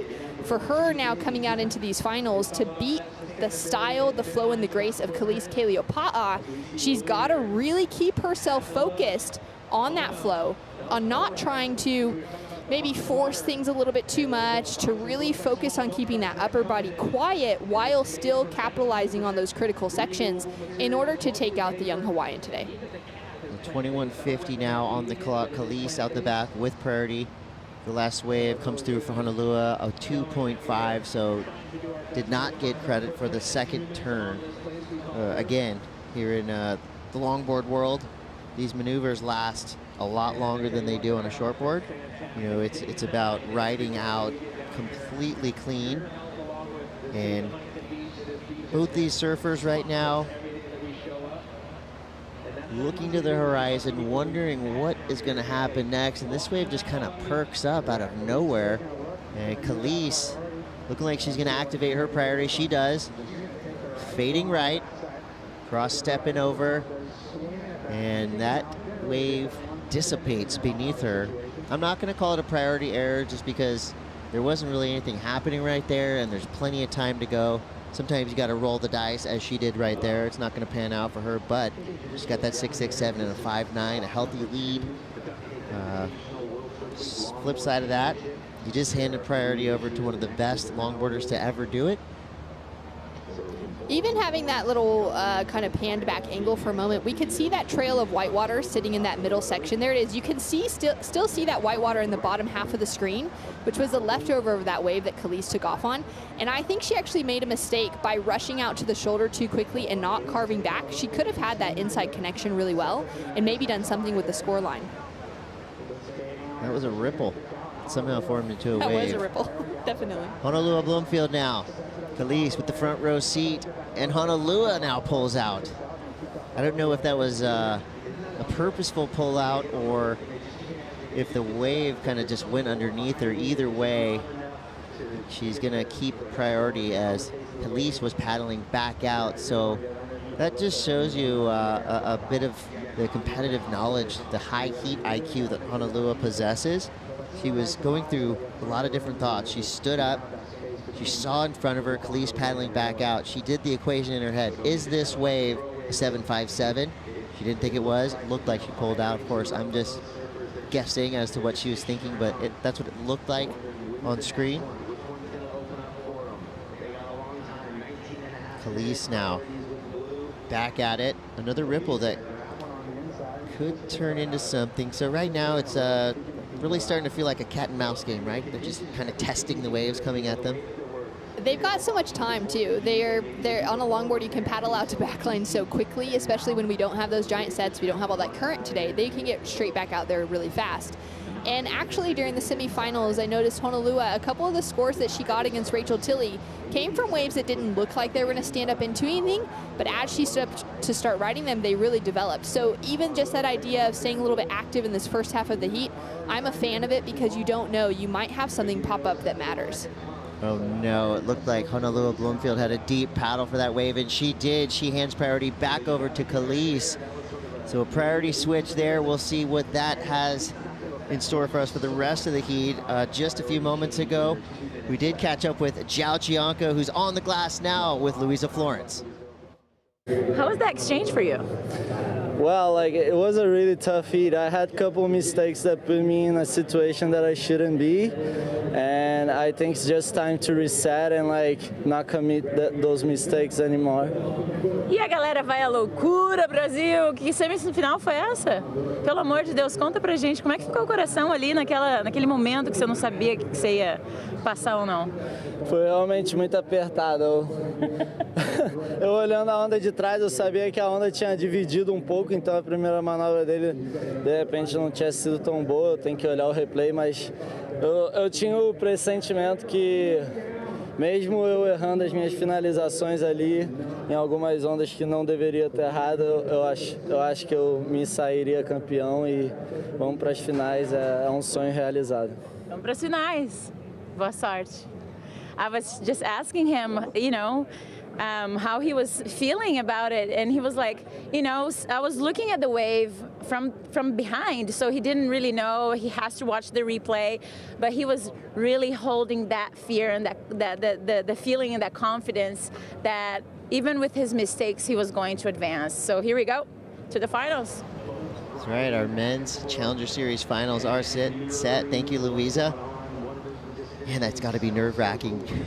And the difference here, which is a unique element to most surfing venues, is while the surfers are sitting in the water, just like you would do in an NFL stadium, if you're the quarterback, you can look up and see what happened on the last play.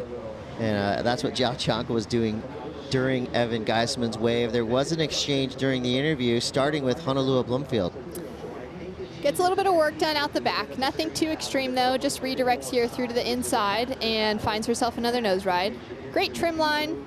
I like the use of that upper body as well, kind of quiet. She always has that right arm up in the back, up held nice and high. It's really the Honolulu style.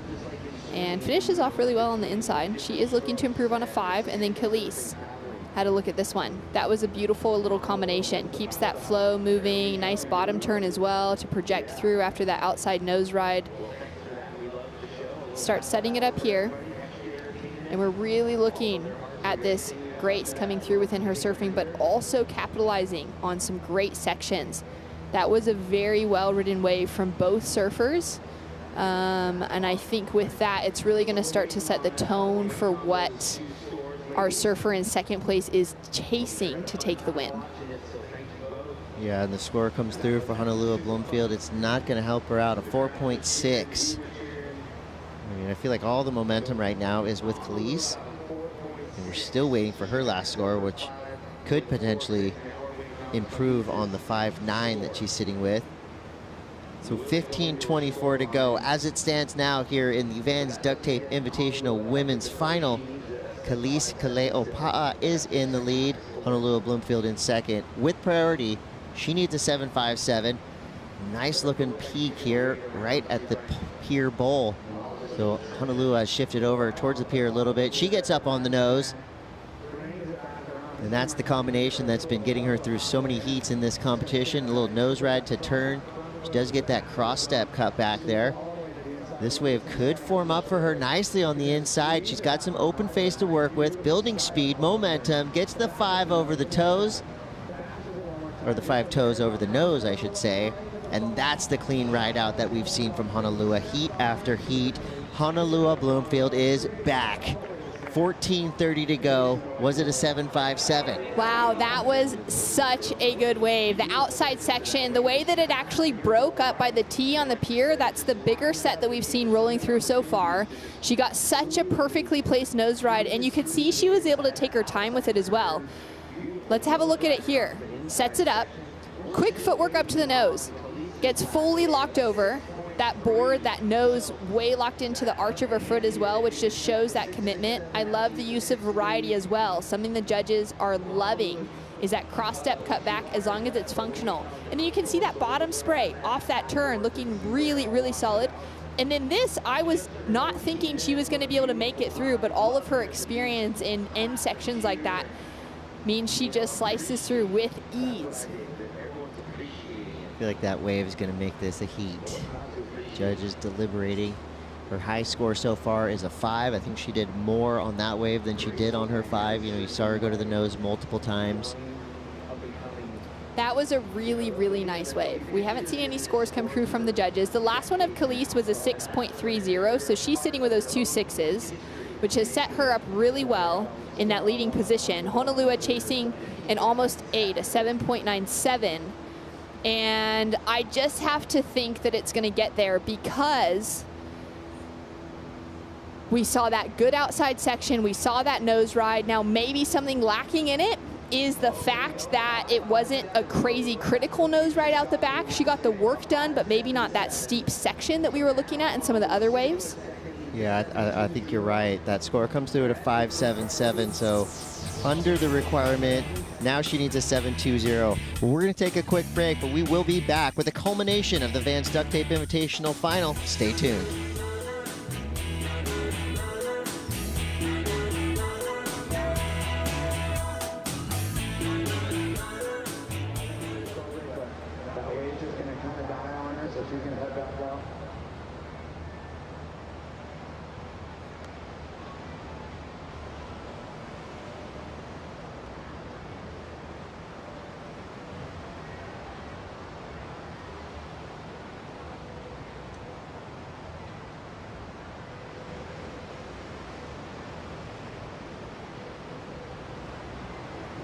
Wow, well, this is big news. That's pretty cool. We got 12 minutes left. Caity Simmers in the lead over current world champion, three-time world champion, and #1 ranked surfer at the moment. They could be tied going out of this if things stay the same. If they'd have each won an event, but we're not foreshadowing. We'll let the thing play out, but that's what it is right now. Coming up next in the men's invitational final, Taylor, Jensen, and Kaimana Stewart. Honolulu, you have first priority. Your last wave was a 5.77. You have a 5 also. You need a 7.2 to take the lead. There's 11 minutes left in the heat.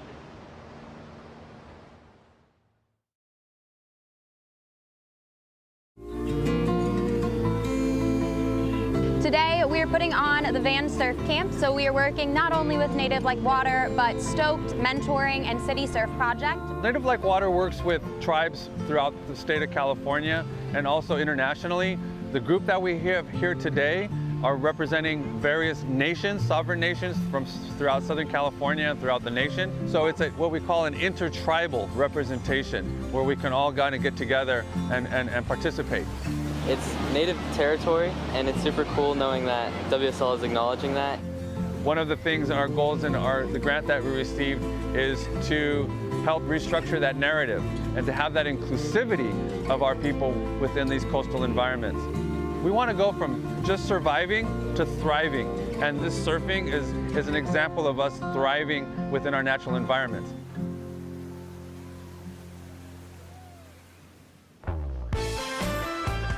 For more information, check out weareoneocean.org. Well, the beach is popping, the pier is packed. 9:53 to go.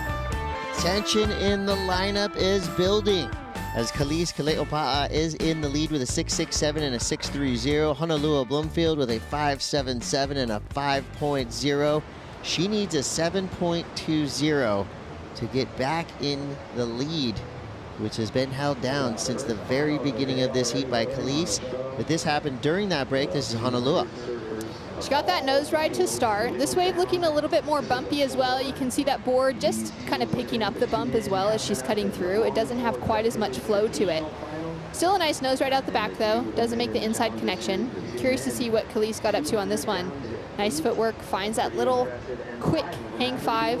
Nice and smooth, and I love that little redirect as well. Beautiful rail-to-rail surfing, which is what we want to see when those surfers need to gain a little bit of speed. Looks like she's not going to make that connection. And I'm just loving the battle between these two at the moment. We got North Shore against South Shore. Honolulu from the North Shore, Caity from the South Shore. We've got a little bit of age on Honolulu, a little more competitive experience behind her. The first year she made it onto the world stage at this level for the Hainan event, which is where we used to crown our world champions, was back in 2015. We didn't see Elise graduate to that level until the 15-year-old made it into the pack in 2019. But she did take out a big win within her career already. Caity won the 2020 Noosa Longboard Open, which set her up as a front runner in the title race that year. Here she is. Quick hang 5, cut back. That's the formula for success as we've seen so far. Now she's got a nice section to weave through and is unable to continue on down the line. That little lump that keeps coming up underneath these surfers, making it that much harder to do the connection. You know, it's a flat section, and then the lump comes up, so it just adds difficulty of making it through. And then, of course, boom, you got that closeout right on the sand, which is really scary on a 9-foot board. It's pretty much the opposite of what we ever want to surf on a longboard, is a closeout on the shore break. Exactly. 7.5 to go. Honolulu Bloomfield now. There is an opening, so if she can put up a big score right now in the wave out on the outside section, no help at all, closes out all around her. You see her throw her hands up in frustration. So not only did that wave not do anything for her scoreline, but she's basically handed priority over to Kalise Kale'opa'a, who is in a healthy lead. And she's throwing away fours like they're nothing. She's got a 6.67 and a 6.30. 7.20 right now is going to be a tough, tough wave to find. But if anyone could do it, it's Honolulu Bloomfield. It's definitely Honolulu. She's had excellent scores in her last 2 heats in that 8-point range. And maybe she'll be able to find it again. Kalise, though, a little bit younger. One of the other cool dynamics between these two is that in the previous 2 Vans Duct Tape Invitational events here at the US Open in Huntington, they both competed and they were the finalists. They each won respective years. Honolulu, the very first year that the Duct Tape Invitational was introduced here, she took out a first place. Kalise took out second in a 4-woman final. And then in 2019, Kalise got it back. She took the win over our new longboard senior manager, Kira Seal, who took away a second, and Honolulu Bloomfield took away a third. A lot of history, a lot of recent history. And so much of course, recent history. There are a lot of reasons why these two surfers can and probably should be rivals. You said it, North Shore versus Town. You know, they both, of course, run in kind of similar groups. They're all one big happy family, of course. You know, I think on the longboard tour, especially since it's a condensed field, everybody knows each other really well. But right now, no friends in the lineup. It's all about traditional longboard competition. And if you go way back, I mean, yes, longboarding is filled with soul. It always has been. Here's a soulful character right here, Taylor Jensen, making his way into the lineup. He's going to go out in his final, going up against Kaniela Stewart, number 9 and number 3 in the world. Board's looking nice, freshly waxed. He's ready to go. Taylor Jensen about to put on a show for all of us watching. 5:16 to go. Activating on this left, it is Kalise. She gets to the nose, has to straighten off, the wave crumbling around her, but it's going to give her enough energy to make this inside section. Be careful what you wish for. It's going to bowl up in a strange way, and here we go. It does. She rides straight down, nice and clean to the sand.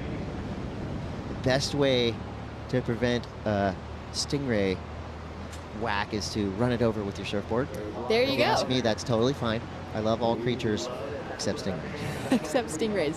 Bonus to being a longboarder, you got a huge fin in the back, so you can try and chase them away with that too before you actually step down onto your feet.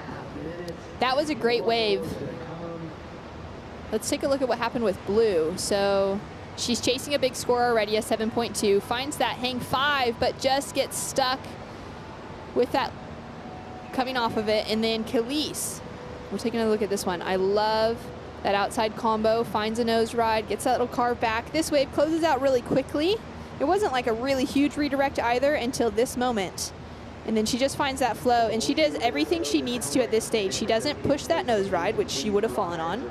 She pedals back, and as a longboarder, one of the most important things to riding out of a closeout section like that, no matter where you're at in the world, is to get your back foot over that fin, to really push down on the tail so that you can keep that nose out of the water, and you can keep a lot of control. You can ride out of a well overhead closeout that way as long as you got your feet in the right position and still keep that style, maybe even get just a little bit of a check turn like under the lip.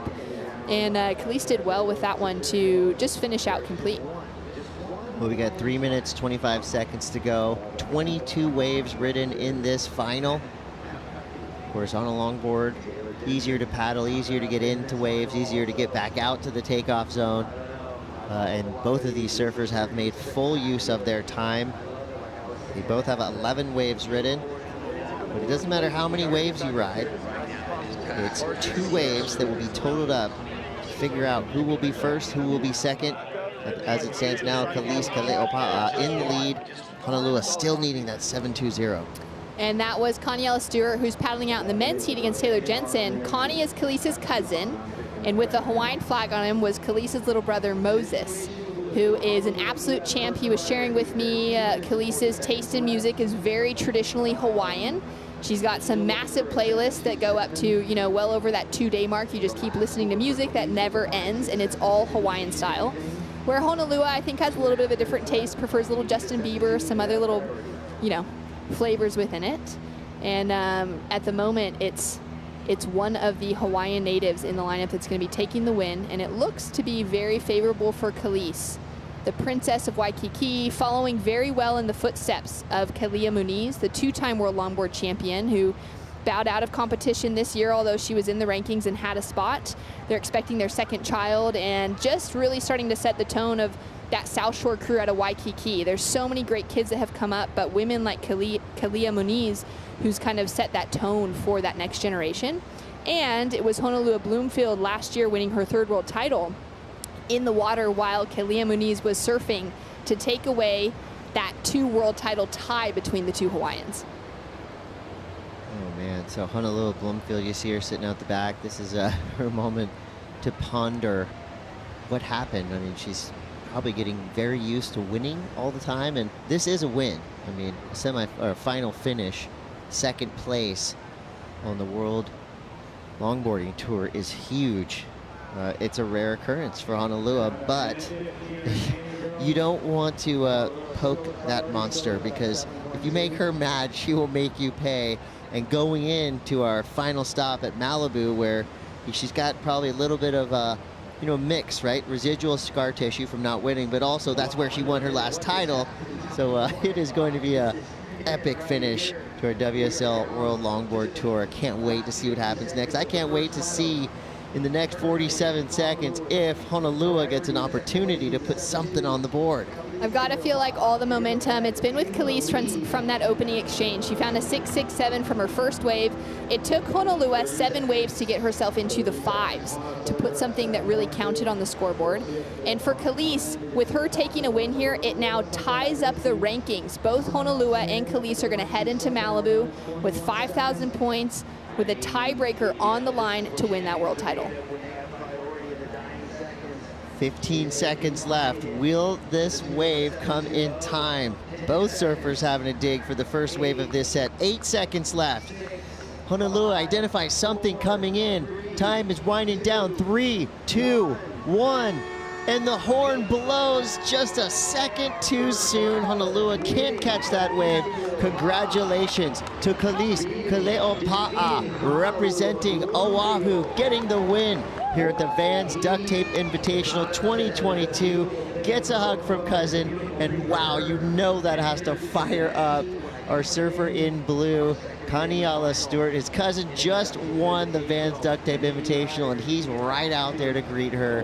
What a story we're starting to see unfold, and what a performance by Caity. I mean, style, grace, elegance. You could not crown a better woman to encompass this traditional longboard manner that we're celebrating here at both the Vans Duct Tape Invitational as well as the World Tour for Longboarding.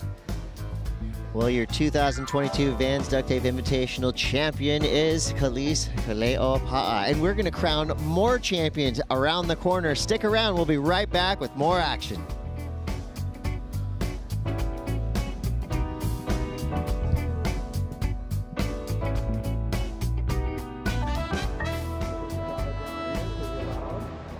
Surfing by both girls, they're both going to be real stoked, and I think in a way going to Malibu, they're going to be the 2 favorites. Yeah, we have the #1 ranked, and I don't know where, well, now she's got the same, so they're tied. They both got the same amount of points after the first 2 events. They're both neck and neck with 5,000 points, and 1-2-1-2, or not more than 5,000, because they're 1-2-1-2, so the combo, and then double the stakes in the final there, 10,000 points. Whoa, everybody, let's get up when they walk up the beach. A beautiful final to witness. Caity Simmers winning the 2022 Vans US Open of Surfing Duct Tape Invitational. And Honolulu Bloomfield, runner-up. Incredible. What a show in the short break, just to make sure that they show a lot of each other. Amongst our competitors in that women's final.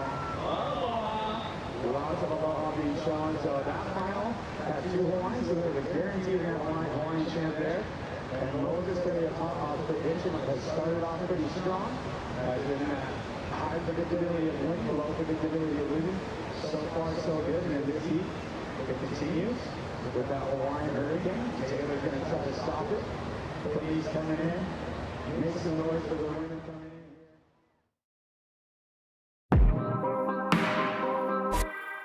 We're gonna live like legends in the ages of icons. Falling from the heavens, raining down these blessings. Gonna live like legends. Gonna live like legends. Welcome back to the Vans Duct Tape Invitational. We just saw a big win for the Hawaiian Caity Simmers to take out the women's title, and she is basking in the glory of the Hawaiian flag getting chaired up. Wow. This is like a chicken skin moment for me. Kaipo, and this is Peter Mel. That was pretty cool. Meaningful stuff. For sure, and Hono had actually paid tribute to Caity and about how much fun they were going to have together in the water. Caity taking this big win for her. Congratulations, and it's a major win. Being a Vans U.S. Open champion or a Vans Duct Tape Invitational champion here on the sands of Huntington Beach is a huge accolade. Not to mention 5,000 points to her credit and an opportunity to become a world champ when we head to Malibu in October for that championship. Well, it's the men's final right now, and it is a veteran, a 3-time world title champion in the way of Taylor Jensen against another upstart from Queens on the south shore of Oahu, another upstart from Hawaii, Kaneala Stewart. I love this matchup. We're going to have power in the way of Taylor Jensen versus the smooth style and footwork of Kaneala Stewart. Yeah, thinking about this already, I was realizing in the final you've got representation from Hawaii in every division. That's right. What is it about Huntington Beach in Hawaii? I mean, is it the wave? Is it the vibe? I think it's just effort.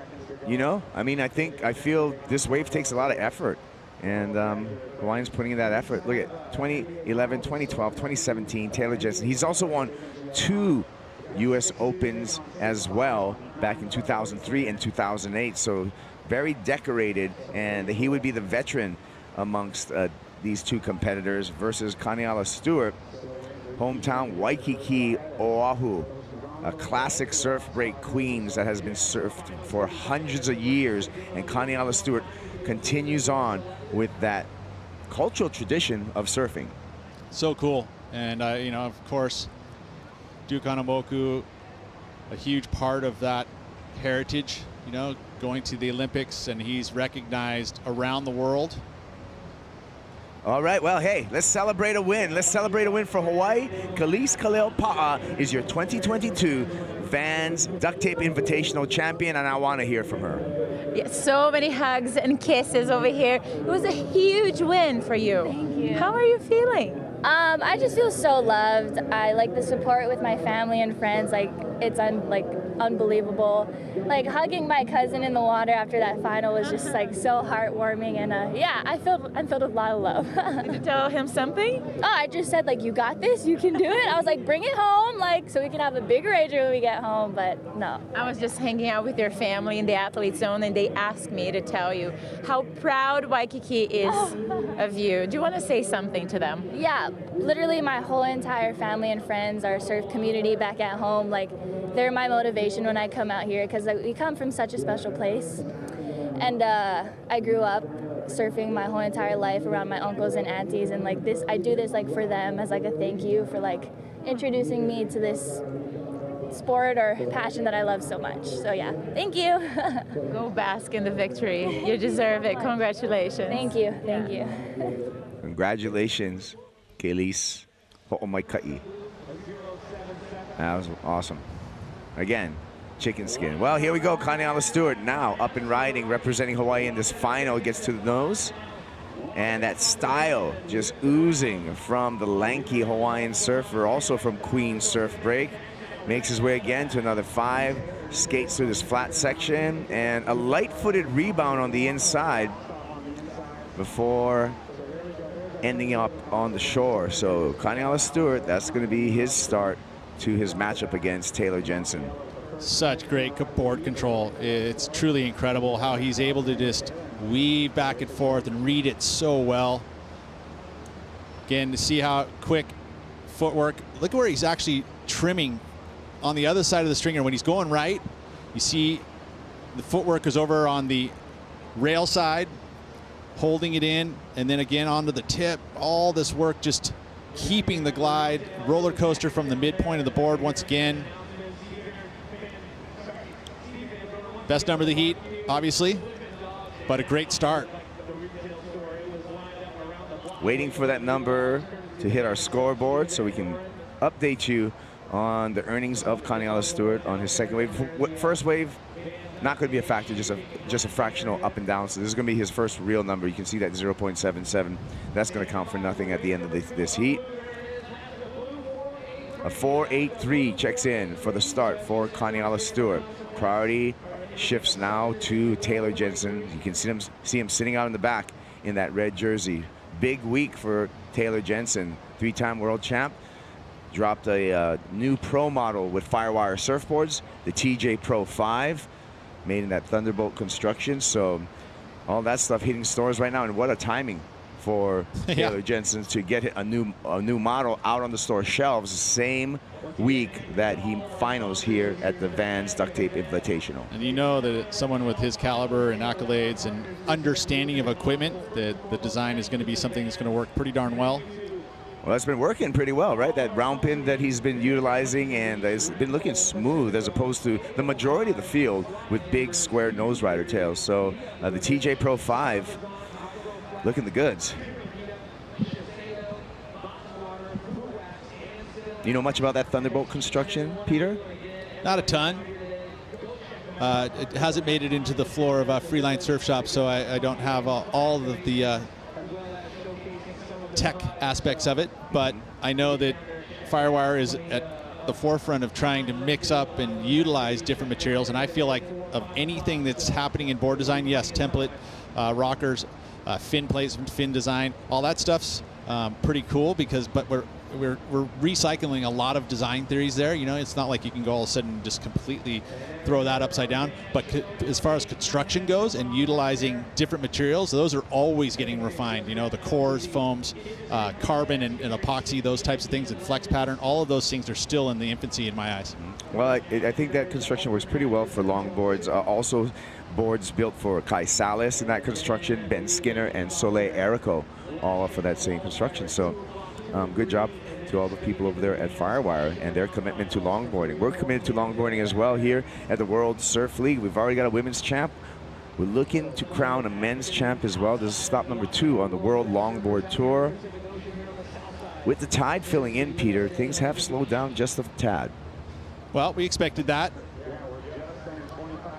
You know, one thing that happens at Huntington Beach, you know, we just hope that that wind swell holds. We did see the Surfline Forecast saying that it will decrease through the afternoon. We've been fortunate enough to actually wake up this morning with still having a bit of south swell in the water.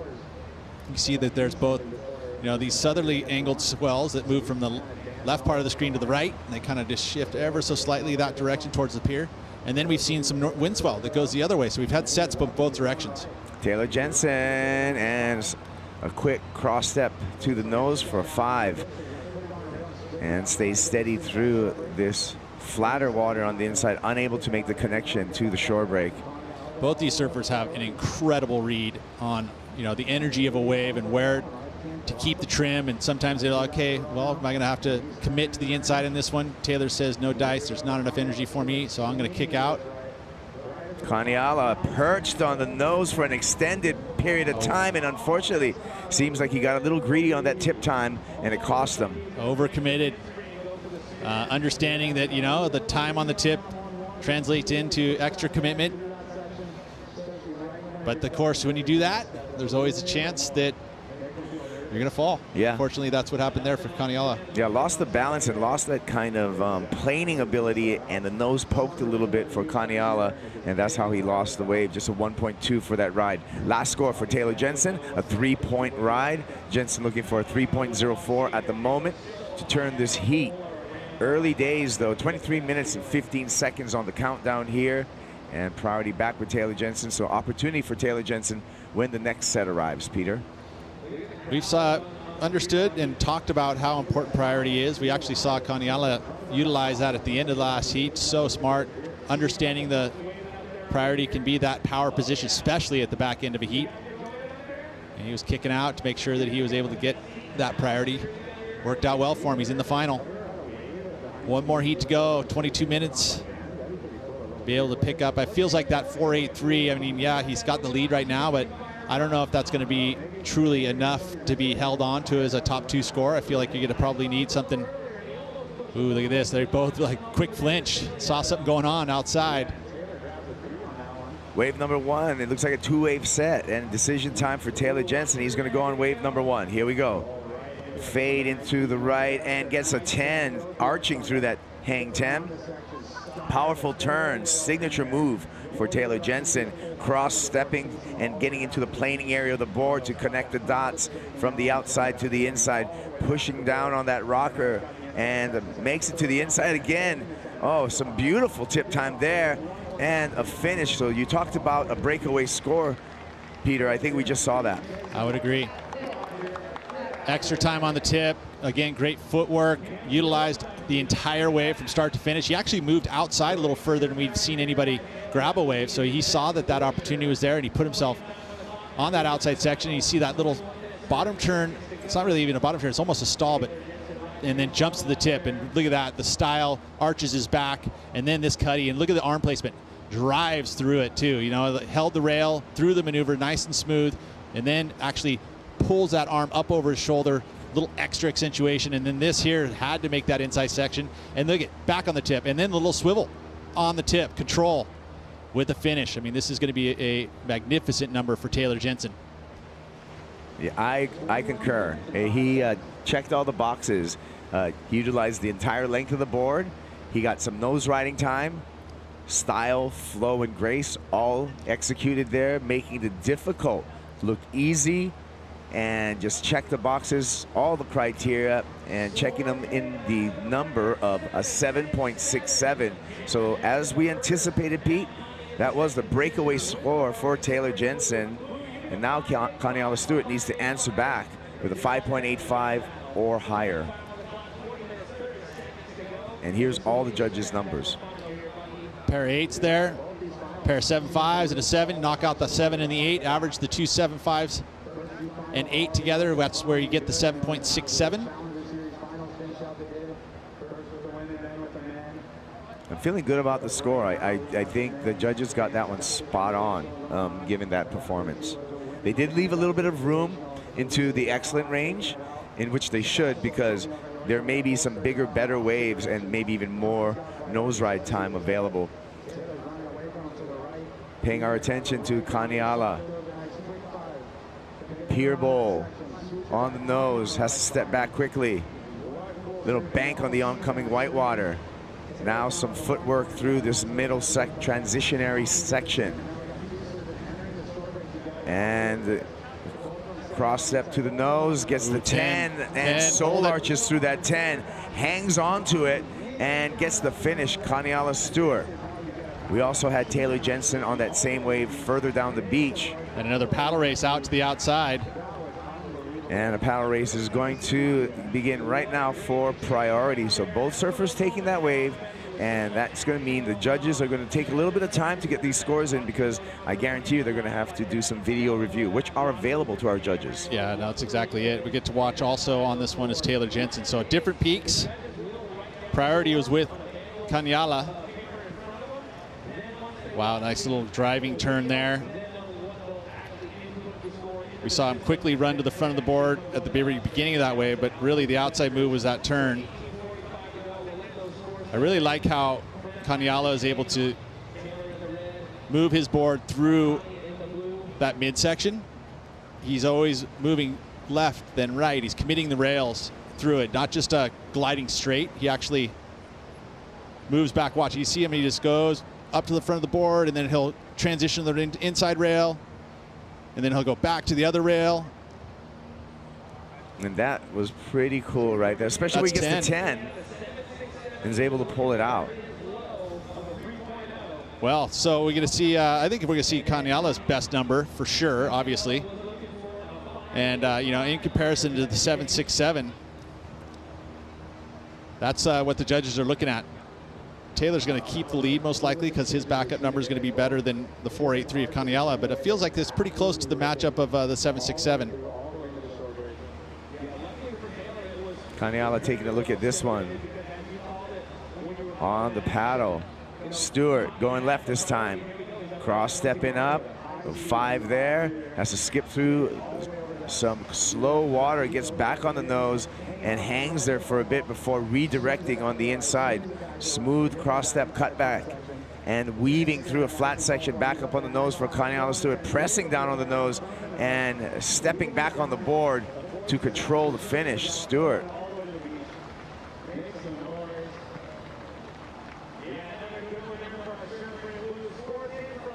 Last score for Taylor Jensen, a 6.17. Waiting for 2 scores for Kaniala Stewart to set the situation.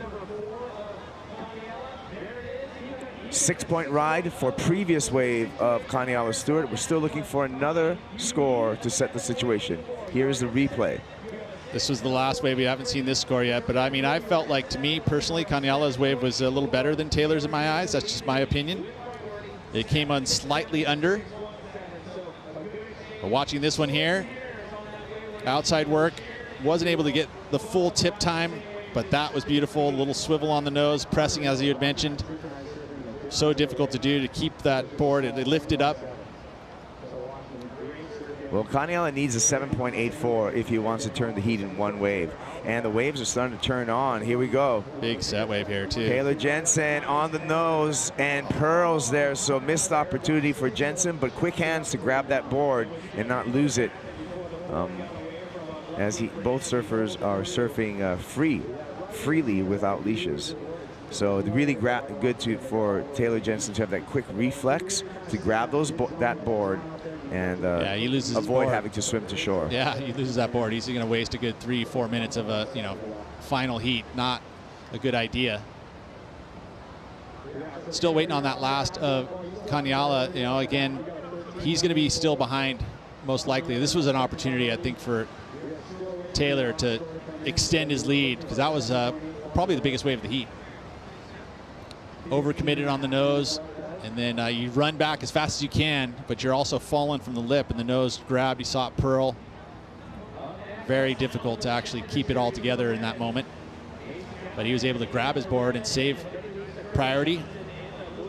Yeah, and he's going to maintain the lead as well, because second wave for Kaniala Stewart comes at a 5.3. The requirement remains the same for the Hawaiian at a 7.84.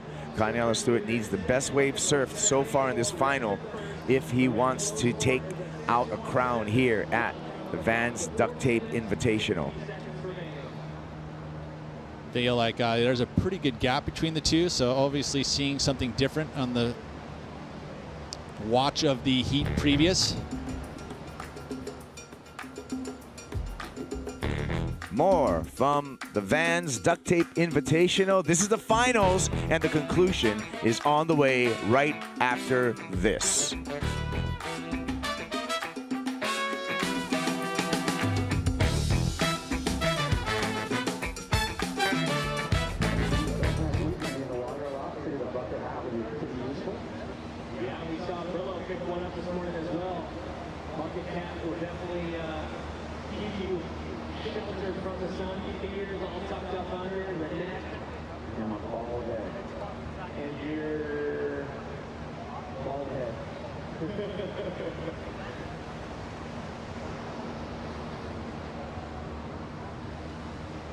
So plenty of time left here, gentlemen, in this final.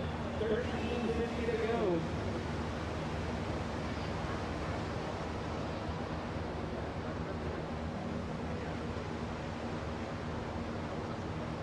So first place taking home 5,000 points and $5,500. Second place,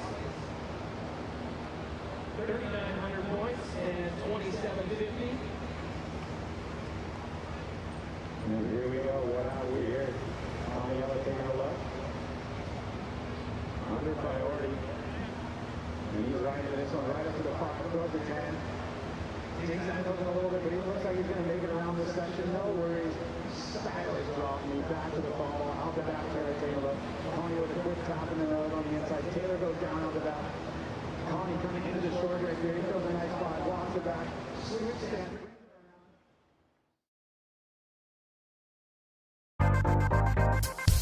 The Vans US Open of Surfing is brought to you by Vans, off the wall since '66. By Pacifico, official beer of the Vans US Open of Surfing. Live life anchors up. By Youth Theory, official vitamin and supplement of the Vans US Open of Surfing.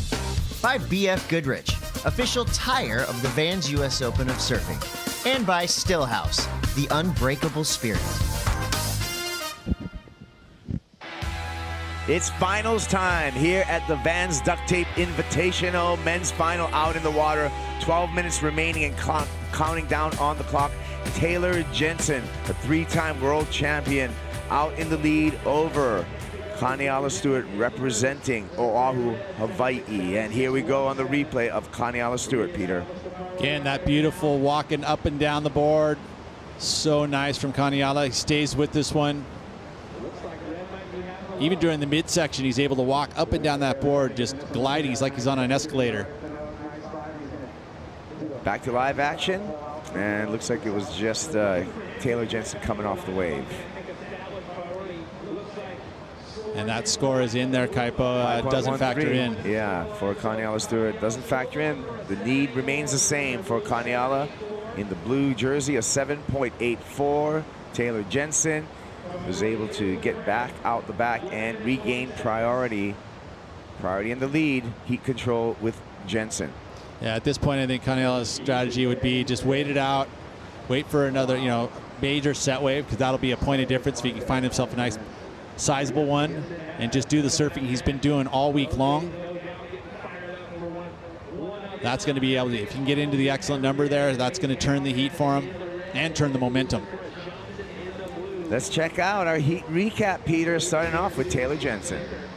So Taylor Jensen, this was early momentum with him, the 7.67, the engagement of the rail on the outside section, the tip riding as well. You see the difference for me is that mid part of the wave where Kaimana is able to kind of engage his rails through it, whereas Taylor kind of glides through it, but the inside, you see he's able to get a little bigger guy, so he's able to get that board driving through maneuvers. This one here came in at a 6.17. Again, that was a full engagement of the rail. Judges digging that one as it came in as a 6.17. So those are the two top numbers for Taylor Jensen. This was actually being ridden at the exact same time that Kaimana was riding his best wave. Back to live action and catching up with Kaimana Stewart. Smooth through the middle, nice redirection, and now planing through some dead water, no problem. He makes the connection into the shore break. And great footwork finishing off there. Kaimana Stewart, again, needs a very good score of a 7.84 for Stewart.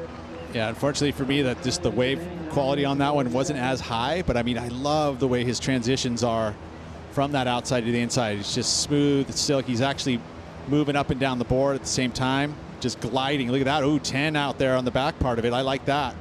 On the backhand, you see this little moments where he just looks at it, it's following the energy of the wave and able to get to the tip. Even down the mid part, just gliding in. Again, just such great footwork. And it's nice, he just gets on the tail at the appropriate time, right as the wave gets really steep, and to avoid purling that nose. Still waiting on this score here. Bobby's got the judges thinking too. I mean, there was about as smooth a footwork as you're going to have, especially when he was able to get to the tip several times on that wave.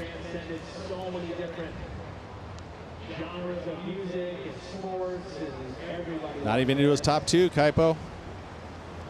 5.3. So Kainiala Stewart continues to knock on the door for a score. Yeah, I just feel like it needs to be a little bit better wave quality, a little bigger wave. And then that will be the point of difference in my eyes. Just, you know, getting that outside work done with on a bigger, steeper wave, because that is the most critical section. That's where they want to see you riding the tip on the biggest, steepest part of the wave, and then do the gliding work through the inside, and then get that finish. Yeah, 8 minutes remaining, and Taylor Jensen still with that heat control. Well, when you have priority in the lead, that's what it is. You generally do not want to see one of those major set waves go and not have priority. Hey, Pete, you know what's coming up next? What? The World Surf League? The outer known Tahiti Pro. That's going to start August 11th through the 13th. And we're going to see the fight for the final 5. It's a close battle when we look at the cut line between Griffin Colapinto and Kanoa Garashi. On the women's side, Brisa Hennessy and Lakey Peterson need those crucial need a result there for those crucial last spots. Final 5 is important. That's where you're going to be fighting for a world title. 5 surfers going to be the one chance, one day to be able to get it done. Yeah. And there is actually going to be a race for that yellow leaders jersey as well. Carissa Moore and Felipe Toledo coming into Tahiti with that yellow leaders jersey. But Joanne DeFay and Jack Robinson can take that leaders jersey, snatch that leaders jersey, and become the #1 seed in that final 5 as we look forward to the Rip Curl WSL Finals. That's going to happen August 11th through the 21st is our waiting period, but it is a one-day event. It's the Super Bowl of surfing. That's going to happen at Lowers. That's in September. But I'll say that #1 seed so important, being that you've got to beat the #1 seed 2 out of 3. Yeah, that's right. Correction, that's September. Yes. I had your back, Kaipo. Thanks. You're reading the screen. That's the outer known Tahiti Pro. That's coming up August. We're going there. You're leaving tomorrow. I get to leave the day after. Yorana. You get an extra day in the beautiful island of Tahiti. Yorana Mareva. They're going to welcome us over there. Save my bed place. Over there. Oh, yeah. I'm saving your place. We'll be staying together. I love that we get to go down there and stay with families. You know, it becomes like, you know, you're the end of the road. We're actually staying on the other side of the river, so literally no cars. It's one of the few, you know, similar to, say, G-Land. And not to mention, just one of the miracles of the surf world, Te Ahu Po'o. That wave is very, very intimidating, and so that's going to happen. Check it out just in a few days. Kainiala Stewart out on the water, and he wants, speaking of waves, wants a wave, needs a wave, and it has to be a quality wave because he needs a 7.84. And he's sitting with second priority, so this is a point where he needs to, you know, obviously he would love for the fact that Taylor make a mistake, take a wave, not improve his score. He's actually a good strategic plan here by moving away from Taylor Jensen. That pier bowl has been very good to Kainiala.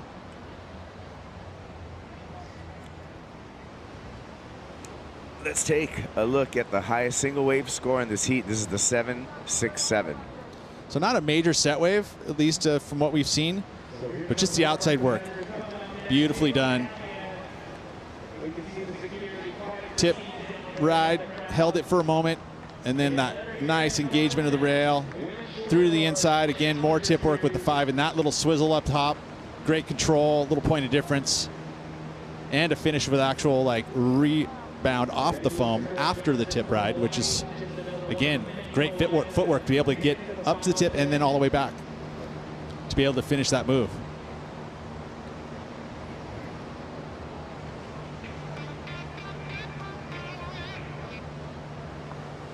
Four minutes remaining, and the Kainiala Stewart starting to feel like pressure. Yeah, pressure. Just like an Eagles song, Desperado.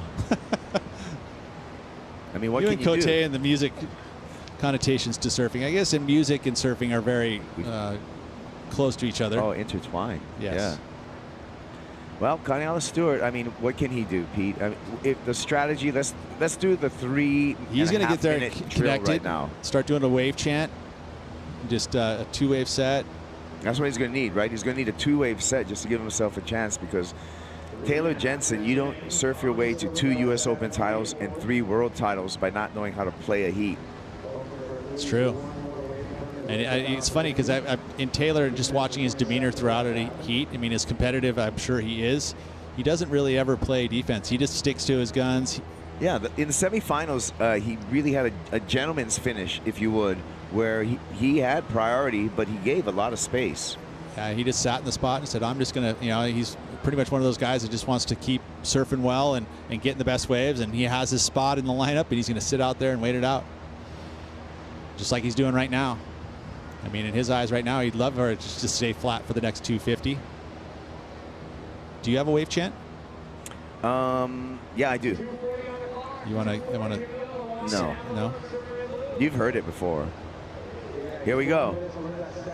Stewart with an opportunity, but not a lot going on this wave. Gets up to the nose, taps a 5. Nice redirect, nice drop knee, some cross foot steps there. Gets more nose time coming through here. Needs to get lucky in the shore break. 5, spins around, tries for the switch stance, which would have been brilliant, but the wave got away. Against that pier, there's definitely the agitated water, which is always so hard because the water is actually moving out as a current against him. And so that's what gets that water all agitated. You're riding backwards through that water takes a lot of skill. Here's our tides for today. We've passed the high tide.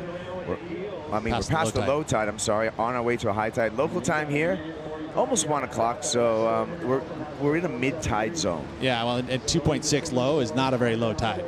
So, I mean, it really didn't get low like we saw early in this event. So we watched the replay here. He had to transfer over to that section, and that's where his footwork really started. But look at, see right here is where all that water moves out underneath the pier.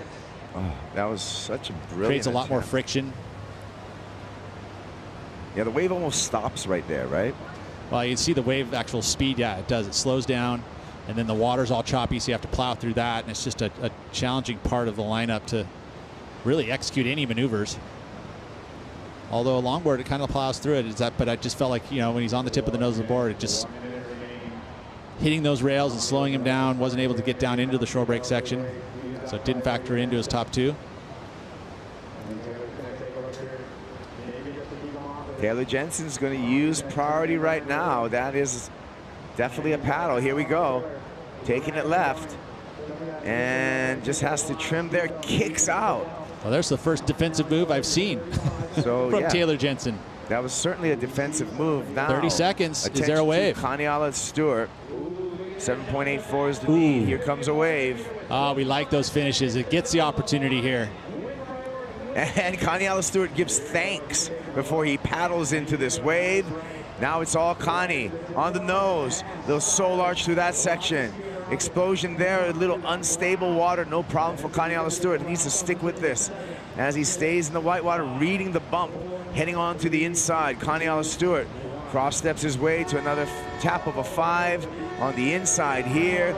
Has to straighten out as the wave doubles up. 7.84, it's a big ask, it's a big number, and Connie's just going to step off on the sand. I love that he gave thanks, that he was like, hey, give me the opportunity, that's all you can ask for. And he beached it, so he's got the judges thinking.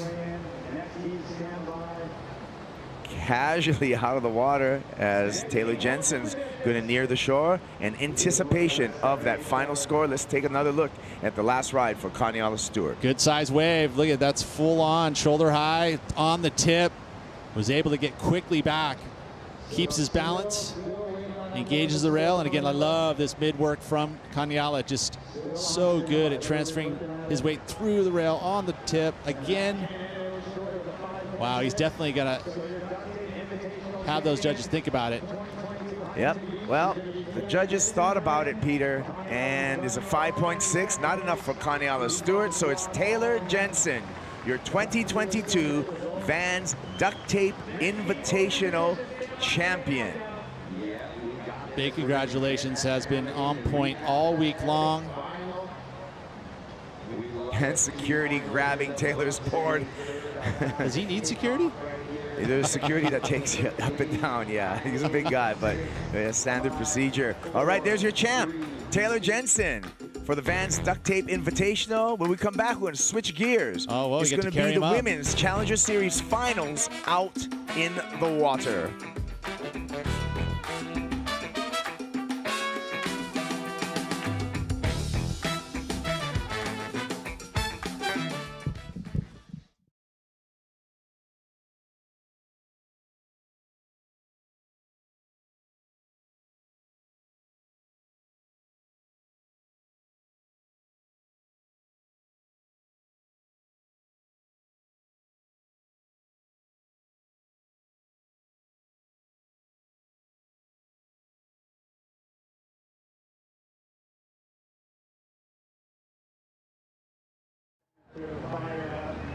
Great results ahead into Malibu.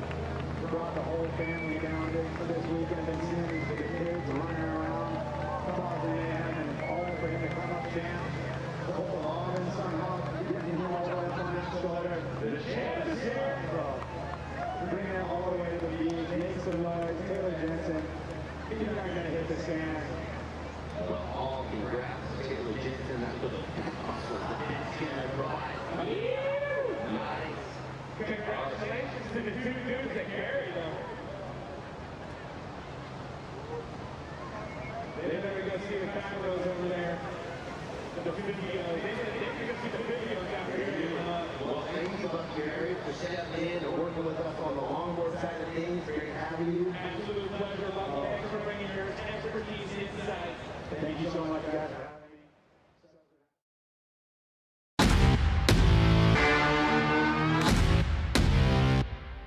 It's time to rise up. It's time to stand firm. It's time to stay strong.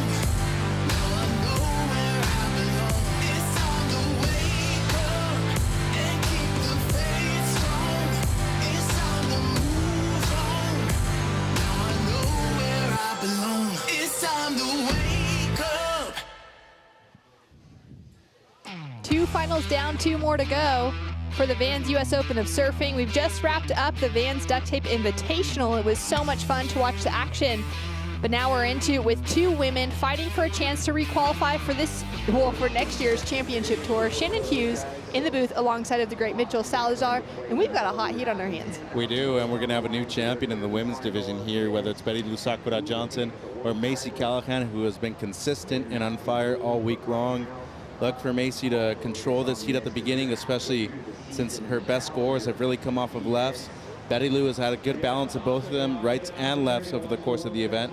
It's going to be a great one, Shannon. Seen some excellent scores thrown down between these two, and getting that first opportunity for Macy Callahan. Snap on her backhand, uses priority on this wave, tags the finish. Now she might stick with this, looking for that reform, and she's going to do the work here. Wanting to really capitalize on that first exchange, but it goes soft, flat really, and that'll be impossible. Betty Lou already with a 1.67 on the scoreboard, so she's now out the back with priority, looking to wash off that first wave and start to set the tone for the next 31 minutes. Yeah, so the only reason Macy was able to take that wave was because Betty Lou actually took this one as the first of the heat. Just a little speed float down the line, kicked out real quick, not a wave that she wanted to keep surfing on. And then Macy with a great start right here, the setup turn, and then straight up into the lip afterwards. So this is easily going to be not only the best wave of the heat, but I think as far as the starting point goes for the surfer in red, I think she's going to have what could easily be her backup wave at the end of this one. Coming into this event, both of them were already in that conversation, right on that bubble of qualification. We're taking 5 women from this year's Challenger Series to join the championship tour next year for 2023. And Macy Callahan out of Avoca Beach in New South Wales. She came into this event currently ranked number 5. She's already jumped up to at least a number 3 spot on the rankings coming into the finals. And so she could be looking to secure her position as we head into the final 3 events of the year. For Betty Lou Sakura Johnson, coming out of Haleiwa, Oahu, on the north shore of Hawaii. She came in ranked number 6. She's already jumped up to at least number 4, and we'll see how it all filters through as we crown our champion. Yeah, and looking at the score right there, a 5.67, a good opener for Macy. And as you were mentioning, both of these ladies have a lot on the line in terms of qualification. 5 versus 6 right now in the water, and that was before this event, so they moved up a few spots as well. I will say, though, that not only is Macy on the best run that she's had in her career, making back-to-back finals, this would also be the biggest win of her career if she would be able to crown herself the first-time champion here at the Vans US Open in terms of Challenger Series events. Actually, second. Last year was the first one, really, but in terms of her winning one, it would be her first. It would be huge to see either of these women walk away with the win, and we will see one in 29 minutes. Macy Callahan currently sitting in the lead with a 5.67. In that last heat, we saw none other than the 3-time world champion in TJ Taylor Jensen take out Coniella Stewart. Let's catch up with him now.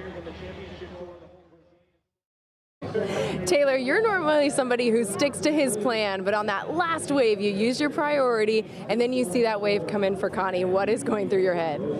Yeah, look, it was a gamble, of course, but that wave that I took, he could have got the score on too, so I couldn't let him have it. I didn't know if there was something else, and then, yeah, paddling back out, I saw that. I was definitely nervous. Yeah, Connie can throw up 8s, 9s all day long, so I just had to wait and see what happened.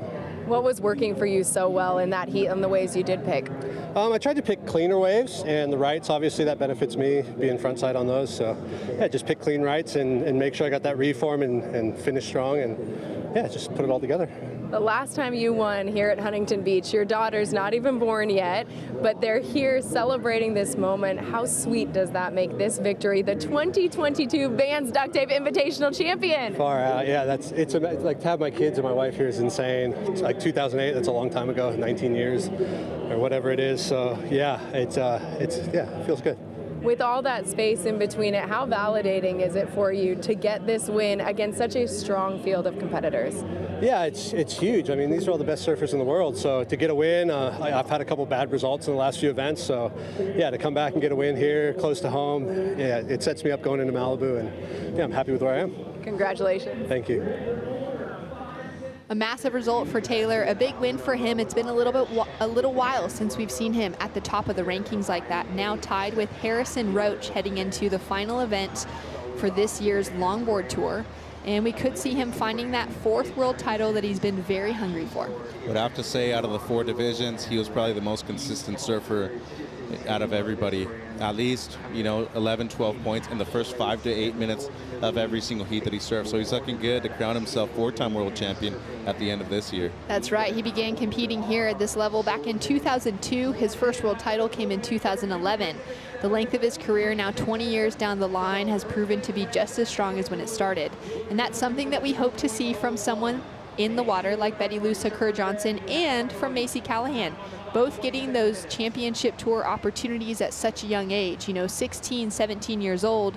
When we saw Betty Lou qualify and get that start to the first part of this year, we can see there her rankings coming into this event. She took away a semifinal, a 3rd place finish at the Boost Mobile Gold Coast Pro, backed it up well in Bolito with a 5th place finish while also taking out the Pro Junior there. Yeah, and if you look at the results right here, no shame in losing to either Molly Picklum or Caitlyn on the Gold Coast. The 5th place finish, it was a close heat in the quarterfinals at Bolito, but at this event so far, I think she's proven that she's more than capable of winning those close and tight heats, especially when a few of them have been comeback wins too. Take note of Macy Callahan, though, and the way she's not only made her way to the final, but as far as her results go as well, she's better than each and every time.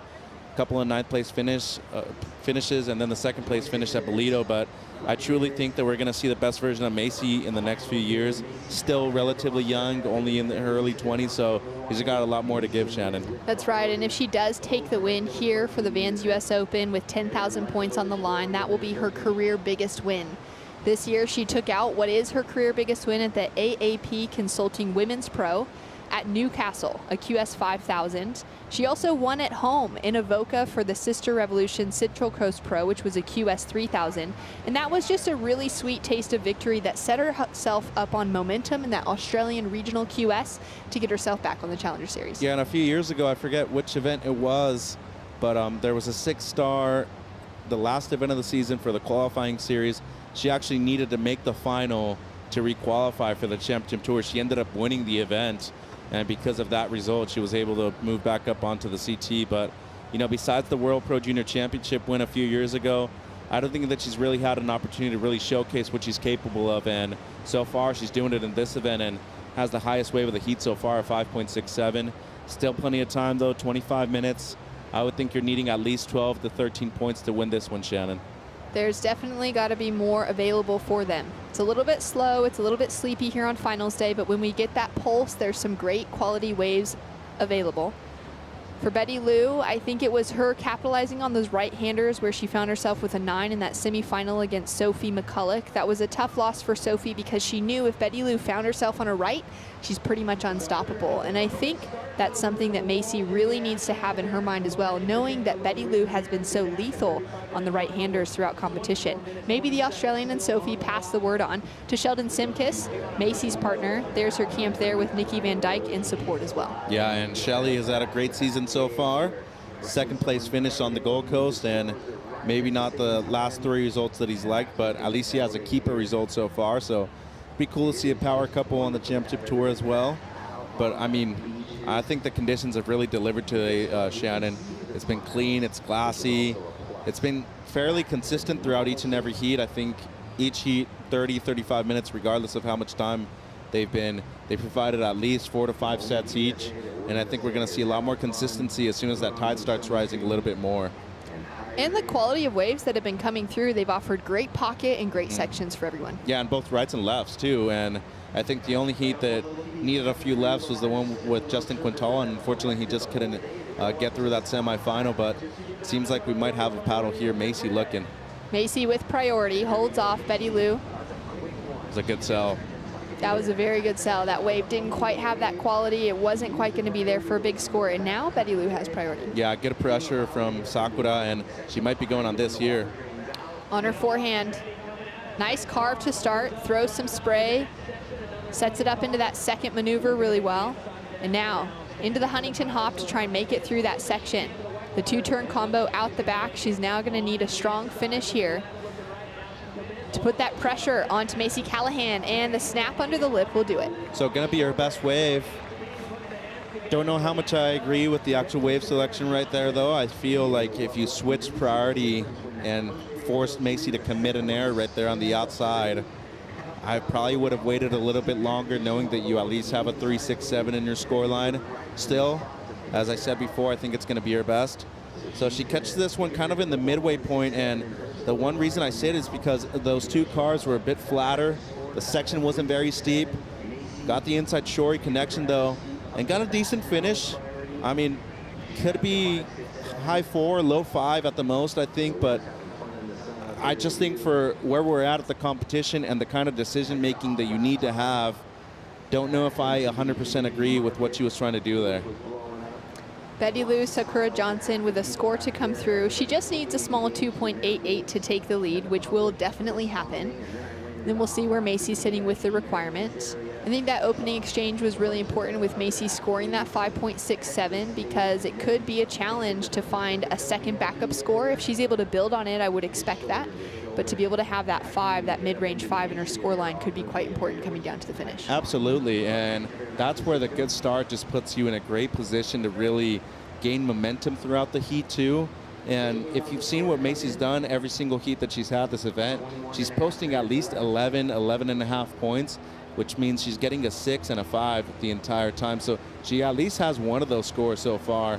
And there's the one for Betty Lou, a 4.43. So as I said before, you at least want something that'll match or rival the 5 that your opponent has. Unfortunately, in this case, that didn't happen, Shannon. Falling short by more than a point, which could hurt her in the end.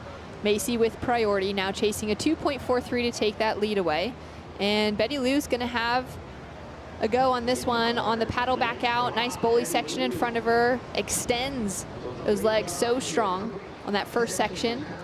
And she'll have to kick out. She's catching these waves too far inside. She's too late on the takeoff. She's not getting into the section early enough to actually commit to it and have the steepness when she's riding out of the turn. As you saw right there, she had to do more of a carve rather than actual hit into a lip, and you're not going to get the same scores, especially after seeing the 5.67 and the two-turn column on the outside. So looking at the replay here, see how she's late on it too. So almost gets the airdrop, but see how flat it went when she was actually going into the lip. That's not going to score very well with these kind of conditions out here. I would say if it were a bit bigger, yeah, that's fine, but not with this size right now. Just a 2.00 on the board for Johnson. Won't factor into her top two. And it does seem like maybe that edge of age as well as experience that Macy Callahan has starting to come into the equation. She's been really patient. She took off on that opening ride. It was a great score. Just has a throwaway underneath it. And there we've got the camp for Betty Lou Johnson, her mom Shinubo there, mother of Luana Silva as well.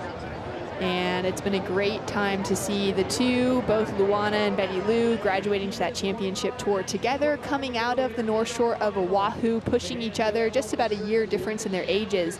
And now to see them traveling together, their families spending some time together on the sand. Yeah, and Gabby Bryan also too, you know, they have a cool little sisterhood going on. And it was cool to see all of them qualify at the same time too. And guess where it all started? At this event last year, the first Challenger Series ever. So it was cool to see that kind of dynamic, especially play out at Haleiwa when Betty Lou needed a result last season to qualify for the championship tour. She qualified in her first full year of competition at only 16 years of age. And now, as you said, you know, a little bit more mature, 17 years old. But I think despite that small age gap between her and Macy, I think there's a huge advantage in having won the World Pro Junior Championship and been on the CT for as many years as Macy was. It's so true. Macy has just so much more experience to draw from. But even saying that, I feel like the experience that Betty Lou has gained in the last year, since quarterfinaling here in 2021, since taking that win last December at home in Haleiwa, the level of maturity that I see within her now, the experience that she's had, I think she's really applied everything that she possibly could in that short stint on the championship tour before the midseason cut. And I think she's all drawing from it, every single heat that she paddles out for. Betty Lou now with that first turn, carve for the second, goes really soft here and flat on that middle section. And now she's gonna just keep that speed as she comes in for the finish. We're looking for power. We're looking for a link together between these finishing maneuvers, and she capitalizes so well. I was about to say, I didn't know why she was going on that wave when it was so flat on the outside. She just shut me up with that last turn, though, on the shore break. And that was radical. 17 minutes and 30 to go. Would probably have to say this is her best wave. So, as I said, just a smaller one, not too big of a section on the outside, much flatter, too.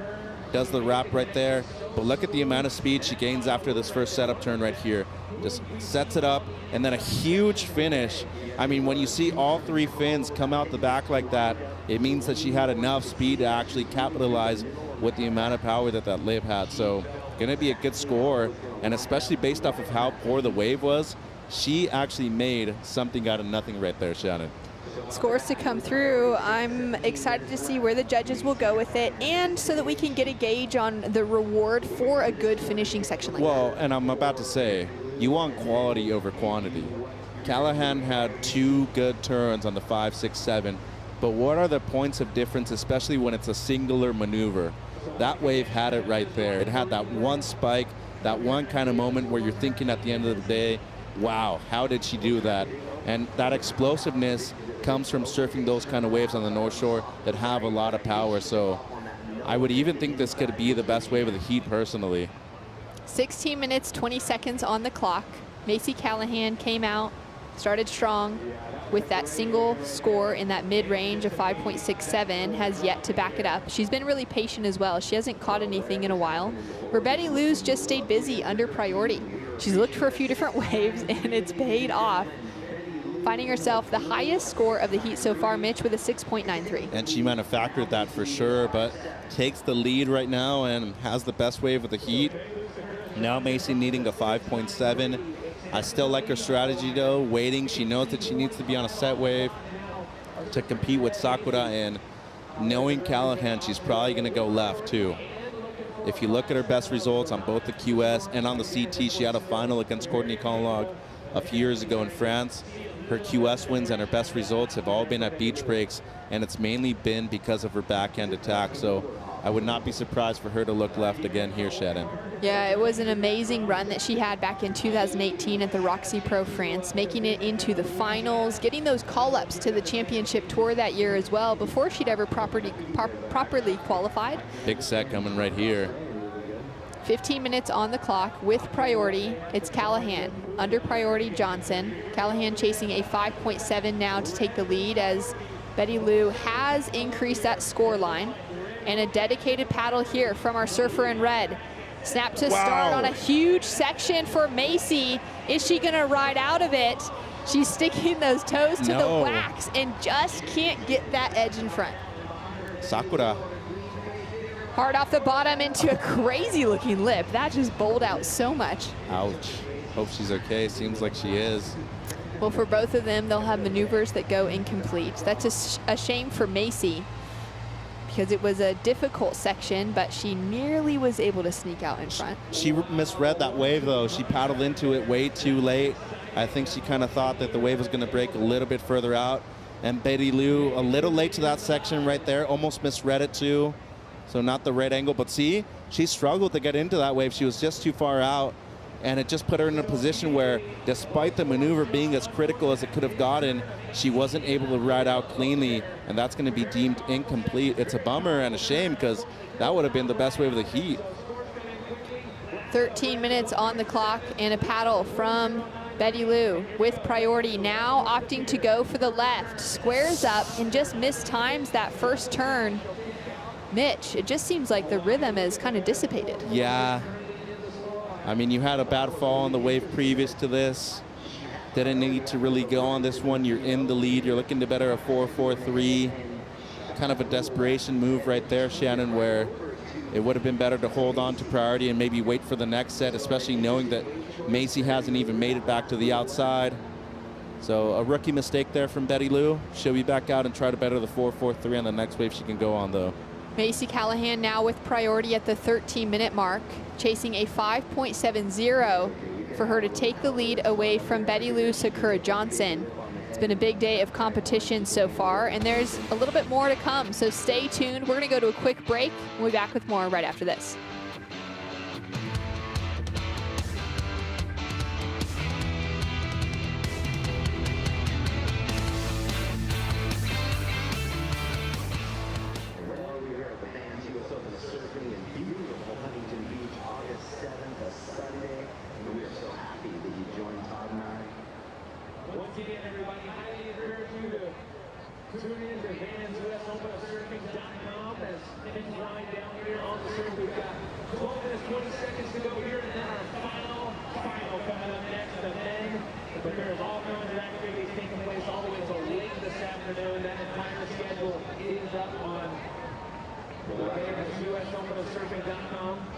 The band showdown just behind us, that skate action kicks off 2-4, so kind of directly following the women's and men's final, there's that.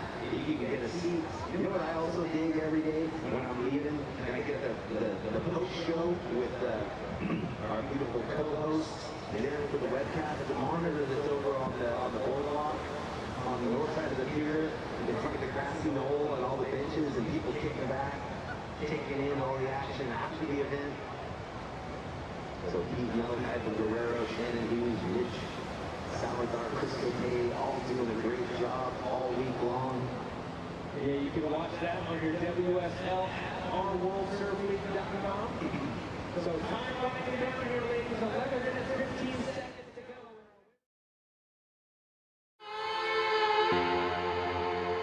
Why do I want to be on the championship tour? It's because it's all there, everyone wants it, and you're doing the Challenger Series to be there. It's the next step for me personally to pursue myself and learn more and be better as a competitor. I mean, I'm still learning, I'm still a kid, and I think this is the best way for me to like push through it with the positivity. I think we're all just stoked to keep going, and we know we're going to be back there.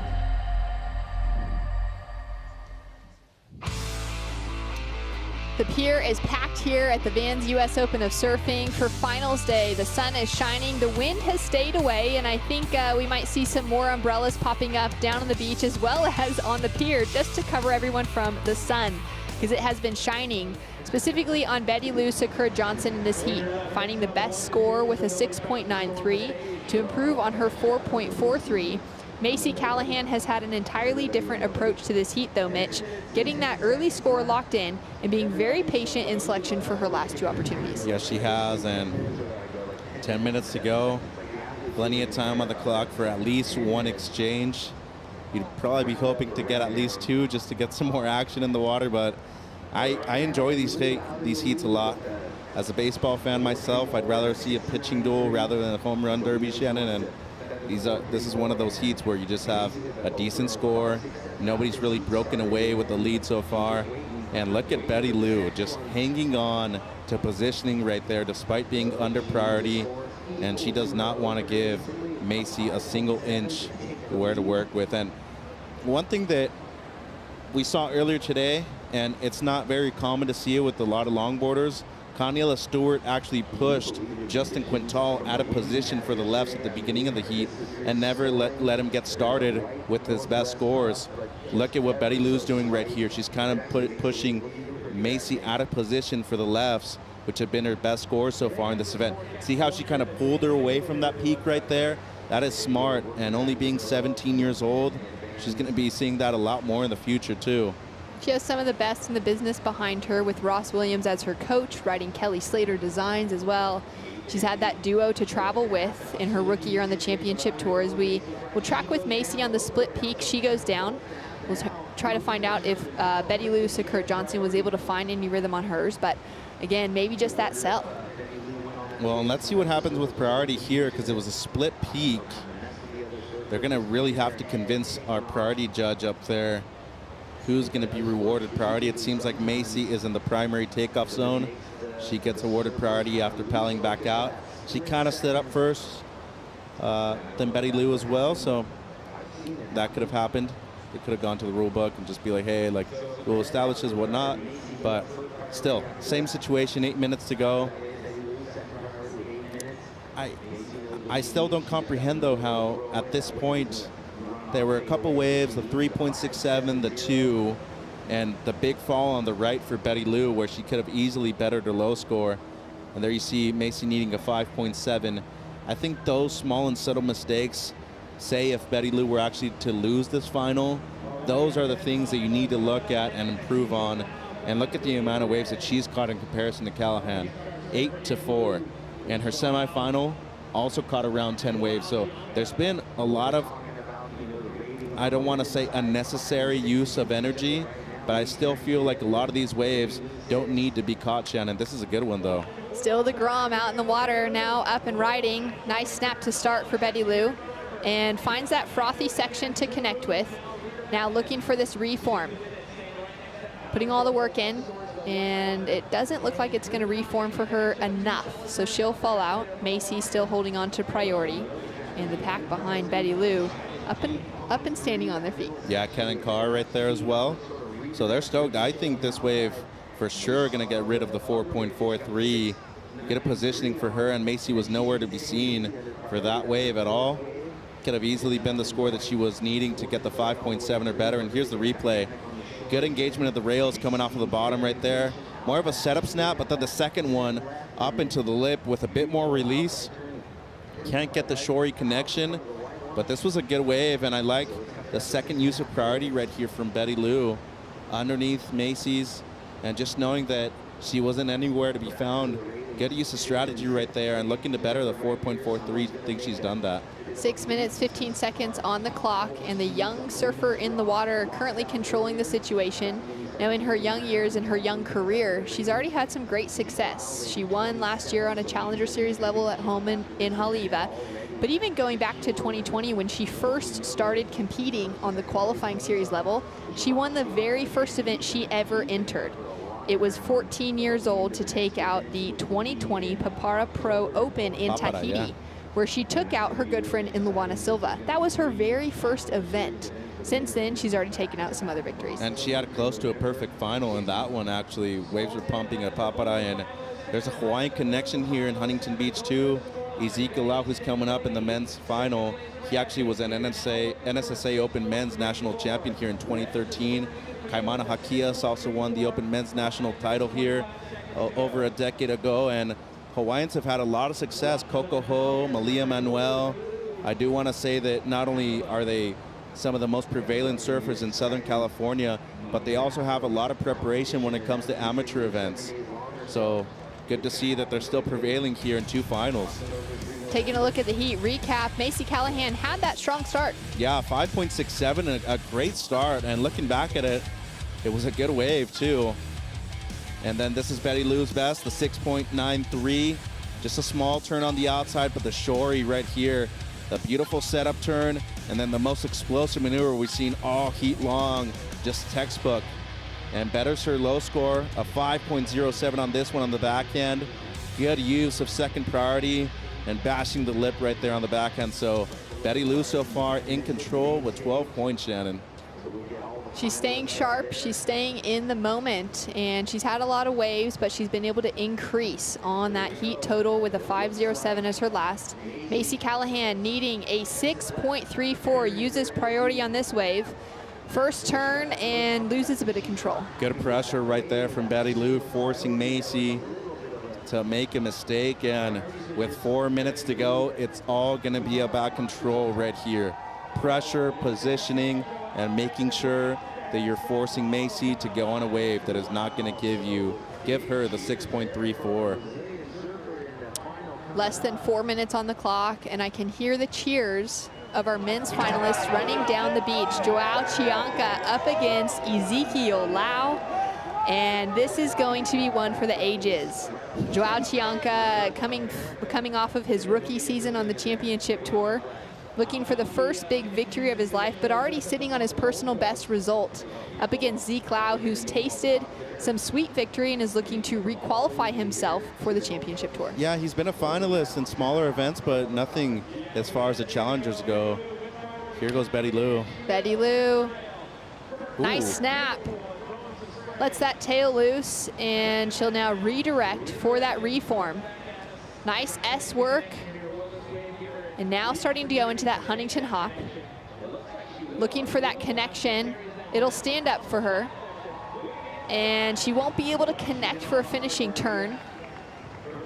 Macy Callahan's last score, a 2.77, keeps her still chasing the highest score for her heat, a 6.34. Betty Lou with the highest score of the heat with a 6.93.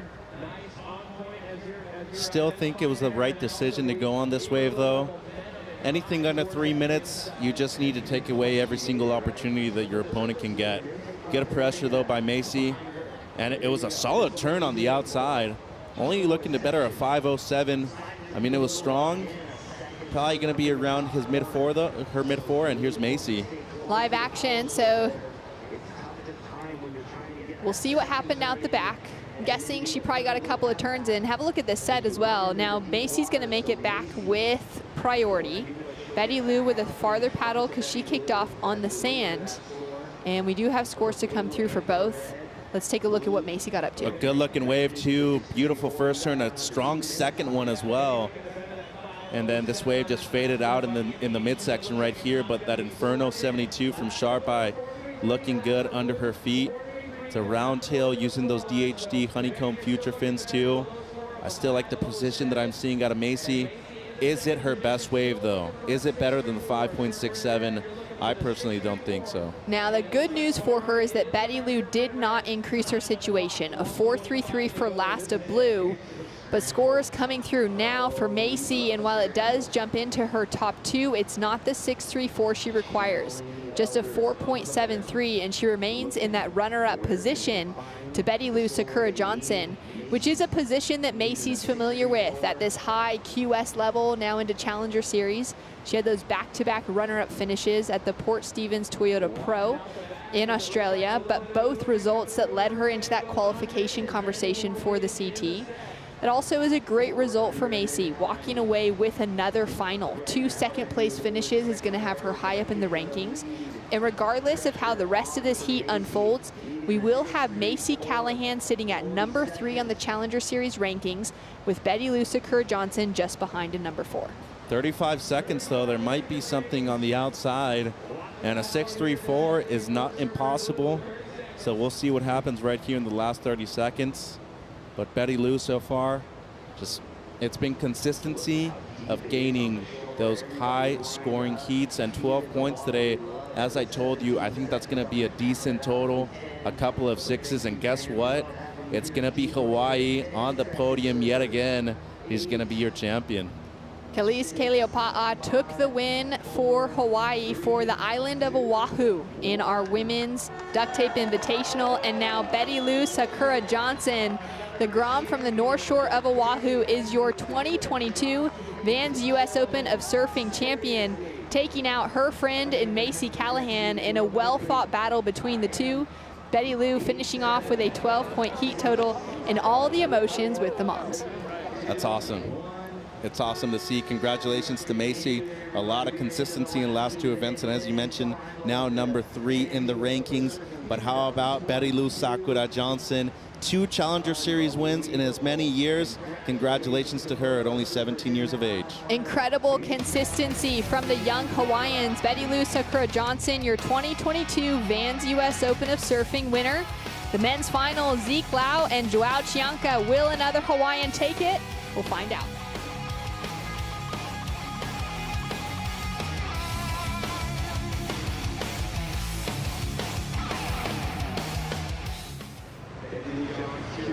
A massive win.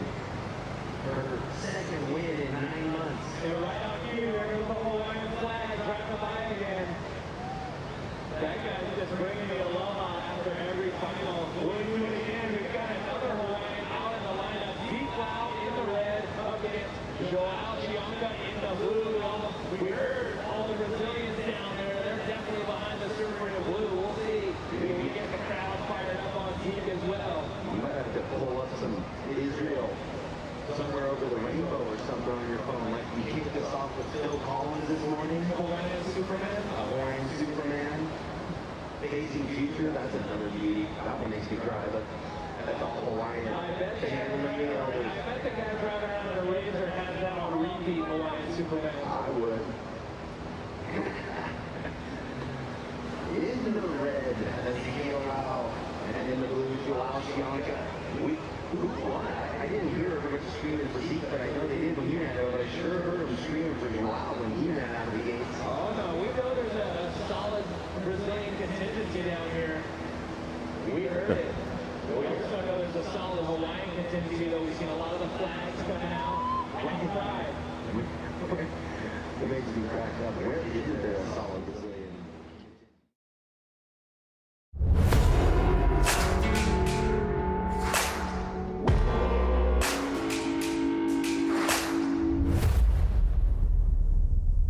I'm born to win. I'm born to win. I'm born to win. Watch me as I blow up.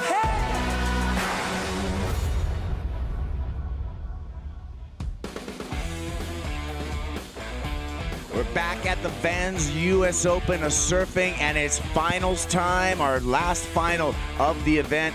It's the Men's Challenger Series final out in the water. Stop number 4 on the World Surf League Challenger Series. And out in the water, we have an interesting mix with Ezekiel Lau versus Joao Chianca. I'm Kaipo. This is Peter Mel, the Hall of Famer, and Mitchell Salazar also joining us on the call. Mitchell, that was an exciting women's final that we just came off of. Yeah, it was great. Congratulations to Macy Callahan, but how about the 17-year-old Betty Lou Sakur-Johnson? And now another Hawaiian in the men's final, too, with another opportunity to maybe even get a sweep here in the open division. Let's see what happens, Peter. Your early assessment of this final between Ezekiel Lau and Joao Chianca. Very, very eager, and I would say even experienced crew between Joao Chianca and Ezekiel Lau here. I mean, obviously, Ezekiel Lau probably having a bit more experience than Joao, but both championship tour caliber surfers here in the final, both exciting and raw, and I expect fireworks here. And it looks like early they're going to give each other a little room to start this heat off. Both surfers, Mitchell, victims of that mid-season cut on the championship tour, and so both of these surfers trying to battle their way through the Challenger Series to get back on to the 2023 championship tour. Yeah, to me the biggest difference between both surfers is the amount of experience that Zeke Lau has in higher level competition. He's won a couple of 6-star primes before, Sunset Beach, Ericeira, and now coming back here in his career best performance so far at the Vans US Open. I think he's not only looked consistent, but his equipment has looked great. I really love the choice to switch over to Tokoro surfboards, underweight Tokoro now, and obviously they've been working so far. He's in the final. Yeah, Peter, it was those victories, especially last year at Ericeira, which enabled Ezekiel Lau to use the Challenger Series to get onto the 2022 championship tour. He fell off in 2019, but he's already had that proven track record in this Challenger Series, and looks like he's on his way again. Yeah, exactly that. You know, and already posting results and heading into home for that final event, coming into an event that he's the defending champion, and at the EDP Vissla Ericeira Pro. Those are an event that he'd feel super confident in. Sakurama is another Challenger Series event that's in between that and Haleiwa. But yeah, Ezekiel looking good, and this is going to be an optimum time for Joao Chianca, who needed a result and needed some momentum. He's been surfing really well, but the heat results really haven't come. The phenomena, the queen of Haleiwa, takes out another big victory. Let's hear from Betty Lou Sakura Johnson. All right, Betty Lou out here with all of her friends and family rooting her on. That heat seemed like it took everything you had. What was it that you were able to pull it off? Oh, thank you so much. It's been a long week here at Huntington, but I have all the support. I have everything I need. I'm healthy. I've been training for this, so yeah, super fortunate to take the win. How much confidence does this give you going into the last 3 events on the Challenger Series this year? Oh, it gives me a ton of confidence. I think this is probably one of the biggest events that we have on the Challenger Series. I mean, with the support and everyone's here watching, it's a huge event, and I'm really, this is my first event winning at Huntington Beach, actually, so I've been always wanting to win a comp out here, and super stoked I was able to do it here today. Now, your mom during the heats, I think, is almost as nervous as you are when you're out in the water. What did she say to you before you went out there, and how did that impact your surfing? Oh, she tells me she's not nervous, but deep down she is. But yeah, she was telling me you have everything here. You've been going for so long, might as well just take out the win. And she's always been filling me up with positive vibes, good words. And yeah, I'm super thankful to have her on my corner. Congratulations. Thank you so much. Thank you guys so much. There you go, Sakura on her way as we check out Ezekiel Lau finishing off his ride, unable to ride in front of the whitewater on that final maneuver. And so that's going to deem an incomplete finish, but he got some work done on the outside, fought for that position to get that wave while the 2 competitors were in open priority. And Zeke Lau on the paddle back out. So at the beginning of that wave, Peter, it looked like it was a little bit of a battle between Joao Chianca and Ezekiel Lau. Yeah, I don't think Joao totally backs down to it, but I would say Zeke's a pretty intimidating surfer, right?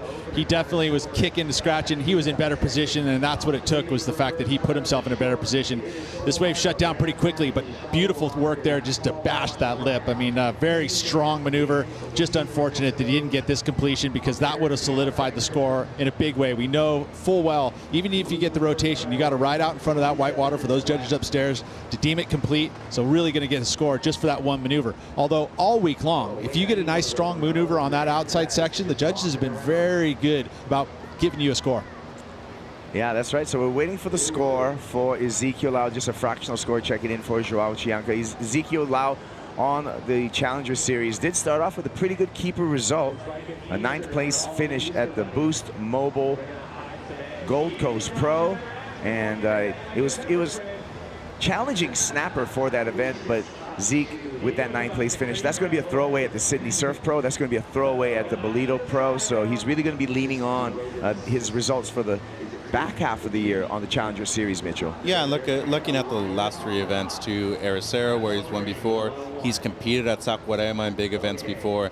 And obviously we know what he can do at Haleiwa, so I think not only is the back end beneficial to him, I also think with the amount of experience and momentum that he's gaining right now, he's going to look unstoppable to qualify for next year's Championship Tour Cup. I will say also that 10,000 points is basically like 2 results, right? I mean, it's 2 5,000s if you split it in half. So a win is so important, and I know that he wants it more than anyone.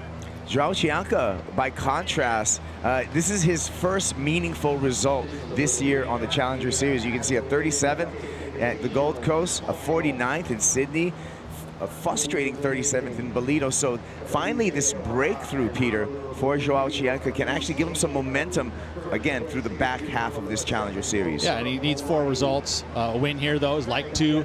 Also heading to his home turf, literally. He lives in Saquarema, so he would know that wave so well and be very comfortable sleeping in his own bed. Yeah, that will be stop number 6 on the Challenger Series that kicks off November 1st.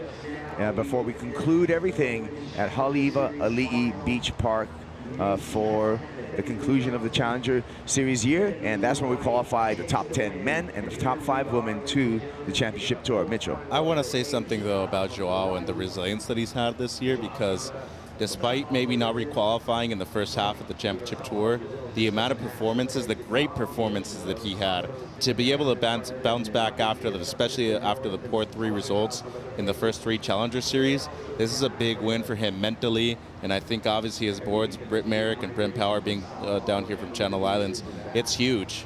And they're supporting him in a big way. And you know that he's riding that CI Pro, which actually was the Stab in the Dark winner this year. So, you know, that's a board that's a new design out of Channel Islands. And you can see that Joao Chianca riding to success. All right, well, the numbers in for Zeke Lau, a 4.17. So that's the start for the Hawaiian as we see the clock tick down. 24 minutes, still plenty of time remaining. Joao Chianca sitting patiently with priority, and Zeke Lau taking a, you know, it's probably a secondary role on the sandbar. Peter, what do you think about his positioning? Well, I mean, giving a little bit of a gap, you know, but I think in 2 strokes he's right there. So it's not like it's a huge position change. But I mean, I think that he's ultimately looking at the possibility of some rights. You know, give a little space. Well, at this point, what I'm alluding to is the fact that Zeke Lau has second priority, so there's no use for him to sit next to Joao Chianca, Mitchell. He just needs to sit at this point in the heat where the best waves are. And I think he's obviously been looking out at it. And sorry, I just dropped right in on Mitchell here.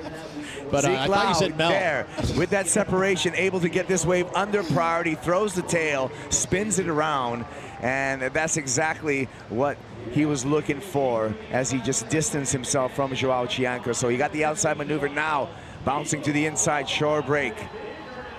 Moving down the line, looking for a finish, throws the air in the shore break, clicks it, hits the cat out in front of the white water, and that's going to be complete, sells it to the crowd. He had to sell that one for sure. Chianca catching up there, missed time for the finish, so we'll see what he got done on the outside. But a little bit of missed timing for the finish for Joao Chianca, Chumbinho. But Zeke Lau, just as we were talking about it, you know, took an alternative kind of position out there underneath the priority of Joao Chianca's well-played strategy, high heat IQ, and execution, Mitchell. Yeah, but look at what he's done every single heat that he surfed so far. He wants to be on the first wave of the heat, make sure that he's getting a score in the first minute or 2, and it was good reaction time there from Zeke on the shorey too. Looking at Joao's wave on the outside, though, he stuck to the left almost all event long. A great turn on the backhand, and that's kind of his dynamic and spicy surfing that he's presented with that CI Pro.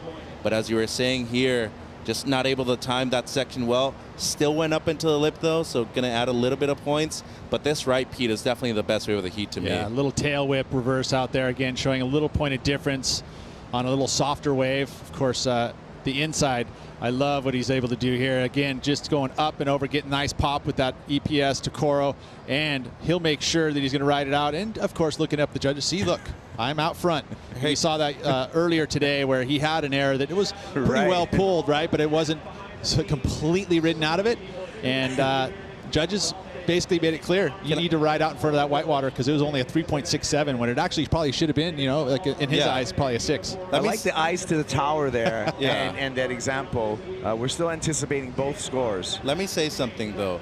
That is a big guy. Yeah, 6'2", 202 pounds. And doing that air on the inside, gaining that amount of speed there, for people that have not surfed this way before, that shore break does not let you garner that amount of speed. There's zero energy there, right? I mean, it's rolling up the sand. There's no, you know, real push. So the fact that he actually made sure that he rode it out of it, just selling it completely, he knows how, that just shows how important this is to him. 5.1 for Shianka, still waiting for last score. Still waiting for the number for this ride, Mitchell. Dude, look at that. I mean, those 2 pumps at the end, and then that's a tail high air reverse too. Make sure to pull it off. And he gives the stare down. He's like, there it is. I gave it to you on a silver platter. Numbers of 5.5 for Ezekiel Lau. So only a little bit of different separation between the 2 rides. And I think Ezekiel Lau may be puzzled a little bit when he hears the number come to his ears. He does have the lead, however, over Joao Chianca. Yeah, that, I mean, it's puzzling to me a little bit. I mean, I feel like there could have been a bit more separation between those 2 waves. I mean, the dynamic outside move, the dynamic inside move, whereas Chianca really got that nice, strong backside hook, and really that was kind of it. Here goes Zeke, looking left, winding up the hatchet and chops it down, but pokes the nose, pearls, incomplete. Yeah, I mean, for a big guy, that section right there where it starts to go flat real quick, if you don't have the right amount of speed for that section, you're just not going to ride out of it. But going back to the 5.5, I think it's really important to describe to our audience that, yes, there wasn't a huge amount of variation, but the throw tail on the outside reverse was completely different to the air reverse on the inside, though. So I thought it personally could have been a little bit higher myself. I think we're all across the board in agreement on that, but we're just going to see Ezekiel Lau continue to surf through. What, Pete? Yeah, it was real. That he got the air on the inside again, zero energy in that wave. So he had to work. You saw him kind of pushing and pedaling to get back into it. Of course, the judges want to see you not have to do that, right, and ride out clean. So again, that probably factored in slightly. But who's done an air on the inside all week long, though? Yeah, I agree with you. You know? Yeah. Like maybe 2 or 3 people at the most, but for somebody his size, that's extremely difficult to do right there. I think that's good. The surfboard choice today. Less energy in the water for sure, and he's given himself a little extra spark. Let's review that surfboard choice for Ezekiel Lau. What exactly were we talking about? This one, the yellow one here, is 6.0.5. Comparatively to the PU board, which he's rode throughout the week. That one's 6.0. This one is narrower by 1/8 of an inch. The other one is 18 1/8. This one is 19 1/8. This one is 19. So it's just slightly different, a little longer, a little narrower, but EPS technology, meaning it's got a styrofoam core rather than a PU core. Floating nicely on this wave right now. A couple turns out the back for Ezekiel Lau, making his way into the shore break. Fades left. Now he's going to go right. And Zeke with the big snap to finish there. Right behind him is Joao Chianca. Joao kicking out, not able to make the connection into the shore break. So we're going to see how that works out in this last exchange. Wave is wave choice. Ezekiel Lau seems to be on point. I mean, how's this where you just got wave after wave too? We like the action, but definitely Zeke seems to be able to connect the inside with ease. Again, under priority, he scored that wave. Here is a replay, Mitchell, of Joao Chianca. Yeah, beautiful first turn, and how was that elongated bottom turn too?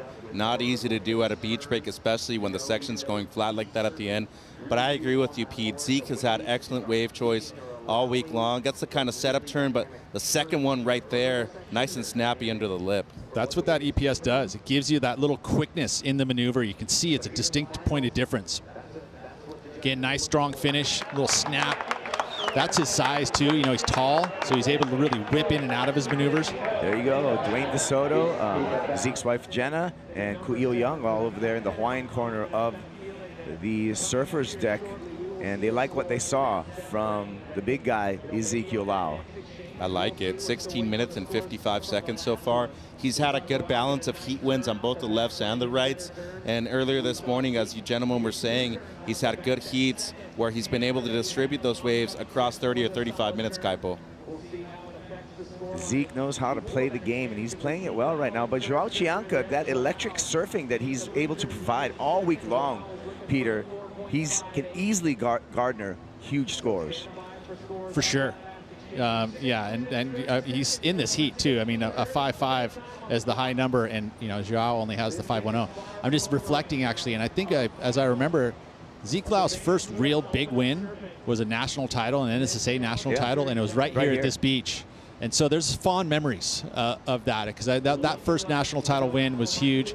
And you would remember that and know that you're like, oh, I got success here at Huntington Beach. Anytime you come here, you're like, you can draw off those past results. All right, the 2 scores come in, and a 4.6 for Ezekiel Lau, a 5.2 for Joao Chianca. So I feel like the judges are really honoring those outside backhand hooks from Chianca. Yeah, and I think the bottom turn was really a big key to that score too. I would agree with that. If we could look at that replay, right, and the subtlety of that maneuver here at a beach break like this too is so unique and so different to what we normally see from those one-turn waves on the outside. Chianca with priority. He's going to take it left again into the pier, looking down the line. Vert little snap down, speeding through that second turn, pokes the nose, incomplete. Now some chance for Ezekiel Lau to answer back. Zeke needing 4.8 to turn this heat, and Zeke with priority. Can Ezekiel Lau turn the heat and take the win here at Huntington? We're going to find out when we come back with the conclusion of the men's final.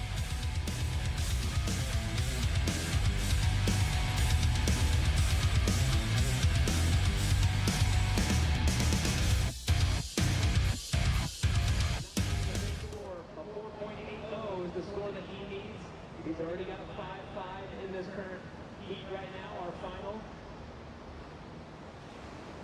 So we'll see. So how do these cats keep it together in these pressure situations? Well, because they've done it since they were little kids. They've been in tons of finals over their careers. This is just the biggest stage, though. As they say in Hawaii, since they were Kaities. Since they were Kaities, that's right. So competing since very young ages, to be at this level, that means they've been in finals all the time since they were young, and here they find themselves at the Vans US Open of surfing. A massive achievement for both of them. Zeke's been hitting it hard at this event for years, as well as Joao Chianca. Priority red, Zeke Lau, deep on the left. He flies over that flat section. He has a tight, big, classic US Open hammer in the corner. We love that. That's the classic HB redirect. Now, will this inside give him something to the board? Full gas, ready to fire. Oh, goes high road. High road, easy. Okay.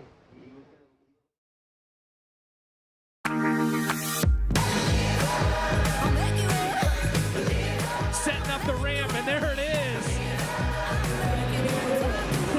Keep your eye on this guy, because he will go above the lip. That's what you expect from Eitan Osborne, one of the best aerialist surfers out there. What massive air reverse. Pulls it off cleanly. Eitan Osborne. Make you a believer. Arkel on the answer back, throws the tail, spins around the revert, no problem. We've been working our way to finals day all week long, and we have arrived. Have some faith, I'll make you a believer. A compilation of the Flying Embers Air of the Day, an award that we've handed out every single day, and there's been it's been a hotly contested award. A lot of aerials going down here Southside Huntington Pier. Thanks to Flying Embers for taking care of that Air of the Day. What was your favorite, Peter? I would think the Eitan one on the outside section. I think that was pretty much the favorite for, I would say, the majority of people. It was big, and that's all that counts, right? It was one of the biggest airs we've seen at this event. But that's what we want to see at Huntington Beach. I want to see progression. Wow, look at this set. Set looming, priority with Joao Chianca. Chumbino Little soft carve off the top there, a lot of space, bangs the oncoming section, wants to maintain forward momentum as the waves converge. Not going to give him a chance to continue with that energy into the shore break. Chianca, however, does have the lead over Ezekiel Lau. Priority switches to Ezekiel Lau at this moment, Mitch. Yeah, and he got a wave, a 3.77 that doesn't go into his top two, so doesn't seem like Joao should better his low score either right here. And Pete, we were talking about that kind of diversity of scores that Zeke has had as we're seeing the replay right here. Another left, a great turn right there. Just seems like the section wasn't standing up as much as his other two scores though. But we were talking about that kind of diversity of waves that he's caught over the course of this event. To me, it just seems like he's such a good headspace, knowing that he's won here and he's had a lot of competitive success. It seems to me that Joao hasn't had that before, and in these high-pressure situations, that could make a big difference. Yeah, I would say so. I mean, again, there's a bit of an error here.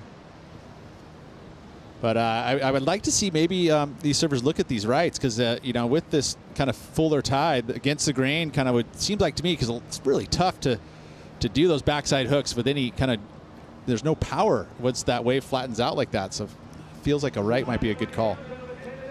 All right, so here we go with Joao Chianca, and he's going down the line, and a big throw tail there on that oncoming section, looking just so light.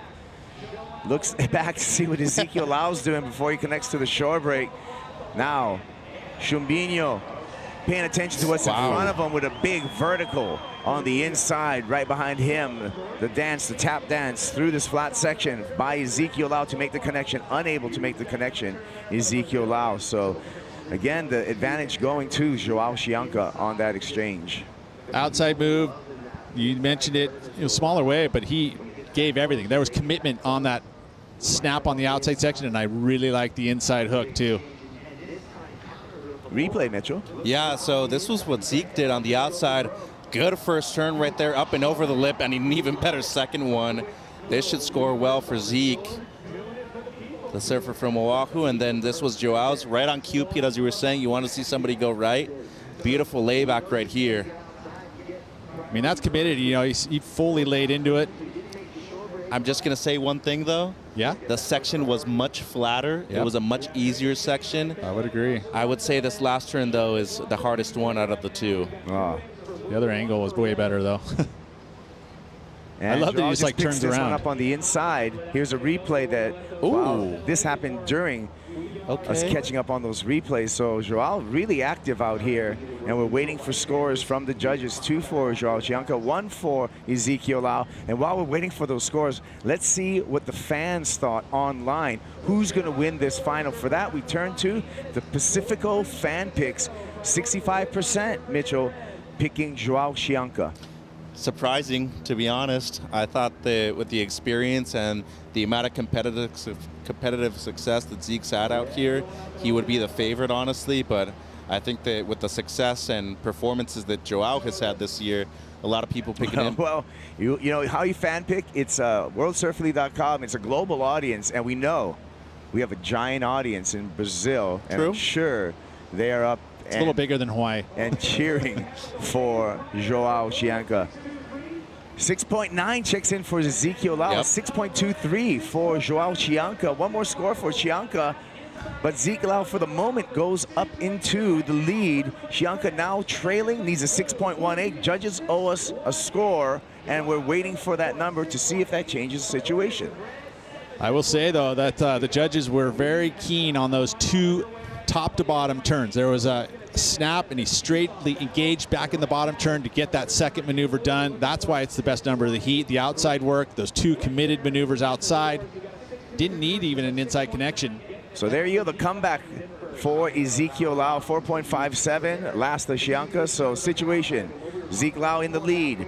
Chianca trailing, needing a 6.18. Mitchell, now we got a final, and it's coming down to these last 7 minutes. Yeah, and you know the strategist Lau, he is great with priority, and he's been in this situation many times before, especially with 7 minutes to go. You know there's going to be at least one opportunity out here, Kaipo. But Pete, looking at this heat fold out, I still think that they got it right with the 6.9, 2 big sections on the outside. And in comparison to the 6.23, you have the flatter section on the right, good variation with the layback. But really, I think the meat of the score came from the inside turn on the left. So I still like the reflecting back on the 6.9. And again, it's like judges have been pretty clear in regards to getting the bigger numbers. You need to have those steeper sections. That came on Zeke Lau's wave. Matter of fact, he waited, let the first one go.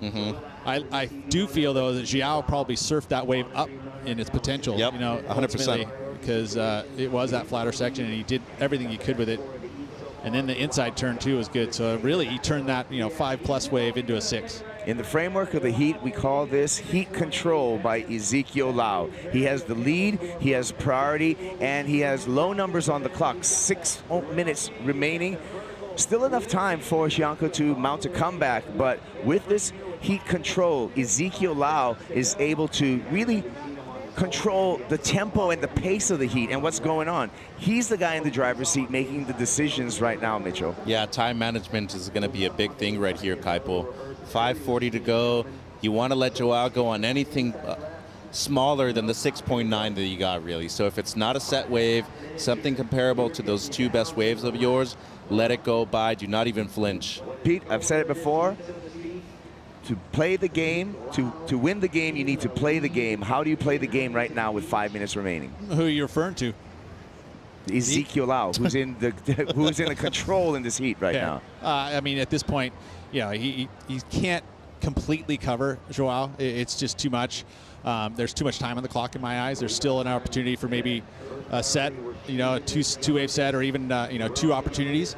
But he needs to understand that if there is a set wave, he's got to choose the best one of it. He's just going to let Joao go on this one, seeing that it has a bit of a shoulder. He's not even looking at this one. Smart. And smart decision. That's what it is. There. I mean, those choices have to be correct choices. If he sees that there's going to be a wave with a little extra energy in it, a little double up on it, he's got to take it, and he's got to improve on the 5.5. That's what it comes down to. The next choice he makes has to be an improvement with the 5.5. Kaipo, can I say something? Yeah, of course. No. Now I know why it's physically intimidating working with Pete all the time, because every time I've worked with him, it's always been on the other seat. Right. I'm right next to him now, and I know What's this got to do with me? We're talking about He'll talk over you a couple times, too. Let's check out the heat recap and see how Ezekiel Lau ended up in the driver's seat right now. It started with Zeke Lau, Mitch. Yeah, a great wave right here, the 5.5, which I think looking back at it could have even been higher right here. The inside shorey connection with the good air reverse on the inside. That was tail high, so surprised the score was only kept that low. But then Joao Chumbinho came back afterwards with the whistle one, Pete. This was, the 6.23. Again, I feel like he surfed this one up its potential. There was a smaller outside section, and especially this one here, just so quick. Little tomahawk on the inside. Best wave here from Zeke Lau, engaging inside rail, outside rail, inside rail, outside rail on the outside section. Best wave of the heat.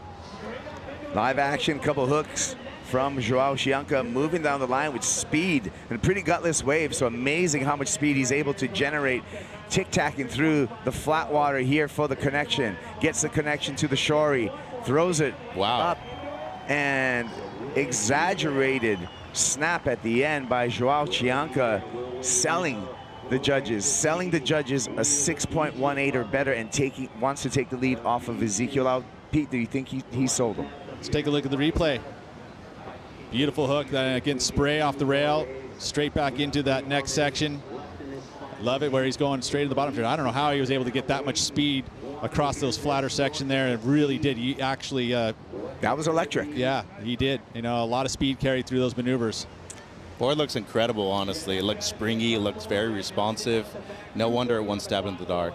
6.18, and I don't want to jinx a score right now, so I'm just going to watch this play out and see what the numbers come in from the judges. What do you think, Pete? Just shy. Okay, I like the commitment that you came in with that. So maybe the size of the wave coming into factor. It was speedy electric surfing, and you're right, Pete. A 5.07, not enough for Joao Xianca, and Ezekiel Lau continues to lead this final, Mitch. Much smaller sections, much flatter on the outside too. I thought the best turn was actually the one where he redirected right. So Good scoring right there, still not beating red based off of 2 waves. And now with 2 minutes to go, it's positioning and control time for Zeke Lau out there with priority. It's a 2-minute drill for Ezekiel Lau at this moment, and he's done this drill in real-life heats, and he's done it hundreds of times practicing for this. He's sitting steady and head on a swivel, making sure he's going to take every opportunity, holding that priority. Look at him scoot up, Peter, to Joao Chianca, and now he's going to be chasing him. Looks like 2 waves here, too. Let's see what happens. Go on the first one, though. Take away the opportunity right here, in my opinion. He's going to let Joao go on this one. Chianca late to that, but pulls it down. Pretty dynamic maneuver on the outside, and now just cruising. Not using too much energy through this midsection. He knows he's going to need a spectacular finish on the shore. And this wave double triples up with a bunch of steps. And late to the lip there, so that's not going to be the 6.18. He's calling it a heat. That's it with a minute to go.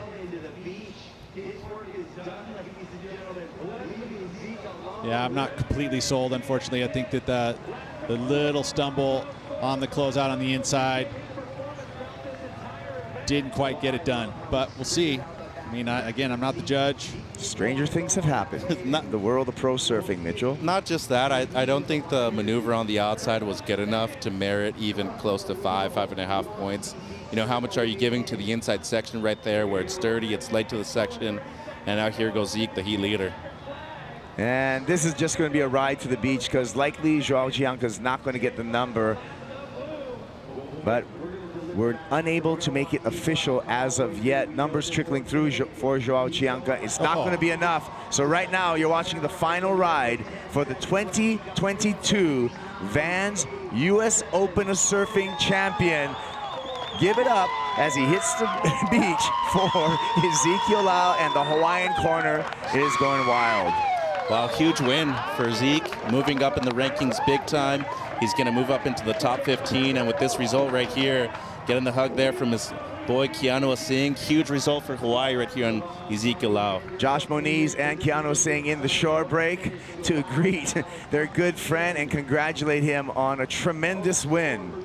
Again, your 2022 Vans US Open of Surfing champion, Ezekiel Lau, is going to enjoy this chair up the beach. Is there a better feeling, Pete? I wouldn't know. I'm sure that it's pretty darn good, though. Well, Ezekiel's feeling it. Zeke make his way through the crowd, Mitchell. Yeah, and props to Zeke, too, because he's never the favorite in these kind of conditions either. He had to come from behind a lot of heats to win them as well. And even this one, too, he had his back up against the wall, showed his resilience and persistence to get that 6.9 and eventually the lead, Pete. Yeah, and you remember the very first couple days of this event was small, you know, and he had to work through that. You know, then we got some swell, but then, you know what, finals day, not exactly as you mentioned, one of the favorites going into it. Just you know, a big man, you know, but man, he surfs so good in the small waves, and that's what you have to do, especially on this Challenger Series. There's going to be those days that you're going to have to make it happen, and he did that. He does have the desire, I will say. Listening in on what it sounds like to get carried up a champion. Look at that smile too. He knows how important this is. It's solidification of that ability to get back to the championship tour. 10,000 points is just huge. What a result then. I mean, he's had what, 4 wins at the 6-star prime Challenger Series level now too, so he's had a few of them, and I think seeing the start of the year now for the championship tour going to 2023, pipeline at Sunset Beach, he's got 2 events, Kaipo, at home where he could easily do well. Well, he's got to come through this Challenger Series first, but that's a good start right now. He's going to have 10,000 points to his credit, Ezekiel Lau. And look at the crowd that has just made their way to the Vans US Open of Surfing this Sunday. Wall-to-wall people, and an exciting event again. This event, Pete, it's not a sprint, it's a marathon. Sure is, 9 days.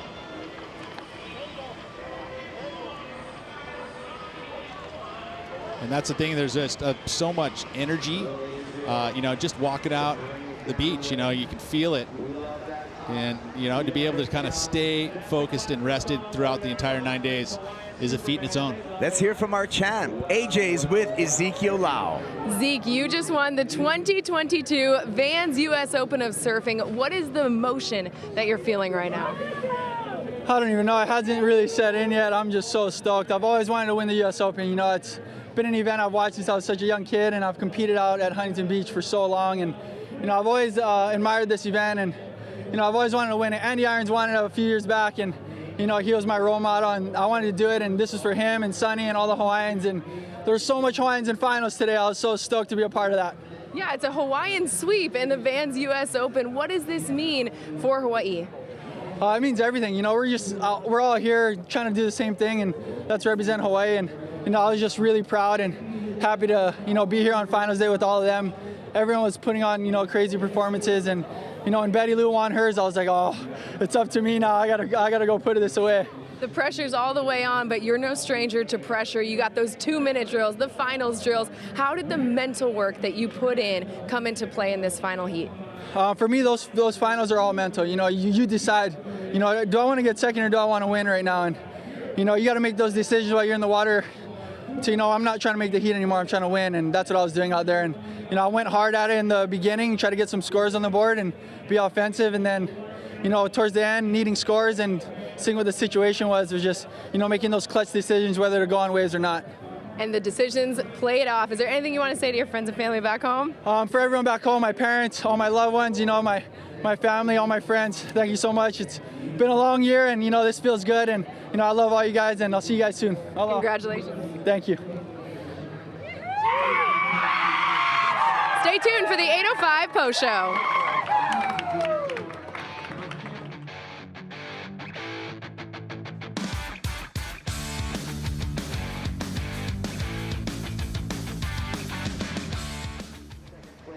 It's incredible here. Yeah, once again, I want to thank all of you here in Huntington Beach. You guys have been a fantastic crowd all week, not only in support of the surfers, but as well helping us keep the beach clean. It's always great to have you guys down here. This year felt even more special, though, after COVID, not having the mask, being able to get out here, see our friends, high-five them, and watch the world's best surfers once again here on the South Side. Surf City, USA, Huntington Beach. So we could do a quick rundown since there's just been so much that happened. First, we got to see that final. The Longboard women's Cup leads and Honolulu Bloomfield. Cup leads taking the victory. Honolulu runner-up. Then it was Taylor Jensen and Takayama. Taylor Jensen taking the victory. Takayama runner-up. Then it was Betty Lou Sakura and Macy Callahan. Betty Lou goes first, Macy comes second, and now Zeke Lau versus Joao Chianca. Zeke Lau taking the victory. Yeah, and we're in this moment of making it official and giving them the hardware. And make sure, HB, when we do those official awards, make sure you guys make some noise. We're going worldwide on the internet, obviously, and all the podcasts around the world. WorldSurfLeague.com. Make sure you guys have that app downloaded to stay up to speed with these athletes as they continue on this year. Well, Todd Klein, it's been a beauty doing this with you this year.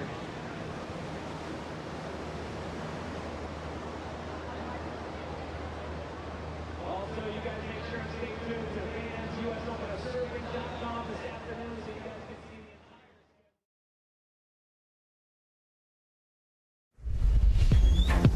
the Nothing left to lose now. Everything to prove now. Long as I'm alive, I'ma fight back. My fire never cools down. I'm about to catch fire. Yeah, I'm about to catch fire. Get ready for the new me. Get ready for the new me. Try to hold me down and I go higher. Try to put me out and I go louder. I'm a fighter, a survivor. Stand back while I catch fire.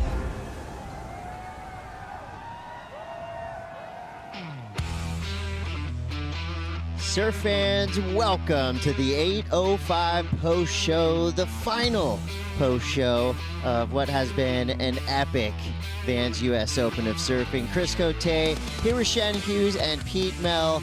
And wow, there's a lot to unpack from finals day. We started early and we wrapped it up on a beautiful afternoon here in Huntington Beach, Surf City, USA, and the beach has just come alive. 2 Hawaiians win in the Challenger Series and a mixed bag of surfers winning for the longboarders. It felt like today packed a week of surfing within a span of just a few hours.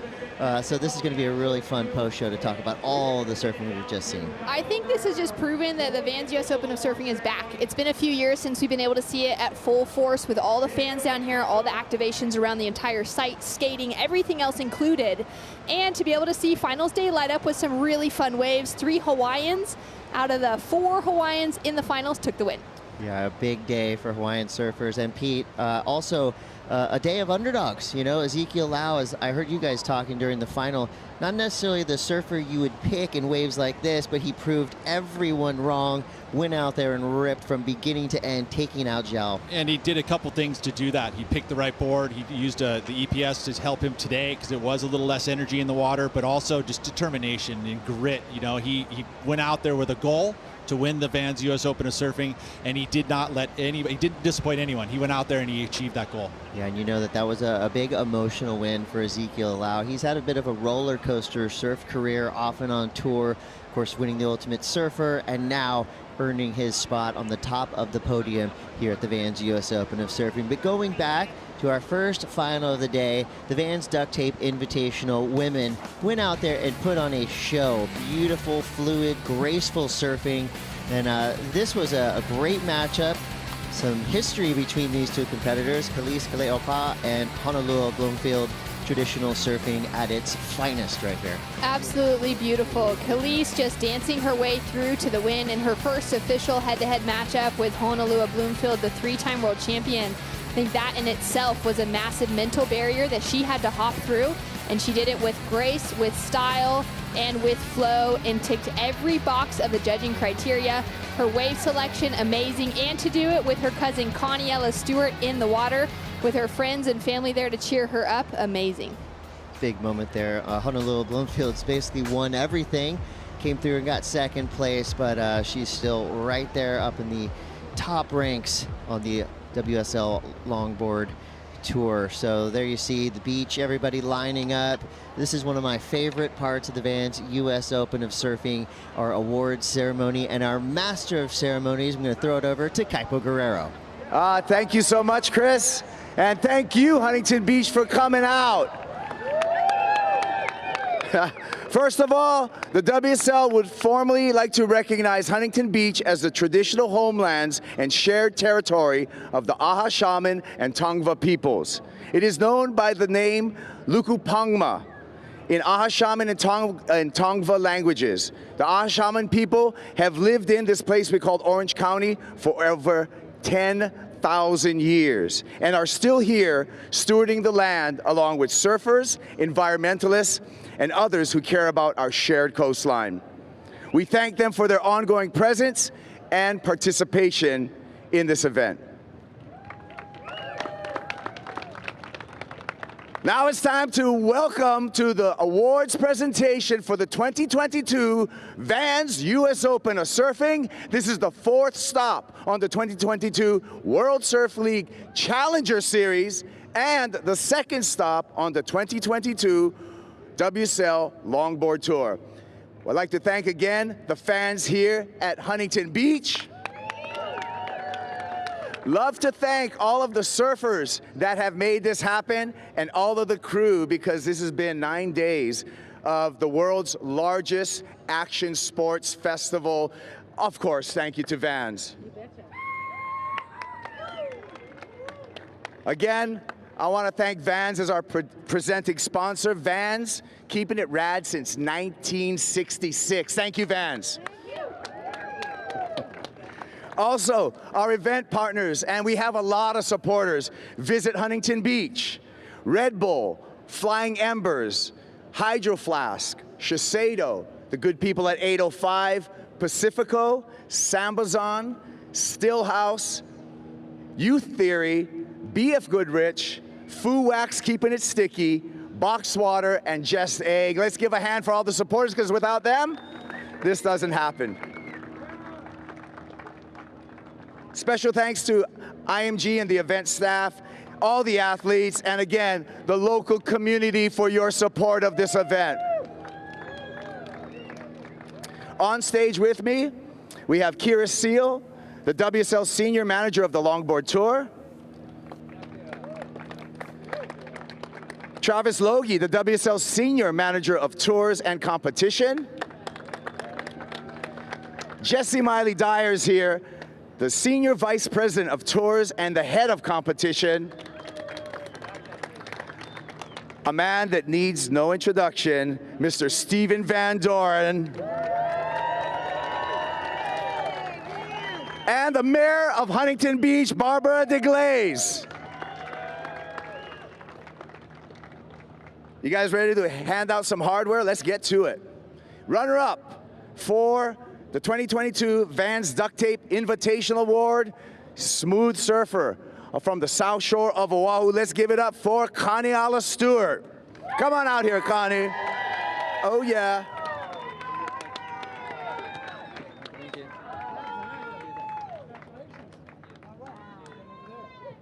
Connie, I'm going to get you. Finals, big week over here, and you were one of the smoothest surfers out in the water. Your takeaway? I had fun. I love it here. It was just a little tricky to find the good ones, but Taylor got some good ones. But yeah, just happy to be here. Thank you, guys. Connie Alla Stewart. Runner-up in the women's division for the Vans Duct Tape Invitational. I want to call to the stage Honolulu Bloomfield. Come out here, Hono. Another Hawaiian.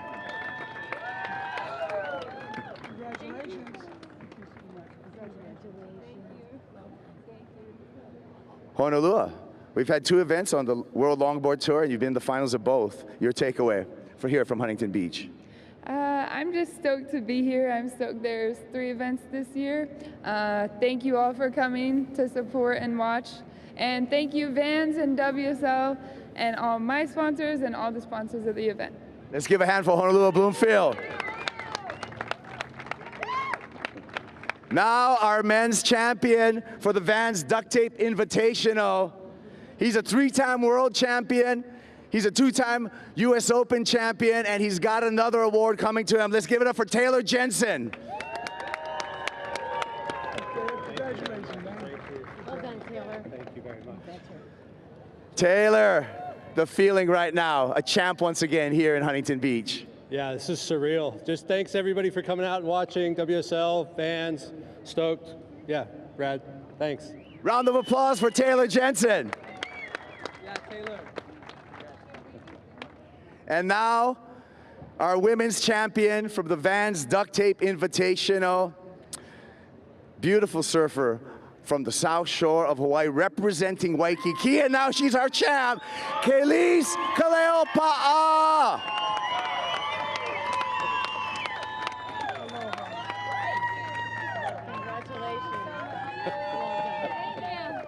Kailise, I gotta talk to you. Oh, yeah, I do, because this is a big moment. Kailise comes from a deep, deep heritage in surfing, and she's continuing on. I'm just so proud of this young lady. How does it feel to be the champ? Oh, I'm just stoked to be back in Huntington, surfing alongside all these amazing surfers, especially Connie. But I didn't compete in the first WSL of the season, so it feels nice to come back here, get a win, and just have fun. Well, you got some good points, 5,000 points leading up to our World Championships. That's going to happen in Malibu on October 3rd through the 13th. That's going to be the waiting period where we're going to have the final stop of the World Longboard Tour at the World Surf League. So congratulations to all of our longboarders. Now turning our attention to the Challenger Series. And the Challenger Series is the road to the championship tour. And it's a rough road, but at the end of the year, our top 10 men, our top 5 women are going to earn their spot on the 2023 Championship Tour. And walking down the road and making some really yardage down the path is Sakurema's own Joao Chianca, our 2022 runner-up here at the Vans US Open of Surfing. Joao.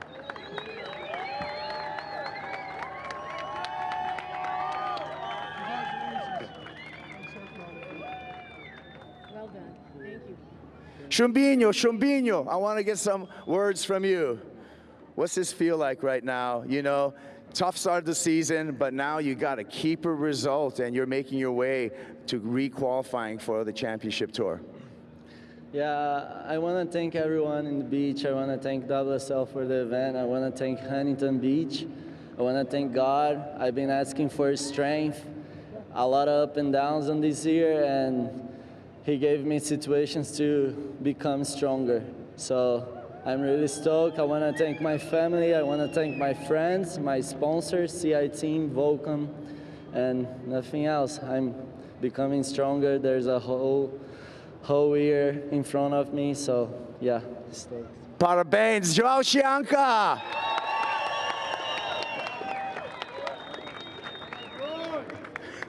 For our women's division in the Challenger Series, our runner-up, Australian, she ripped all week, and I want to congratulate and bring to the stage Macy Callahan. Come out here, Macy.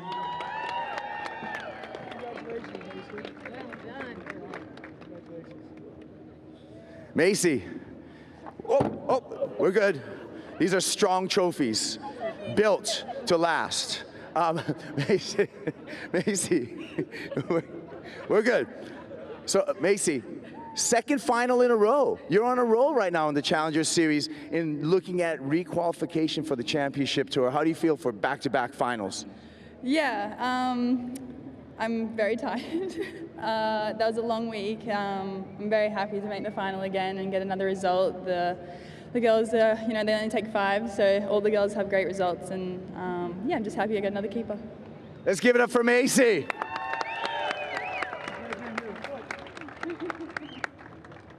And now, our men's champ, the 2022 Vans US Open of Surfing champion.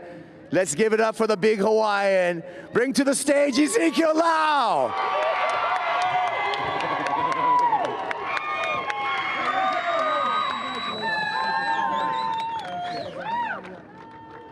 Hold it up, Zeke, hold it up.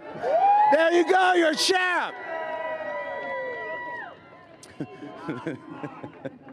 Let me come in here. I want to get a word from you. This is it's not a sprint, Zeke. It's a marathon this week, and you came out on top. How you feel? It feels great. It's definitely been a long week. There's been a lot of conditions, but I've been feeling the love out here in HB. I just want to thank everyone for coming out. I just really love the support from everyone here. It makes a difference, and I was just glad I was able to perform for you guys. Thank you. Oh my Kai, congratulations, Ezekiel Lau. We got one more award to give out, and that's to an inspirational young lady who came here and ended up being the champ. Your 2022 Vans US Open of Surfing, the Queen of Haleiwa, Betty Lou Sakura Johnson.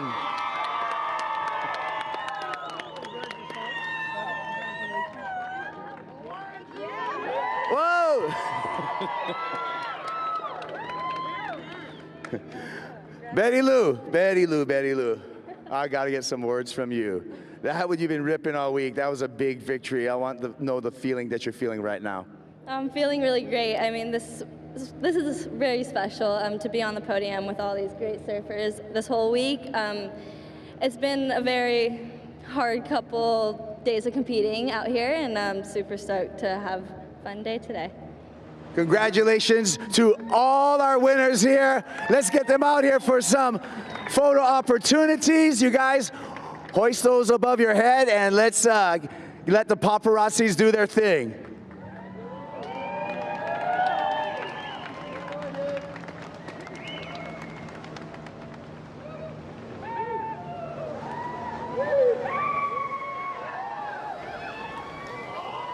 And just like that, crowning champions here at the Vans US Open of Surfing. Thank you, Kaipo Guerrero.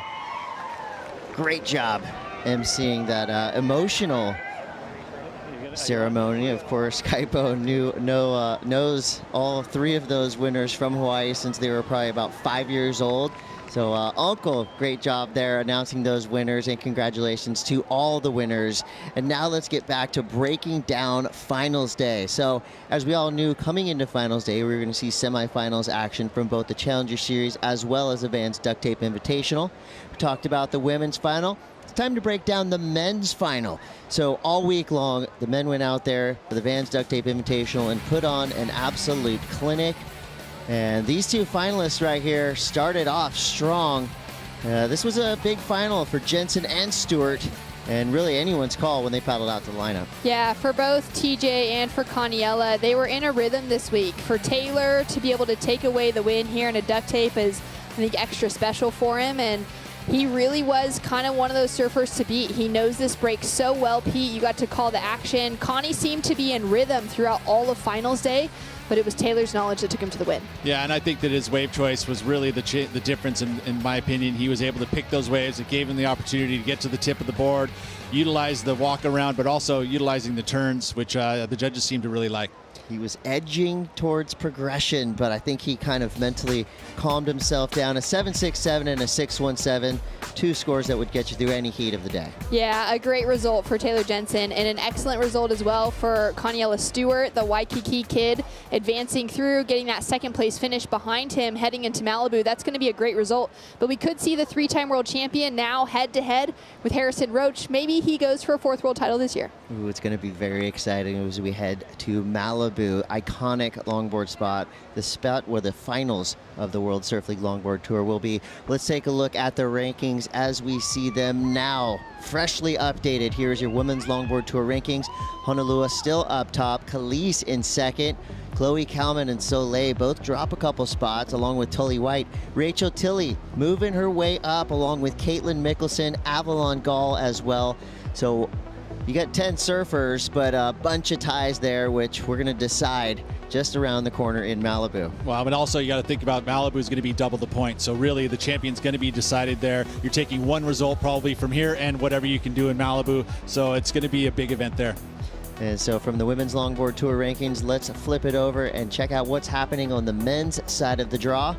Here are your men's Longboard Tour rankings updated just now. Harrison Roach in the lead, Taylor Jensen way up there, tied for that 1st place spot, and everybody else shaken up. Ben Skinner drops 1 spot. Kaniela Stewart in 3rd, Quintal in 5th, tied with Kaimana, Takayama, and Declan Whiten, all the way down to Cole Robbins. So again, a bunch of ties there, Shannon. All of these surfers will be headed to the Cuervo Classic Longboard Championship October 3rd through the 13th, Malibu, California. And of those names that we just saw right there, I mean, it is still anyone's ball game. There's still so much on the line because there is 10,000 points heading into that event, but it's got to be those top 2, the surfers that have taken the wins out for the first 2 events of the tour. They're keeping those as their highest scoring events heading into that. We're dropping that bottom result, so everyone's just got that singular result to them, which is why there are so many of those ties. I'm really excited for finals in Malibu, and I think we're going to see those surfers that tend to thrive in a traditional wave like Malibu really find more success than maybe they did here at Huntington. Well, October can't come soon enough. The finals right around the corner at Malibu. So from longboard, let's go to shortboard. Challenger Series women went out there on day 1 and put on an amazing show all the way through. Betty Lou Sakura Johnson, so good. She's got named 3 times, and she went out there in this final and started doing damage early. Macy Callahan had a decent start with a 5.67 and a 4.3. But Betty Lou Sakura Johnson hammered down pedal to the metal surfing. It was pretty wild because Macy kicked off early with that 5.67 and then never really got a scoring wave until close to the finish. Betty Lou, it took her a few waves, maybe some little mistakes within her surfing as well, as far as wave selection and pushing a little too hard, maybe catching too many waves. But she found those best scores out there, and she seemed to just dominate once she got into a rhythm. To see the young Hawaiian win her 2nd event of this level, another Challenger Series after taking one out last year, speaks to the consistency that she's beginning to find and the threat that she is. And one thing that's good for Betty Lou here is that she's had some struggles surfing outside of the home state, you know, and this is something that she can now realize, hey, I can win outside of Hawaii, and it's a big win for her. Yeah, not just a charger. Now she is a bona fide small wave wizard. Did it in a huge way here in Huntington Beach.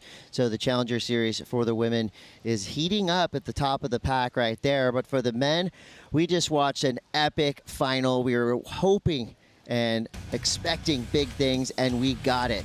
We had paddle battles. We had everything you wanted to see. But Zeke Lau just looked in form. His board looked perfect. He did everything right in this heat. He got the momentum early and kept it all the way through to the final. Pete, this was a amazing, dynamic performance from Ezekiel Lau. And he didn't make many errors throughout the entire week. You know, in a lot of variety of conditions, he was making good choices on waves. He was making good choices with his equipment, but also he competed very, very well. He put his head down. He didn't let the scores discourage him a little bit. I mean, there was that one moment when he got a 3.67 in the semifinal this morning after he did a nice air reverse that he probably thought he had completed, but he didn't let it affect him. He stayed positive. He stayed on tack. He stayed on the point, and look what happened. He took the win.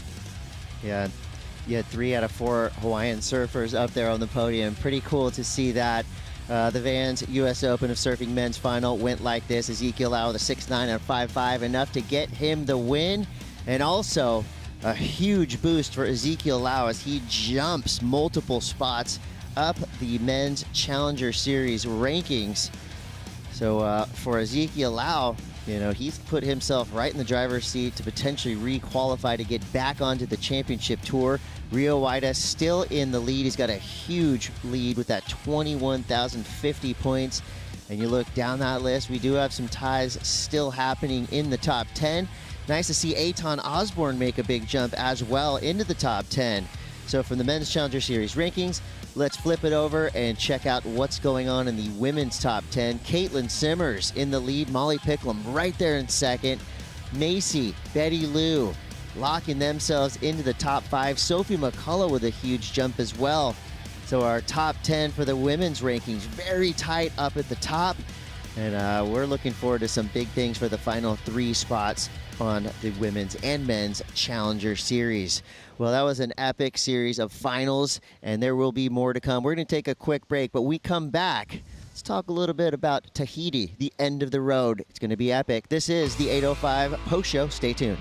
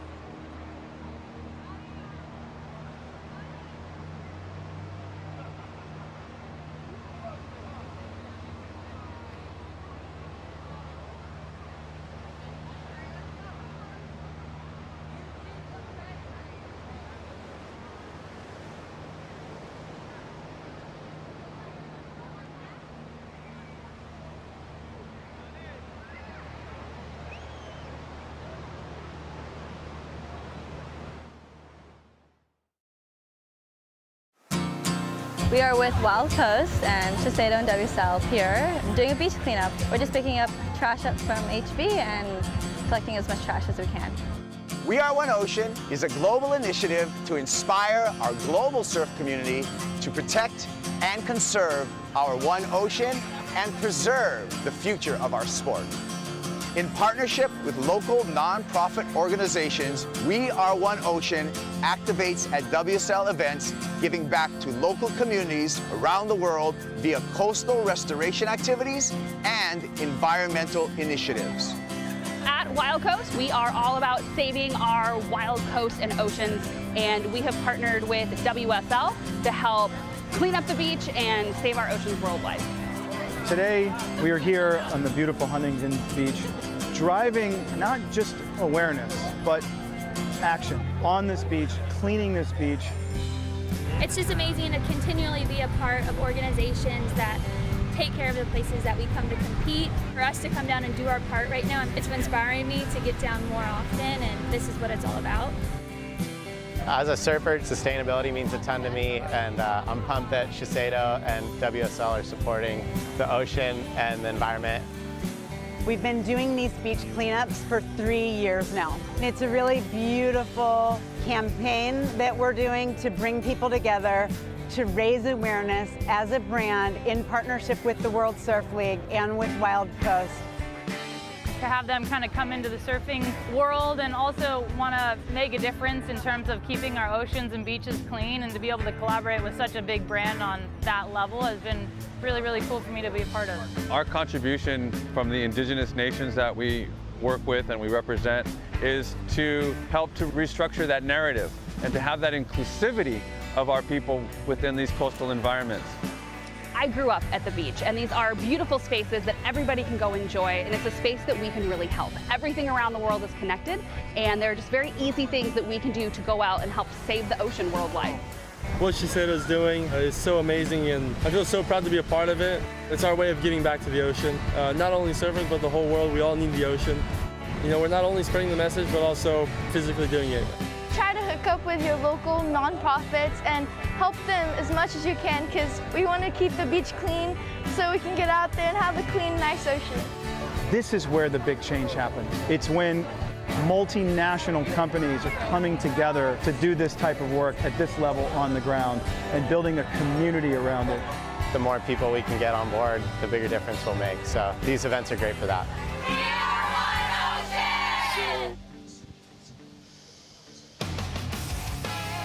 What more can you say about weareoneocean.org? A great, great time down here. The 8:05 post show rolls on. Speaking of rolling on, the Vans Showdown starts any minute. It might already be going. Skate park is going off just on the other side of that big WSL tent. There's a purpose-built skate park that Vans made for some of the world's best skaters to get involved, and that's going to be happening all afternoon long.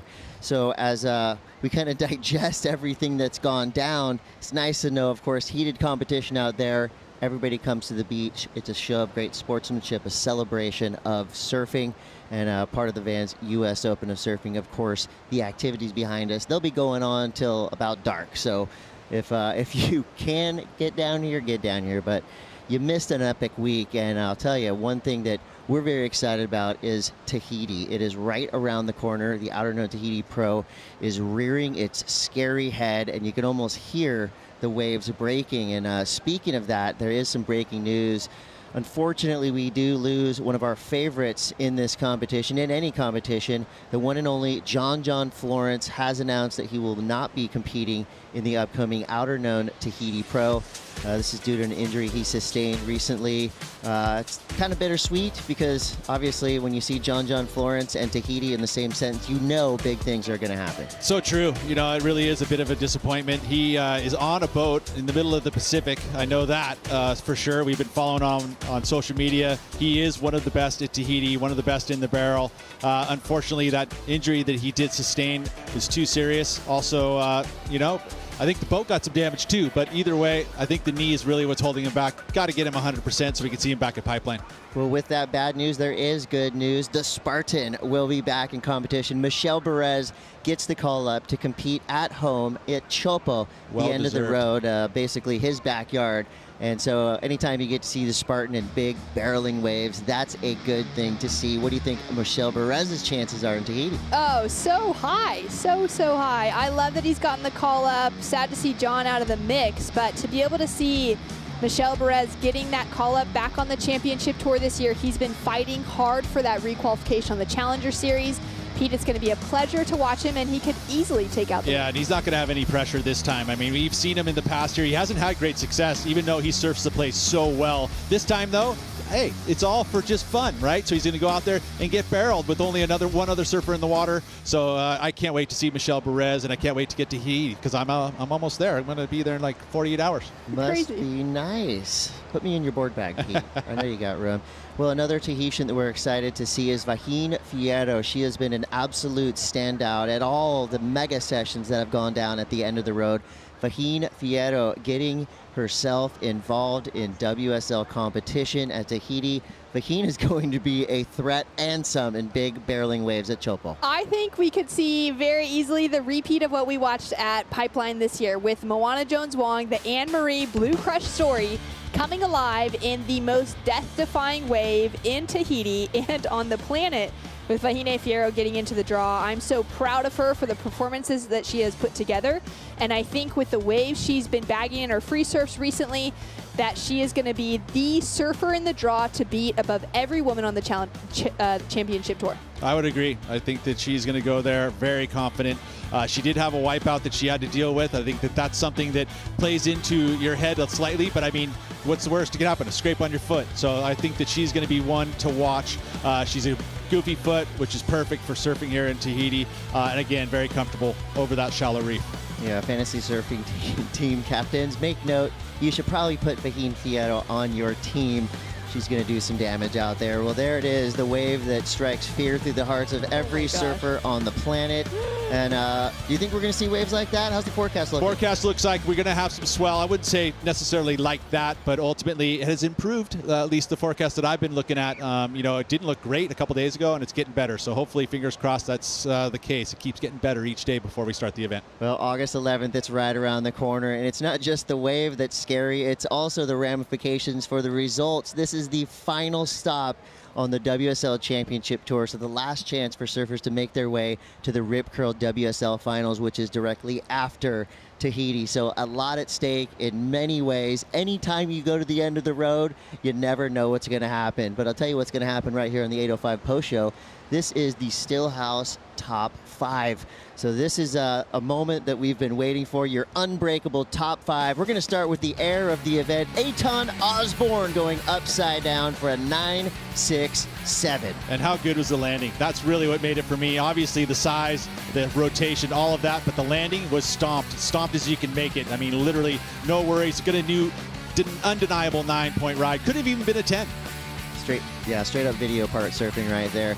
So from number 5, Aton Osborne's air, let's go to some finalists. This is your Stillhouse Unbreakable number 4 moment, Khalees Kali'opa'a, our Vans Duct Tape Invitational winner. Back-to-back wins for the Vans Duct Tape Invitational here in Huntington Beach, and for her, she's now tied in the rankings with none other than the 3-time champ in Honolulu Bloomfield, but it was the style, the grace, the poise of the Hawaiian, the young one, and Khalees taking out the win.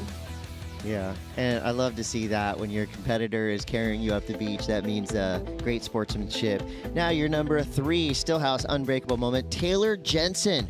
This guy's been around the block and back, and it's pretty cool that he can adapt and, kind of not change his style, but rework what he does best to fit into the traditional longboarding format. Well, what we know of Taylor Jensen's style of longboarding, how he won his world titles, was pretty much the opposite. For him to make those adjustments now, coming into the tour the last couple of years, has been great to see, and a solid performance to take out the win.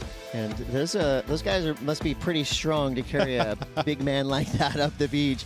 Number 2 on our Stillhouse Unbreakable top 5, Betty Lou Sakura Johnson.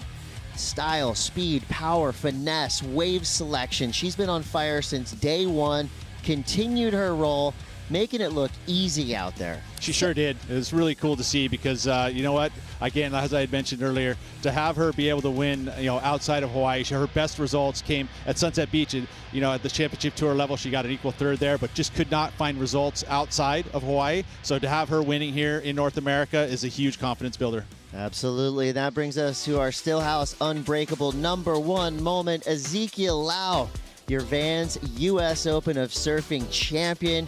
He did it with power. He did it in the air. Ezekiel Lau was unstoppable all week long. The ultimate surfer, the ultimate champion here at the Vans US Open of Surfing, brought in that rail game, brought in the air game, everything that we would have hoped for, that the fans would have hoped for here in a final. And to take out Joao Chianca, who's been one of the informed surfers of the year, is a really impressive victory for the Hawaiian. Well, congrats to all of our surfers involved. Thank you to all the fans for tuning in, for showing up at the beach, for cheering for your favorite surfers. You made this a very special week here at the Vans US Open of Surfing. And if you think back to day one, these surfers had to go through all different types of conditions. And the good news is the beach was packed. It was a beach party for the ages, the largest action sports festival on the planet. So you think we're going to be back here tomorrow, next summer? Maybe tomorrow. Who knows? Day 10 out of day 9. No. It's that good of a we'll time. definitely be back here next year, and I think the crowd's going to love it. Well, I can't wait. Well, we got a lot of big things coming for you from the WSL. We've got Tahiti, and right now we're going to give you a highlights package that starts way back on Monday. Here you go. Thank you for watching. We'll see you in Tahiti. Welcome, surf fans. We are all systems go here at the Vans US Open of Surfing. The women will be taken to the water all day long. Mafalda Lopez just entered her name into the game. Whoa, that was massive.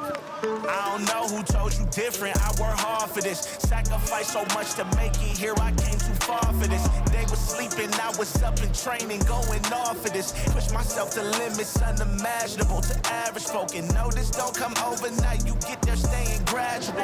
Bang, big spray to the sky. 1-2 punch there by Mark. Solid surfing. Molly Picklum, boom. History you about to witness. Victory awaits, I'm with it. Mama said I'm something special. Now it's time I go reveal it. Beast mode, I'm about to kill it. Competition about to feel it. If you ain't telling yourself that you the greatest, why you with it? I'ma keep on going hard till it's all mine. Won't stop until I am the greatest one of all time. Can't nobody out here see me or go toe to toe. No, one of one, under none, coming for I'm the massive air reverse. Oh my. Hold it. Huge. What a massive section. Caroline Marks, she just slams it. Another big day here at the Vans US Open of Surfing. What a way to start things off for young Bronte. Betty Lou, nice snap to start. The Johnson family feeling stoked.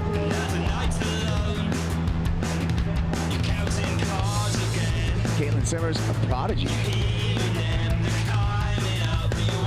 This is your first look at the Duct Tape Invitational. Look at that nose ride. We're making history. 2 broken boards.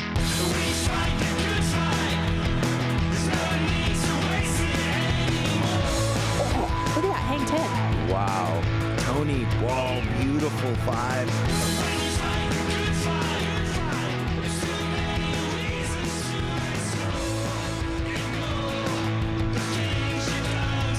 Let's go! 5 to 10, and this is no surprise. Justin, another win at HB Pier. That's wasabi. Connie through into the quarterfinals.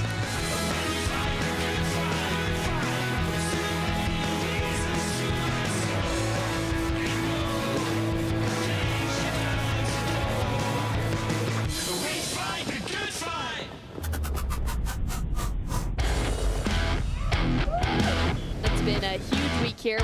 Now we are into the quarterfinals for this year's Challenger Series here at Huntington Beach. Are you ready to go?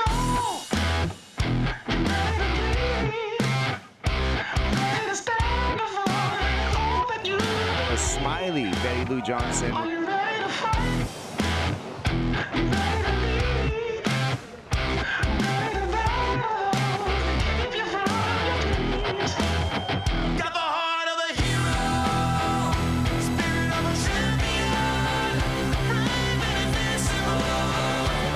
Make some noise for Honolulu Bloomfield. A great ride.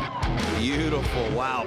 We've been working our way to finals day all week long, and we have arrived.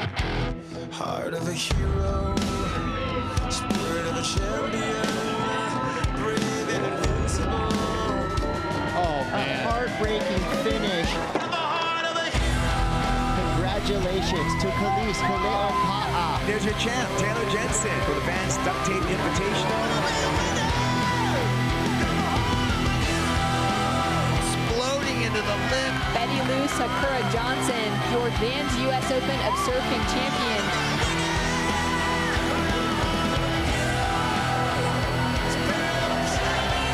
Zeke Lau, ladies and gentlemen, your victor. This copyrighted event broadcast is produced by the World Surf League for broadcast around the world and may not be retransmitted, reproduced, rebroadcast, or otherwise distributed or used in any form without the written consent of the World Surf League.